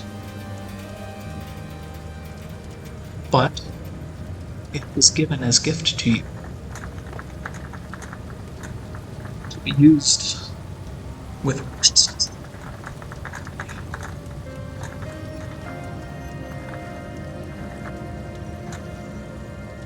From what I've learned, I believe that it has not always been that way. This tree, which you see before you, has not known pain. But the one I gifted to your world, it was used for war, and it remembers. I see. What are they, actually? They are entities of great knowledge, of foresight. But used incorrectly, they develop a hunger, become destructive to their hosts.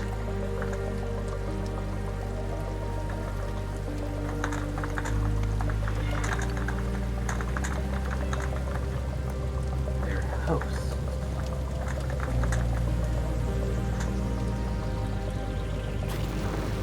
What exactly is their host?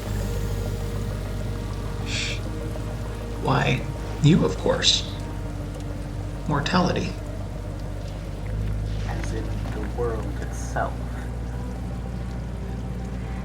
Yes. Though the tree's reach is not that strong. And how far can it Far enough to affect cities, to affect regions. be? But not nations. No, not as such. So then this would be local, perhaps around Gravethorne? Yes. You have an interesting mind, Cass. Not too unlike Eli's. You have met him. Oh, I've met quite a few. You in particular, I find striking. Who so? I believe I've met your father.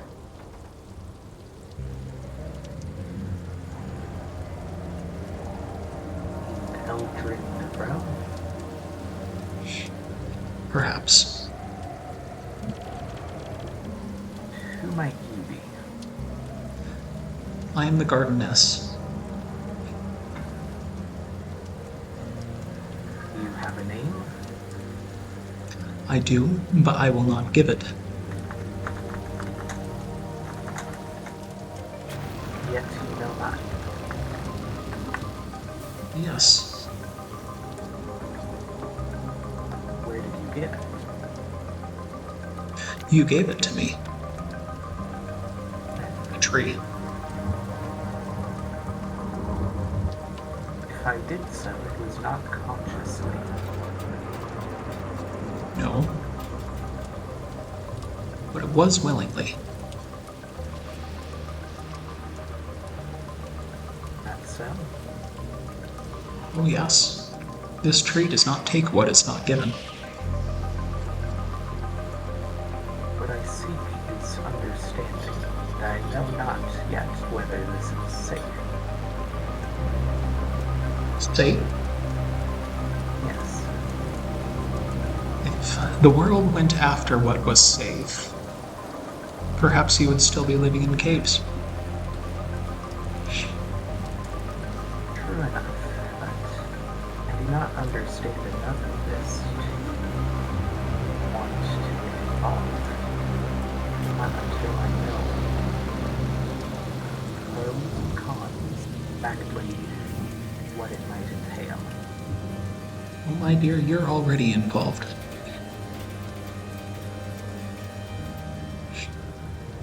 The question now is, do you want to be a force of good or a force of evil?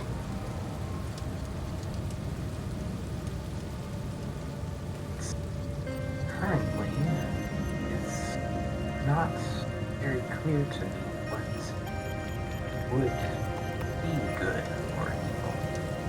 I care about is finding the one who gave me purpose, life, and ensuring his safety, as well as the safety of those I might come across.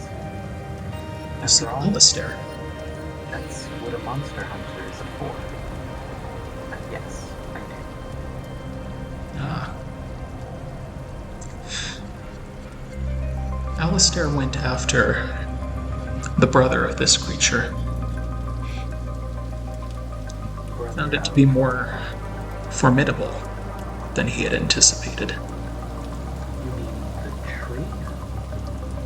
The tree in Gravethorne.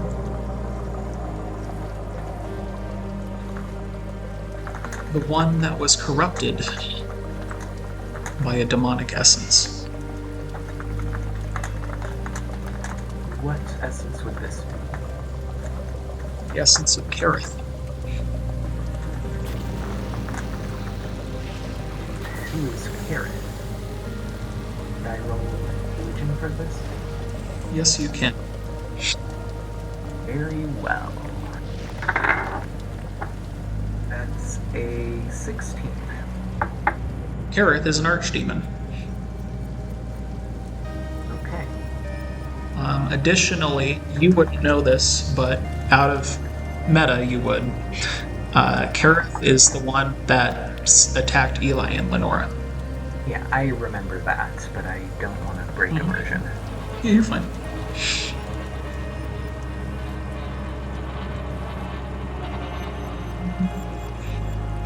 You've heard that name very specifically from Alistair. In fact, you know that Alistair was once bound to a pact with her that he made by mistake. And it took him years to break.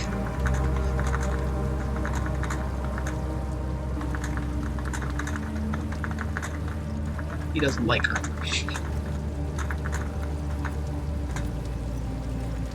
And was Alistair aware of this? Yep. Okay, so He was tricked, though.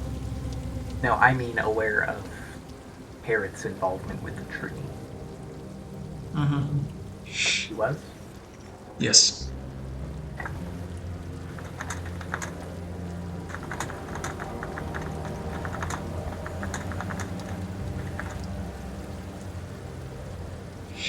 And what relation does that tree have with the Crimson Prophet? Well, you stand in the tomb of the Crimson Prophet, don't you? And in his memory. This is his memory. Am I right? This is.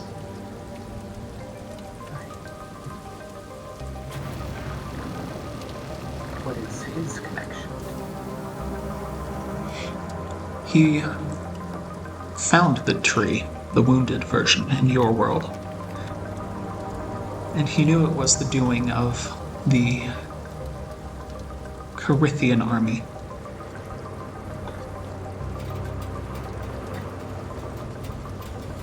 Carithian? Oh, yes.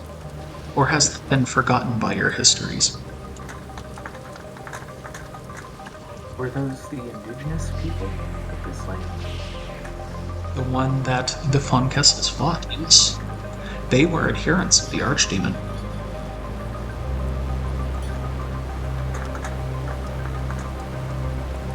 No, they have since been eradicated and their history lost. Ah.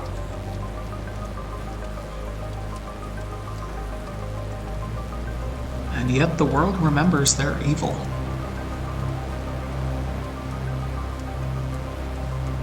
So too is their curse placed on the Von Kessel family because of their destruction. Oh. You think the curse is... Oh, this is...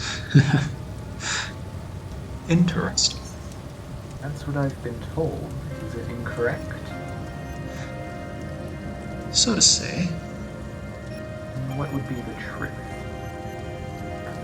The Von Kessel bloodline forms a seal. A seal that protects this realm from Kareth's influence.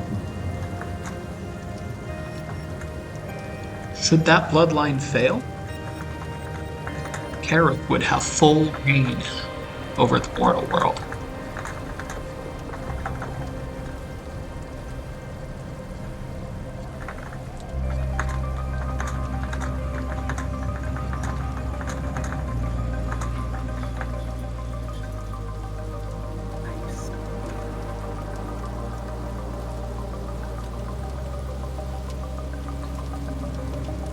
This tree, how does that play into this? We were corrupted by her. Eli cleansed it. But it appears quite recently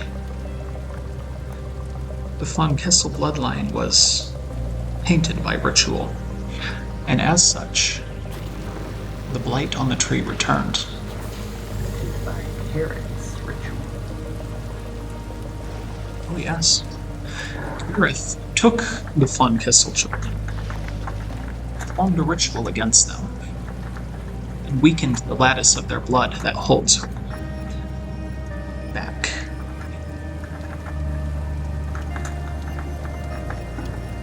I see.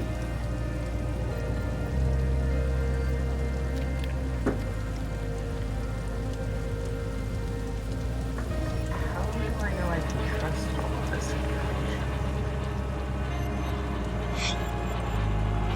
Because I'm telling it to you.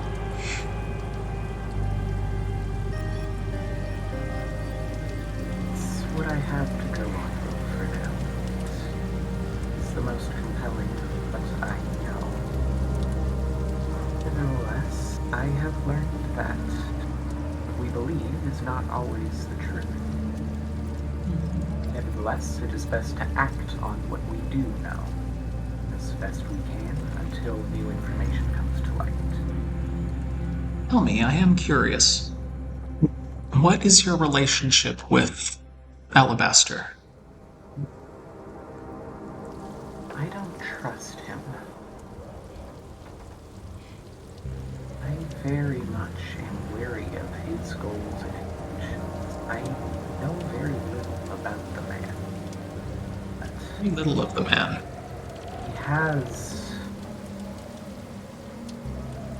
he has freed me from prison after I tried to look through his things and got caught. And in return for trying to aid me on my quest to find Alistair, he asked that I accompany him for some sort of gig or something of his own.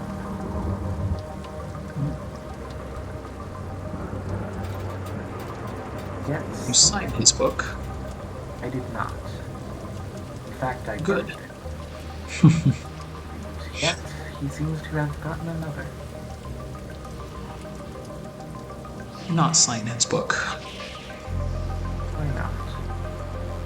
What is that book? It's a book of his patron. And who is his patron? Ooh. That's a dangerous question. Perhaps you should ask him that one. And you think he'll answer? I doubt he will. But sometimes the best way to ask, not with words.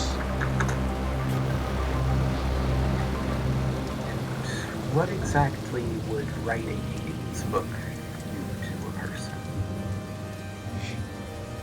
Bind them to service.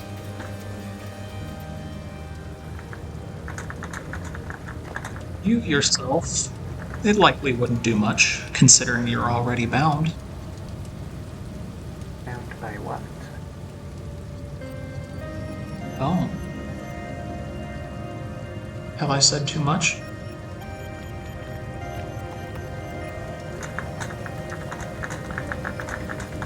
I think not enough.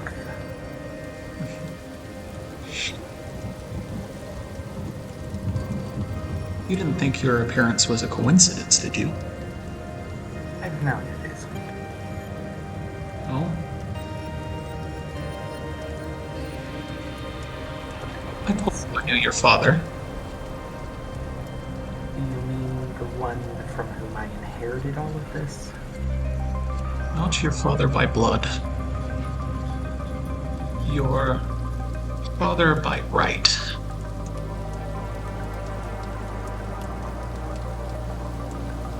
Do you know of him? I know he is eager to meet you.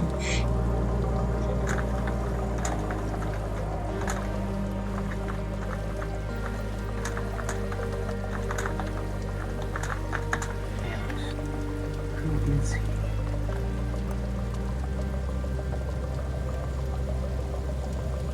Who isn't he?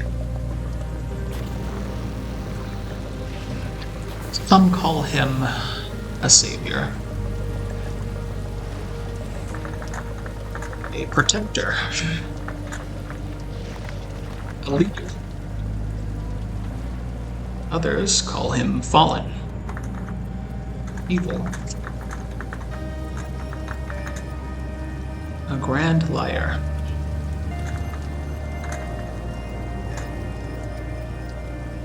May I roll religion? Sure. It's not going to be very helpful. It's what?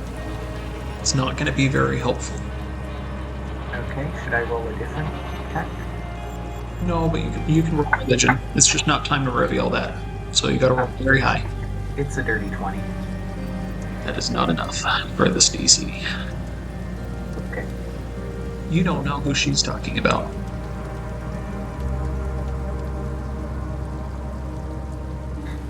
Is he to be trusted?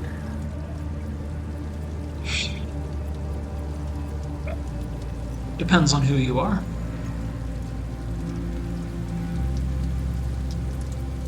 Who are you?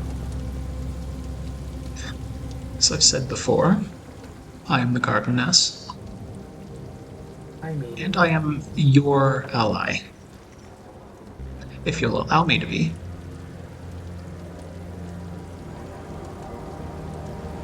well, I certainly do not see you as an enemy. Good. Nevertheless, by my question, I meant, would you trust him? With my life. You know the name Lucian. Don't trust Lucian. Does he have any relation? Relation to whom? Your father? Yes, as well as to the tree. Tree? No. Like you, he is an enemy of the tree. An enemy? Not this tree. The corrupted tree. Of whom we should all be an enemy of.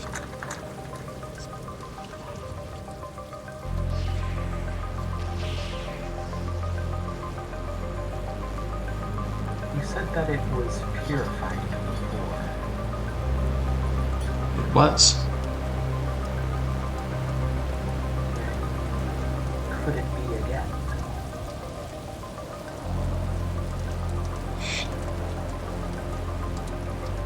It would be difficult.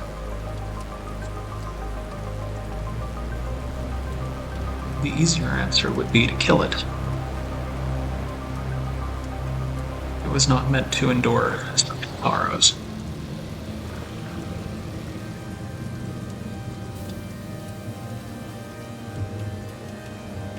I see.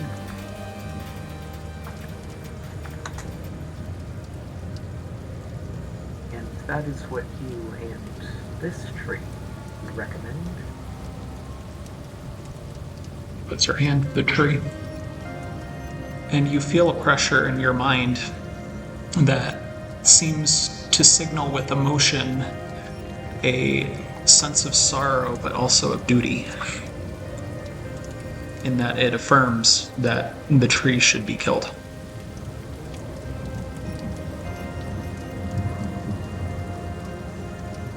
I see. What about what you were saying before about Lucian and my father? What of it? Do they have any relation? No.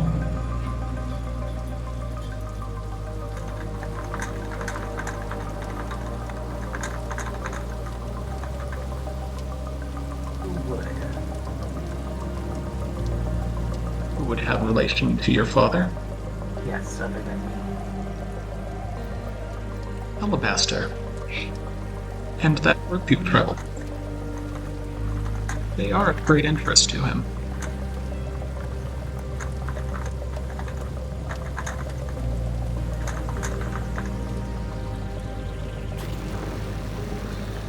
Is that so?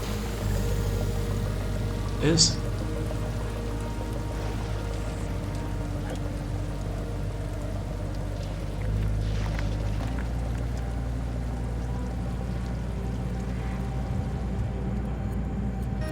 What about Saint Elias? He tended to the tree, did he not? He did.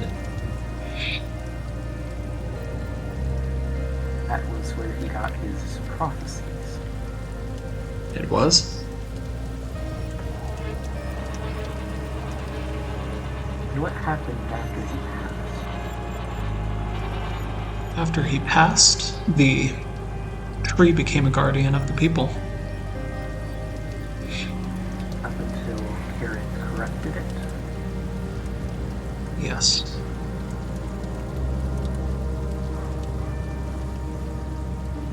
I see.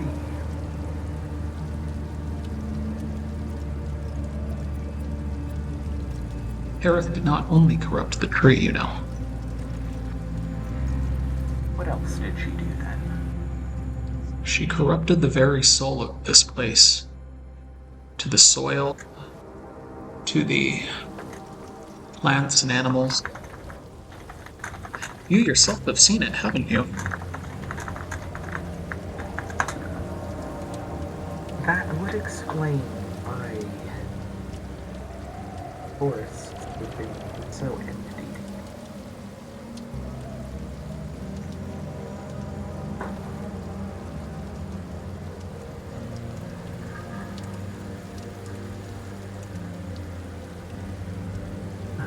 What of Feyre and Selene?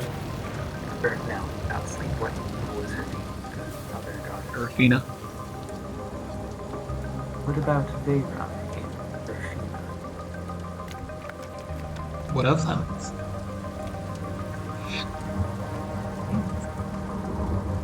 I presume something has happened to Serafina. You mean her silencing? Yes. Yes, something has happened. She has vacated her seat in the Pantheon. The gods do not know where she has disappeared.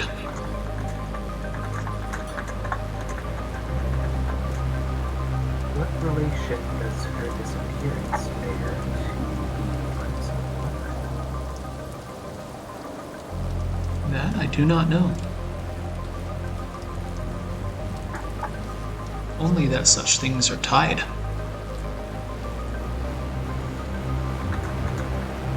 The force that caused Serafina to disappear is the same force that is now instructing Kareth to act against the world.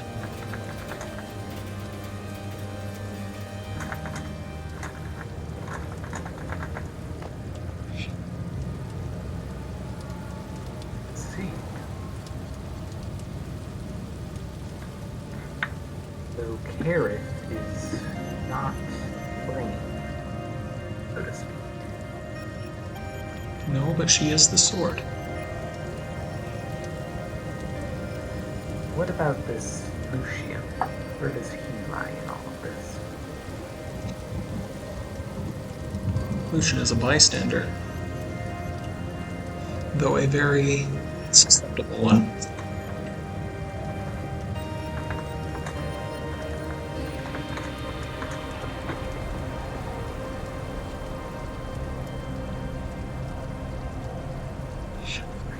Like the tree, his heart stands to be corrupted by Kareth.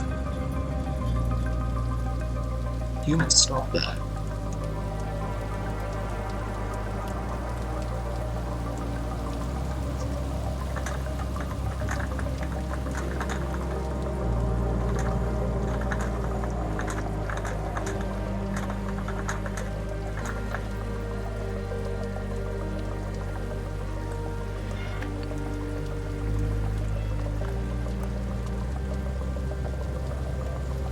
See.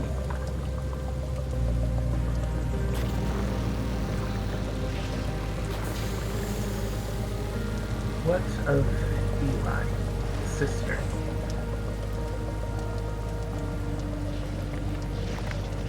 They are the one barrier holding Kareth back from her goal. Yes. Or they must be protected at all costs. So it would seem. Where is sister? The sister will be found in a town by the name of Felsengrad, Wilsonrod. which so happens to be the town over which Lucian rules.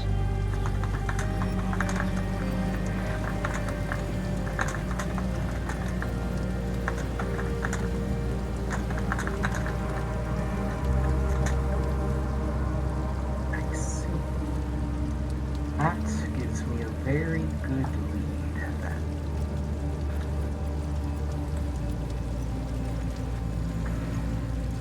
I sense you're still troubled about Alabaster. Or Alistair, excuse me. I sense you're still troubled about Alistair. About them both. Fear not.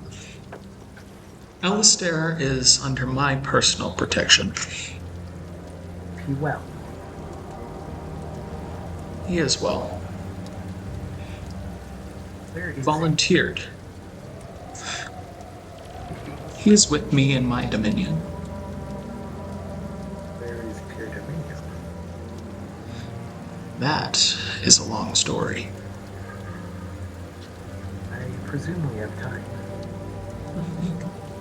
Perhaps not. Memories are volatile things. there be any point we may speak again?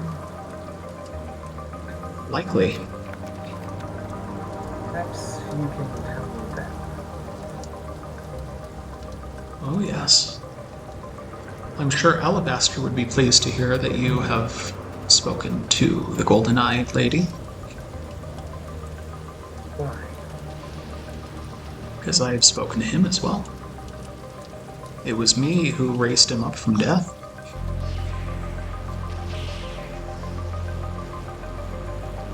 I see.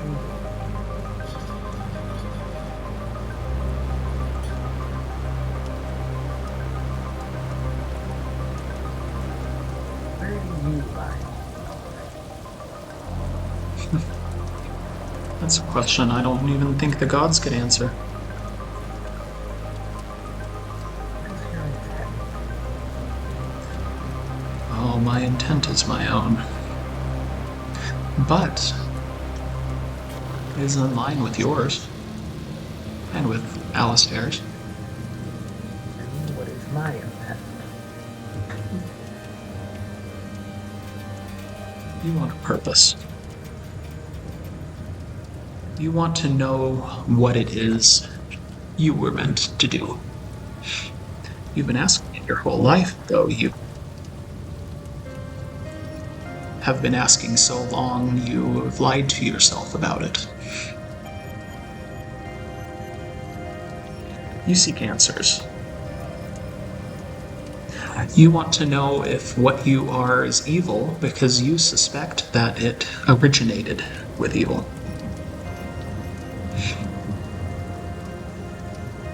Well, are you evil?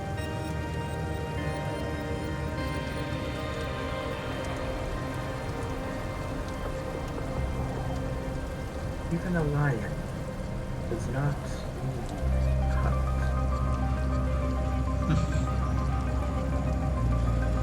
Then you have your answer about yourself and about me. We're not evil because of what we are.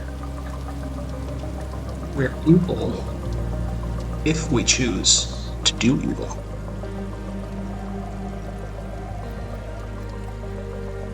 That is why I care to be so careful.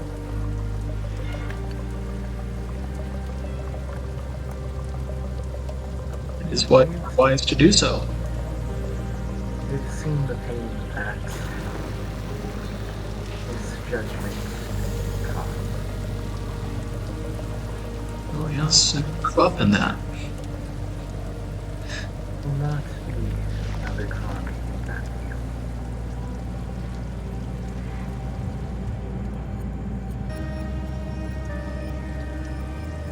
You and I are more similar than you may believe.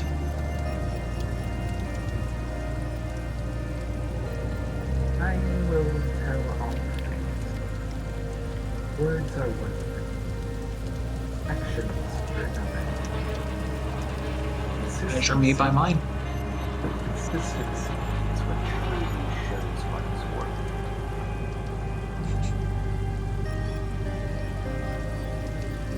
Therefore, It's wisdom.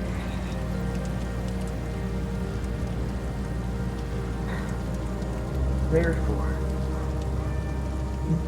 I will extend to you my trust until I should find something better or worthwhile that should fit more neatly. Nevertheless, until that time, I do believe you may yet consider me as an ally. Tentatively, of course.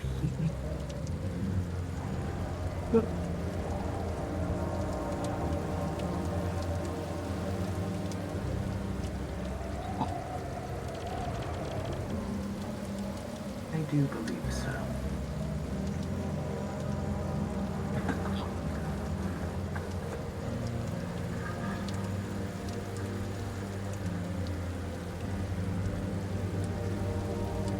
With that, you find yourself, your eyes open, and you are underwater.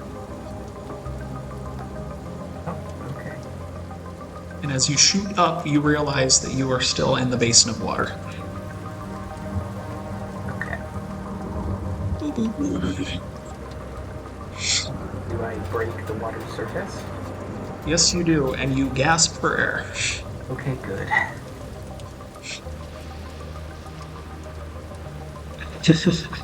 Okay, I get out pretty quickly after that.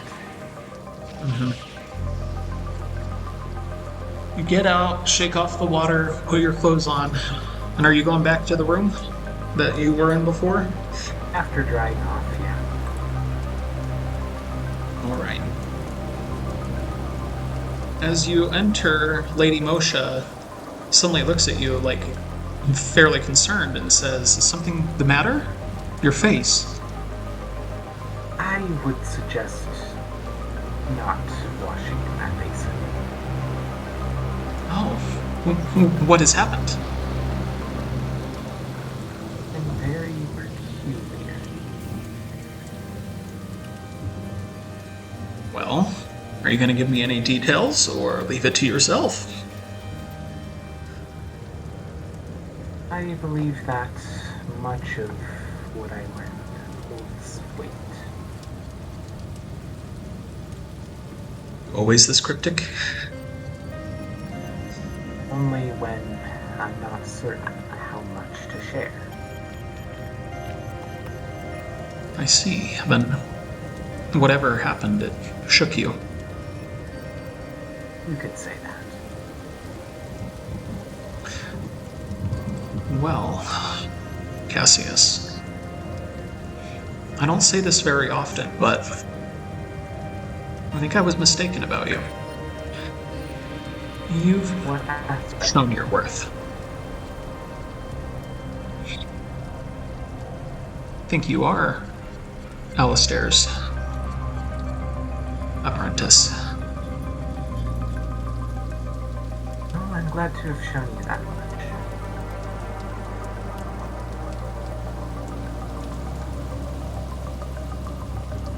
Well then, what now?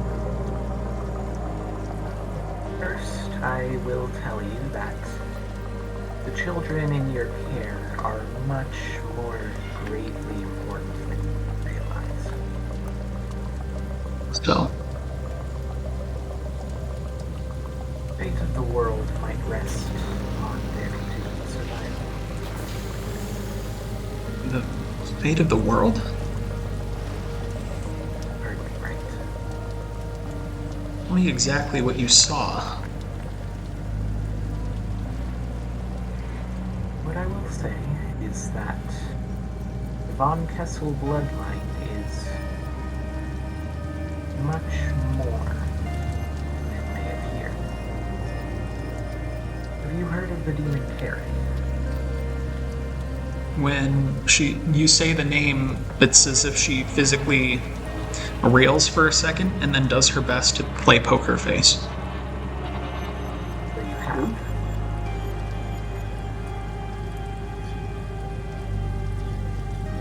Oh, very well, yes. Yes, I have.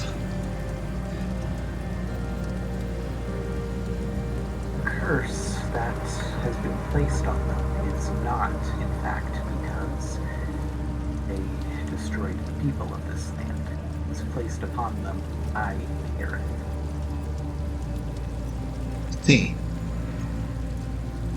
As well, exactly is the curse.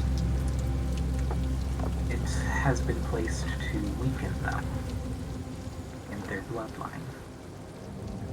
And if their bloodline fails, Kareth wins? Yes, their bloodline acts as a seal against That explains the assassination attempt on them. Those 9 years ago. And this is why it is so gravely important that they remain safe. Then what should be done with them? I would take them somewhere safe and private, away from Gravethorne. Away from Gravethorne. Yes. I would heard similar advice from an ally with that. by the name of Lucian. I've heard of him as well. Not just through the conversation that I heard. I see. I take them. Careful with Lucian. I say that. have reason to believe that Erin is trying to get her hooks in him. Is she? Yes. It is vitally important that she does not succeed. As he would appear to be susceptible. Lucian is one of the smartest men I've ever known, but I can see how that could be possible. You could have the word of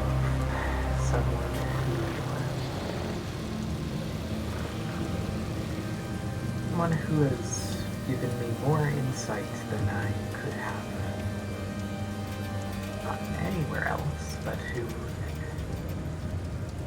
yet remains should be trusted. Tentative ally, if you will. Tentative ally.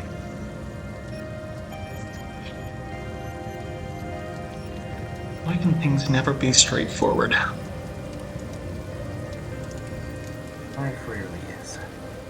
Does this ally have a name? All I know is she refers to herself as the Gardener. I see. Well, there is a matter in Gravethorne that yet needs to be taken care of.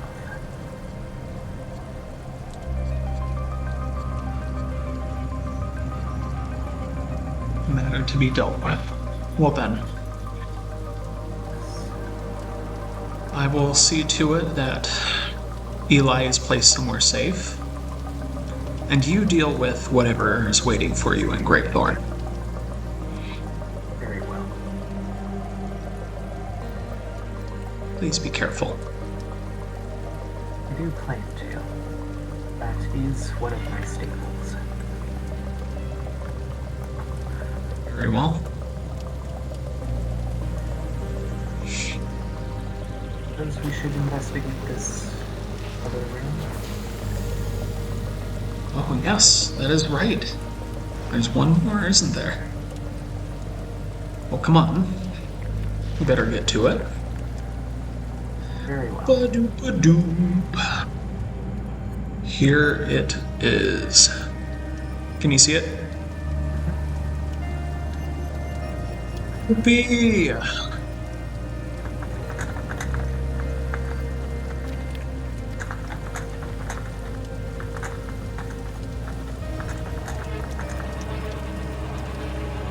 You have found the Barons, or not the Barons, you have found the Saint's tomb.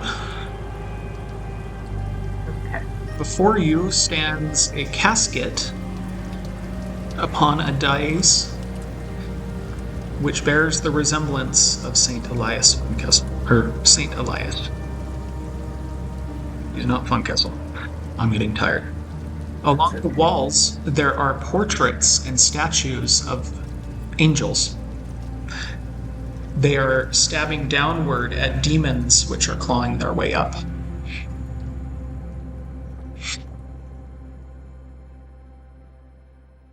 On his on the side of his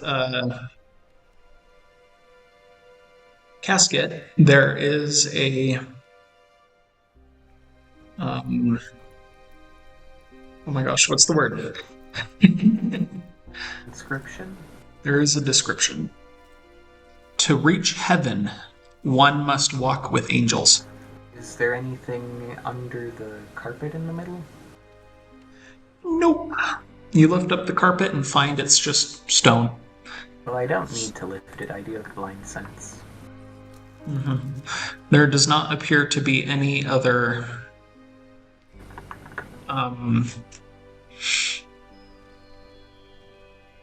no other secrets. what about within the casket? I don't open it, but I want to check what's inside. In the casket appears to be human remains. Okay, and that's all that's in there? Yep. Okay. Then I will leave it be. And show respect. Alright. And I suppose that is This it. was the tomb. There we have it. Okay, you learned a lot. And it sounds like you have a direction to go next. Yes.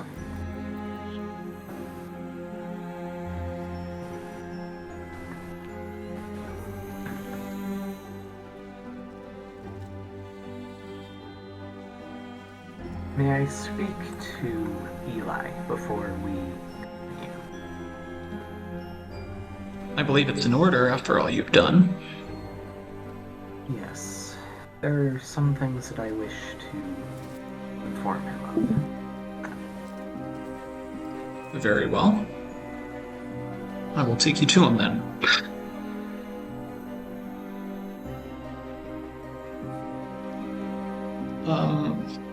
I assume you exit the tomb. Anyway, I assume you leave the temple. Yep, and head back to speak with Eli. Alright. You head across the grounds with Lady Moshe. She takes you into the Baron's estate. Leads you to the room of Eli. And opens the door and says, Eli, dear, you have a visitor. He looks up at you and is like, oh, hello. And who might you be? I am Cassius DeBrell, the, what was it now? I can't remember the word. Apprentice? Yeah, the apprentice of Alistair, the monster hunter. Oh, you know Alistair. Oh, it's very good Yes. to see you. He actually stands up and gives you a handshake. I shake his hand as well. He steps back with a posture that is unbefitting of his young age. Now, there are a lot of things which I would like to speak with you, preferably in private. Of course. Is that okay, Lady Moshe? She kind of looks at you warily, but is like, very well. Is this something you cannot speak with me about? I believe it would be best for his ears alone. Very well. She'll turn and close the door behind her. Alright. Now, Eli. There are a few things that you need to know. Yeah?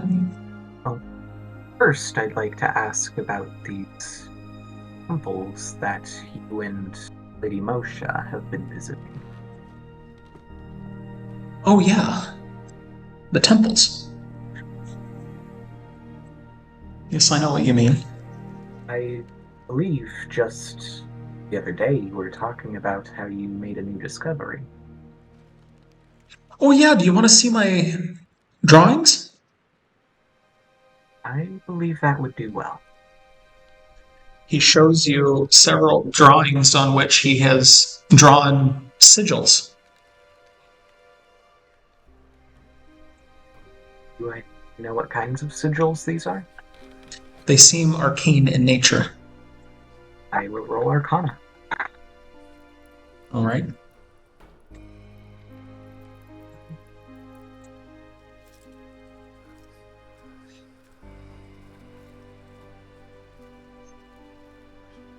I can't hear you. Oh, you can't? Nope. There you go. Hang on. Oh, I'm white again. Great. You don't really recognize these sigils as you look at them then. But they do seem somehow holy in nature.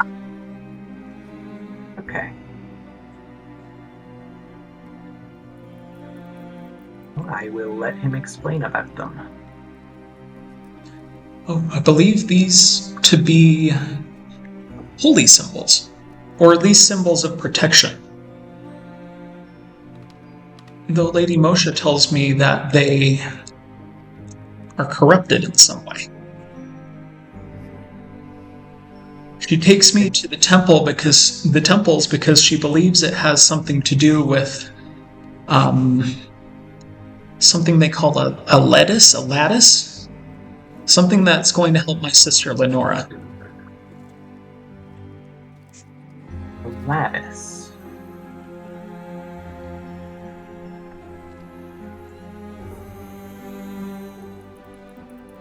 Our friend. Oh my god. Our friend Dr. Voss tells us that if we can uncover the lattice, he might find a way to break Lenora's curse.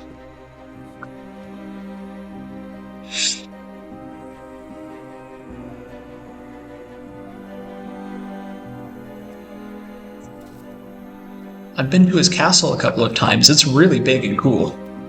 Who is I think you would do well to visit him. Who's this Dr. Voss exactly? Dr. Voss? Oh, you might know him as Lucian. Ah, yes, I do. He's a scientist, and he's very, very smart. He taught me a lot about how to be a good ruler and a good baron one day. He says that he wants to help us. You very well might, but there are a few things you need to know. For your sake and for your sister's. He kind of takes a step back now and looks a little wary and is like, is something wrong? Have you heard of the demon Carrot? He physically takes a step back now and looks at you with fear in his eyes. Easy now. I'm here to help. How do you know about her? Only people or dangerous people know about her. It's a very long story. But I assure you, I am here for your protection. The bad people said that too. I know that he's after you and your sister. You know why.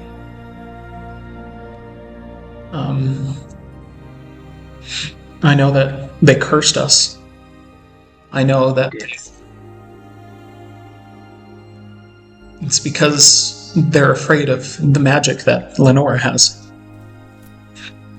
Is that the curse that Lenora has?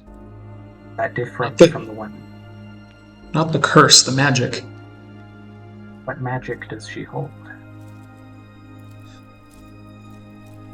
Oh, I don't think I'm supposed to tell you that. He kind of, like, curls up a little bit. Eli, it's okay. If there is anyone you can trust, tell these things. It is me. Lady Moshe trusts all that. Lady Moshe also told me not to tell anyone, because it could hurt Lenora. I will not hurt her. I am here because you and your sister are the very most important people in the world as of this moment. Lenora's going to school to learn how to use her magic, because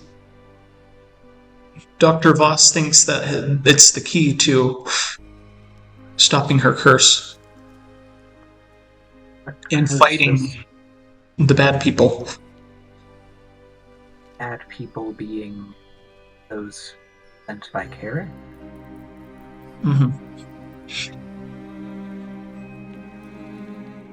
Well, Eli, the reason Kareth is so against you and your sister is because you are Von Kessel.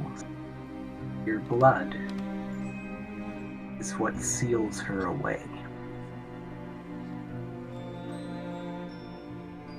Mm-hmm. That's what Dr. Voss tells us too. Okay, good. Now, the reason I want to be so careful is because I've been told that Lucian is potentially under threat. That he might be susceptible to Aerith's influence. He is not yet following her. He is not under her influence, but he is susceptible. Someone needs to be there to ensure that he does not fall victim. Do you think... Are you saying that that's my job? I'm saying that someone needs to warn him. There should be good at that stuff.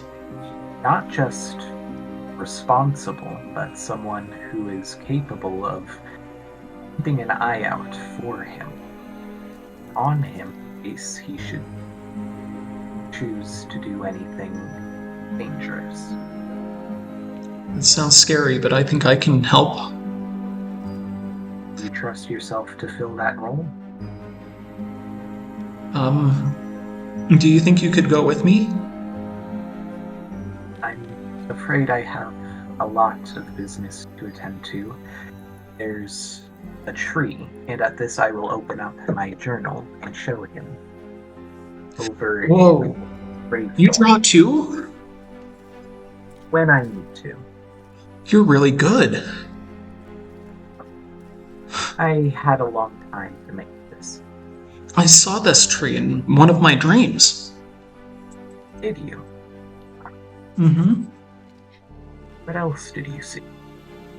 I thought explode. Is that so? Mm-hmm. And when it exploded, there was like this black goo that came out.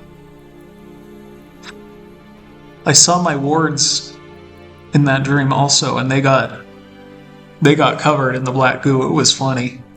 Your wards? Uh-huh. I see.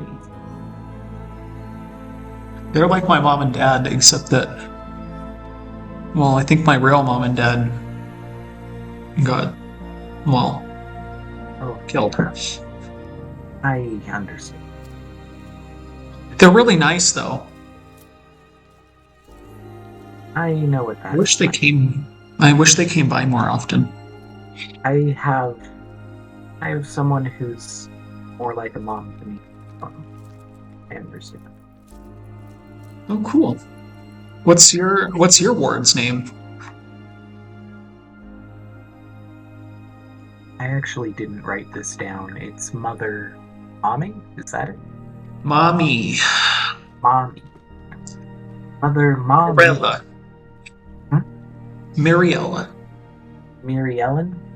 Mariella. Mariella. Okay. Oh, what's she like?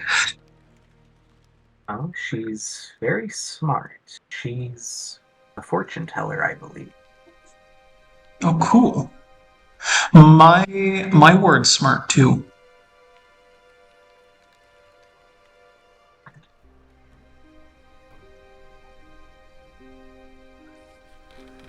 They tend to be. They don't end up... Oh, is that so? Mm-hmm. She takes me to her place sometimes.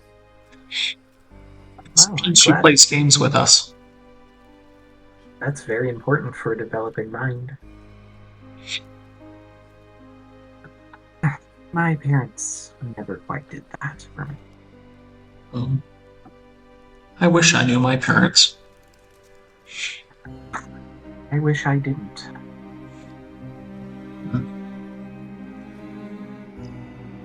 I'll go with you to help Dr. Voss. If you go with me, I'll go there. I'll help him. Yes, I will meet you there. First, I need to take care of the things in Gravethorne, but then I will go and I will meet you there. And I will help as best I can. As well, there are a few more things that I believe you should know. Really? This tree, do you know what it is?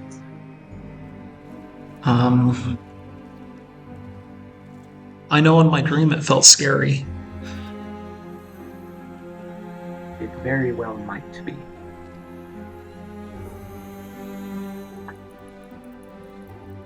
No, it's not scary because my friends blew it up. My warts. Did they? Mm-hmm. Well, they did in the dream. Perhaps we still will in reality as well.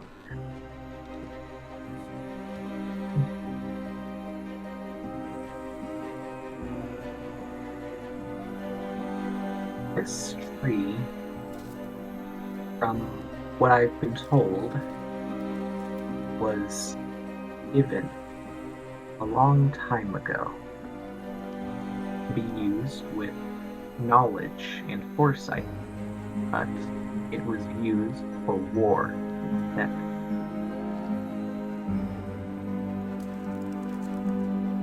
Purified by Von Kessel, I do believe, before it became corrupted again by the demon Karen. Doesn't matter too much though, because it got blown up. Yes, the one in your dream, I believe, was the one that is corrupted, and blowing it up would be my goal. Lady Moshe says I shouldn't tell people this, but the things that happen in my dreams sometimes happen in real life. Did this feel like one of those moments?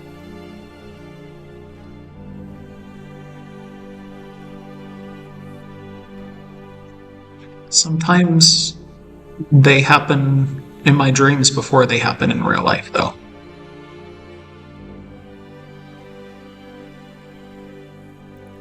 I see. I've heard of similar things from my own ward.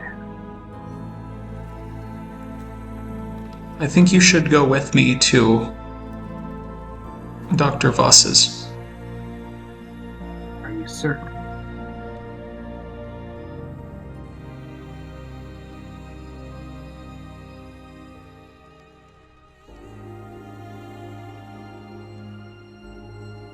Eli?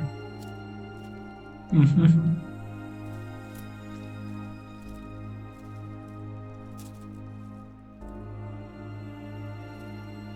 If you believe that the tree is already taken care of, or will be taken care of, then I suppose that would be my next step.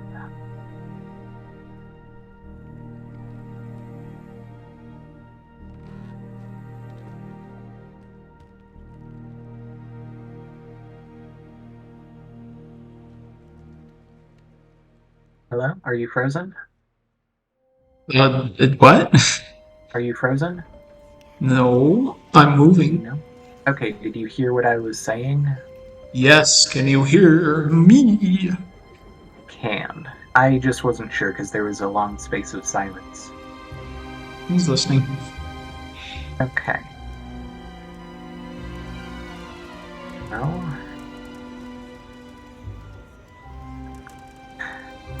have you heard of the goddess Seraphina?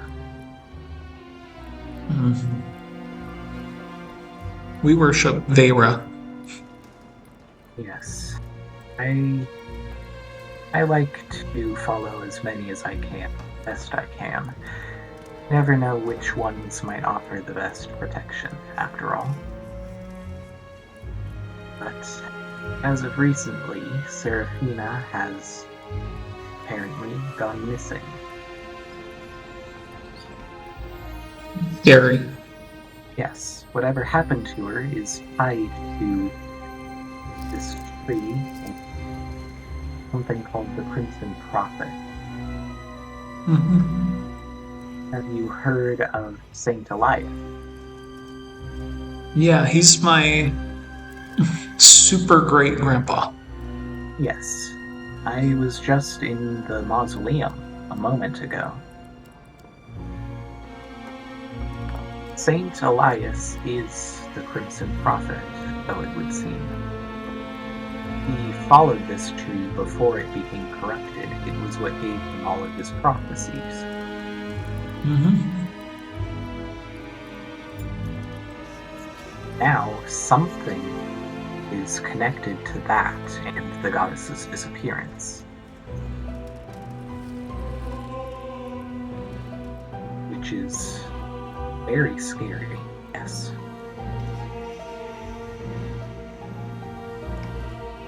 I need you to be aware of what's going on so you know dangers and can judge for yourself how to best protect yourselves and how we can best move forwards with this information without falling victim to any of these bad guys, as you would put it.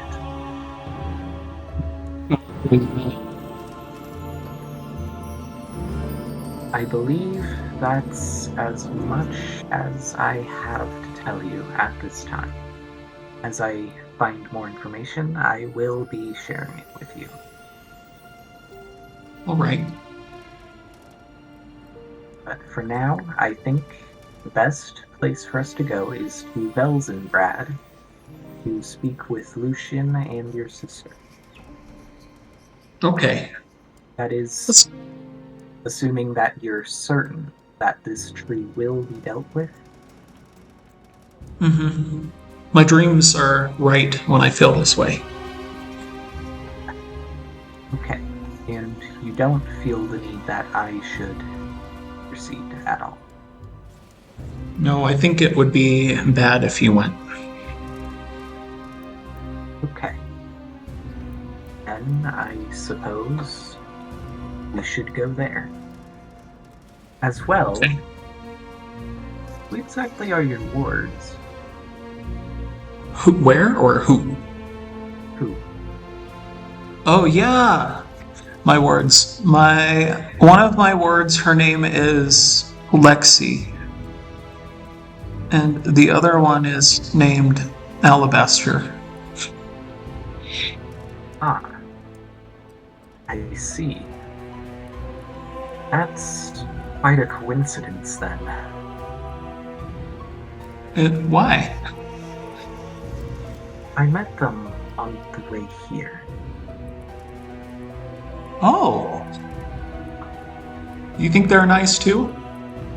I am not entirely certain.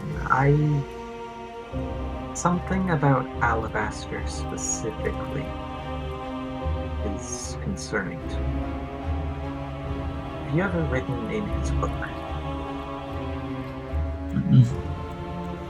Please never do. Okay. Not certain exactly what his game is, what his plan is, but I would be very wary of him. Okay. He Lexi. doesn't visit as much as he used to. See, It made Lenora really angry. I would understand that. Yes. If that's him. That's another matter. But yes, I would be careful with Alabaster. Because that book, if you write in that book, it will bind you.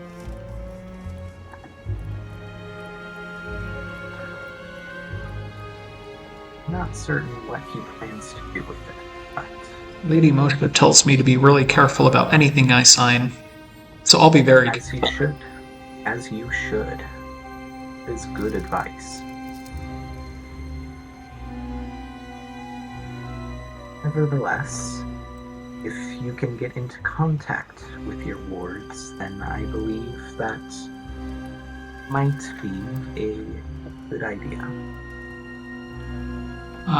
In my dream, I think they will go to see Dr. Voss soon. Oh, I think we should go there. That certainly makes things easy then. I think we should go as soon as we can. It'll be like an adventure, and I'll have a new friend. I think that's a wonderful idea. Lady Moshe go too? I do believe she will. Yay! Although I'll go pack my things. I would be careful about who I tell all of this information to, by the way. Okay. Lady Moshe says to be careful about who I tell things also. So I'll be very careful. He's already packing things. She does seem to be a wise woman. Though she is not infallible. What does that mean? I don't think I've learned that word. No, it means that everyone makes mistakes from time to time. Be infallible. Infallible? Yes, to be infallible would be to be perfect and to never make any mistakes. I want to be infallible. He's still packing. Wouldn't we all? But none of us are. We can be as careful as we like. Sometimes come up. I try to avoid it as much as I can.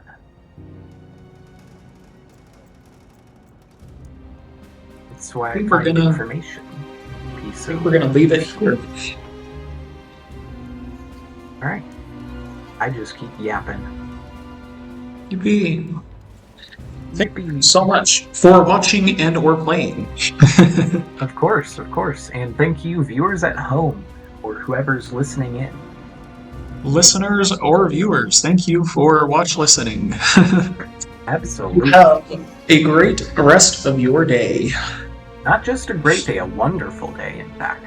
Or night. If you be night for you. If you like what we did, please subscribe. Absolutely, there'll be a lot more of this. It'll probably need to be edited together, of course, but oh well. Yes, okay. Well, have a good day, or night, or whatever it is for you. Goodbye.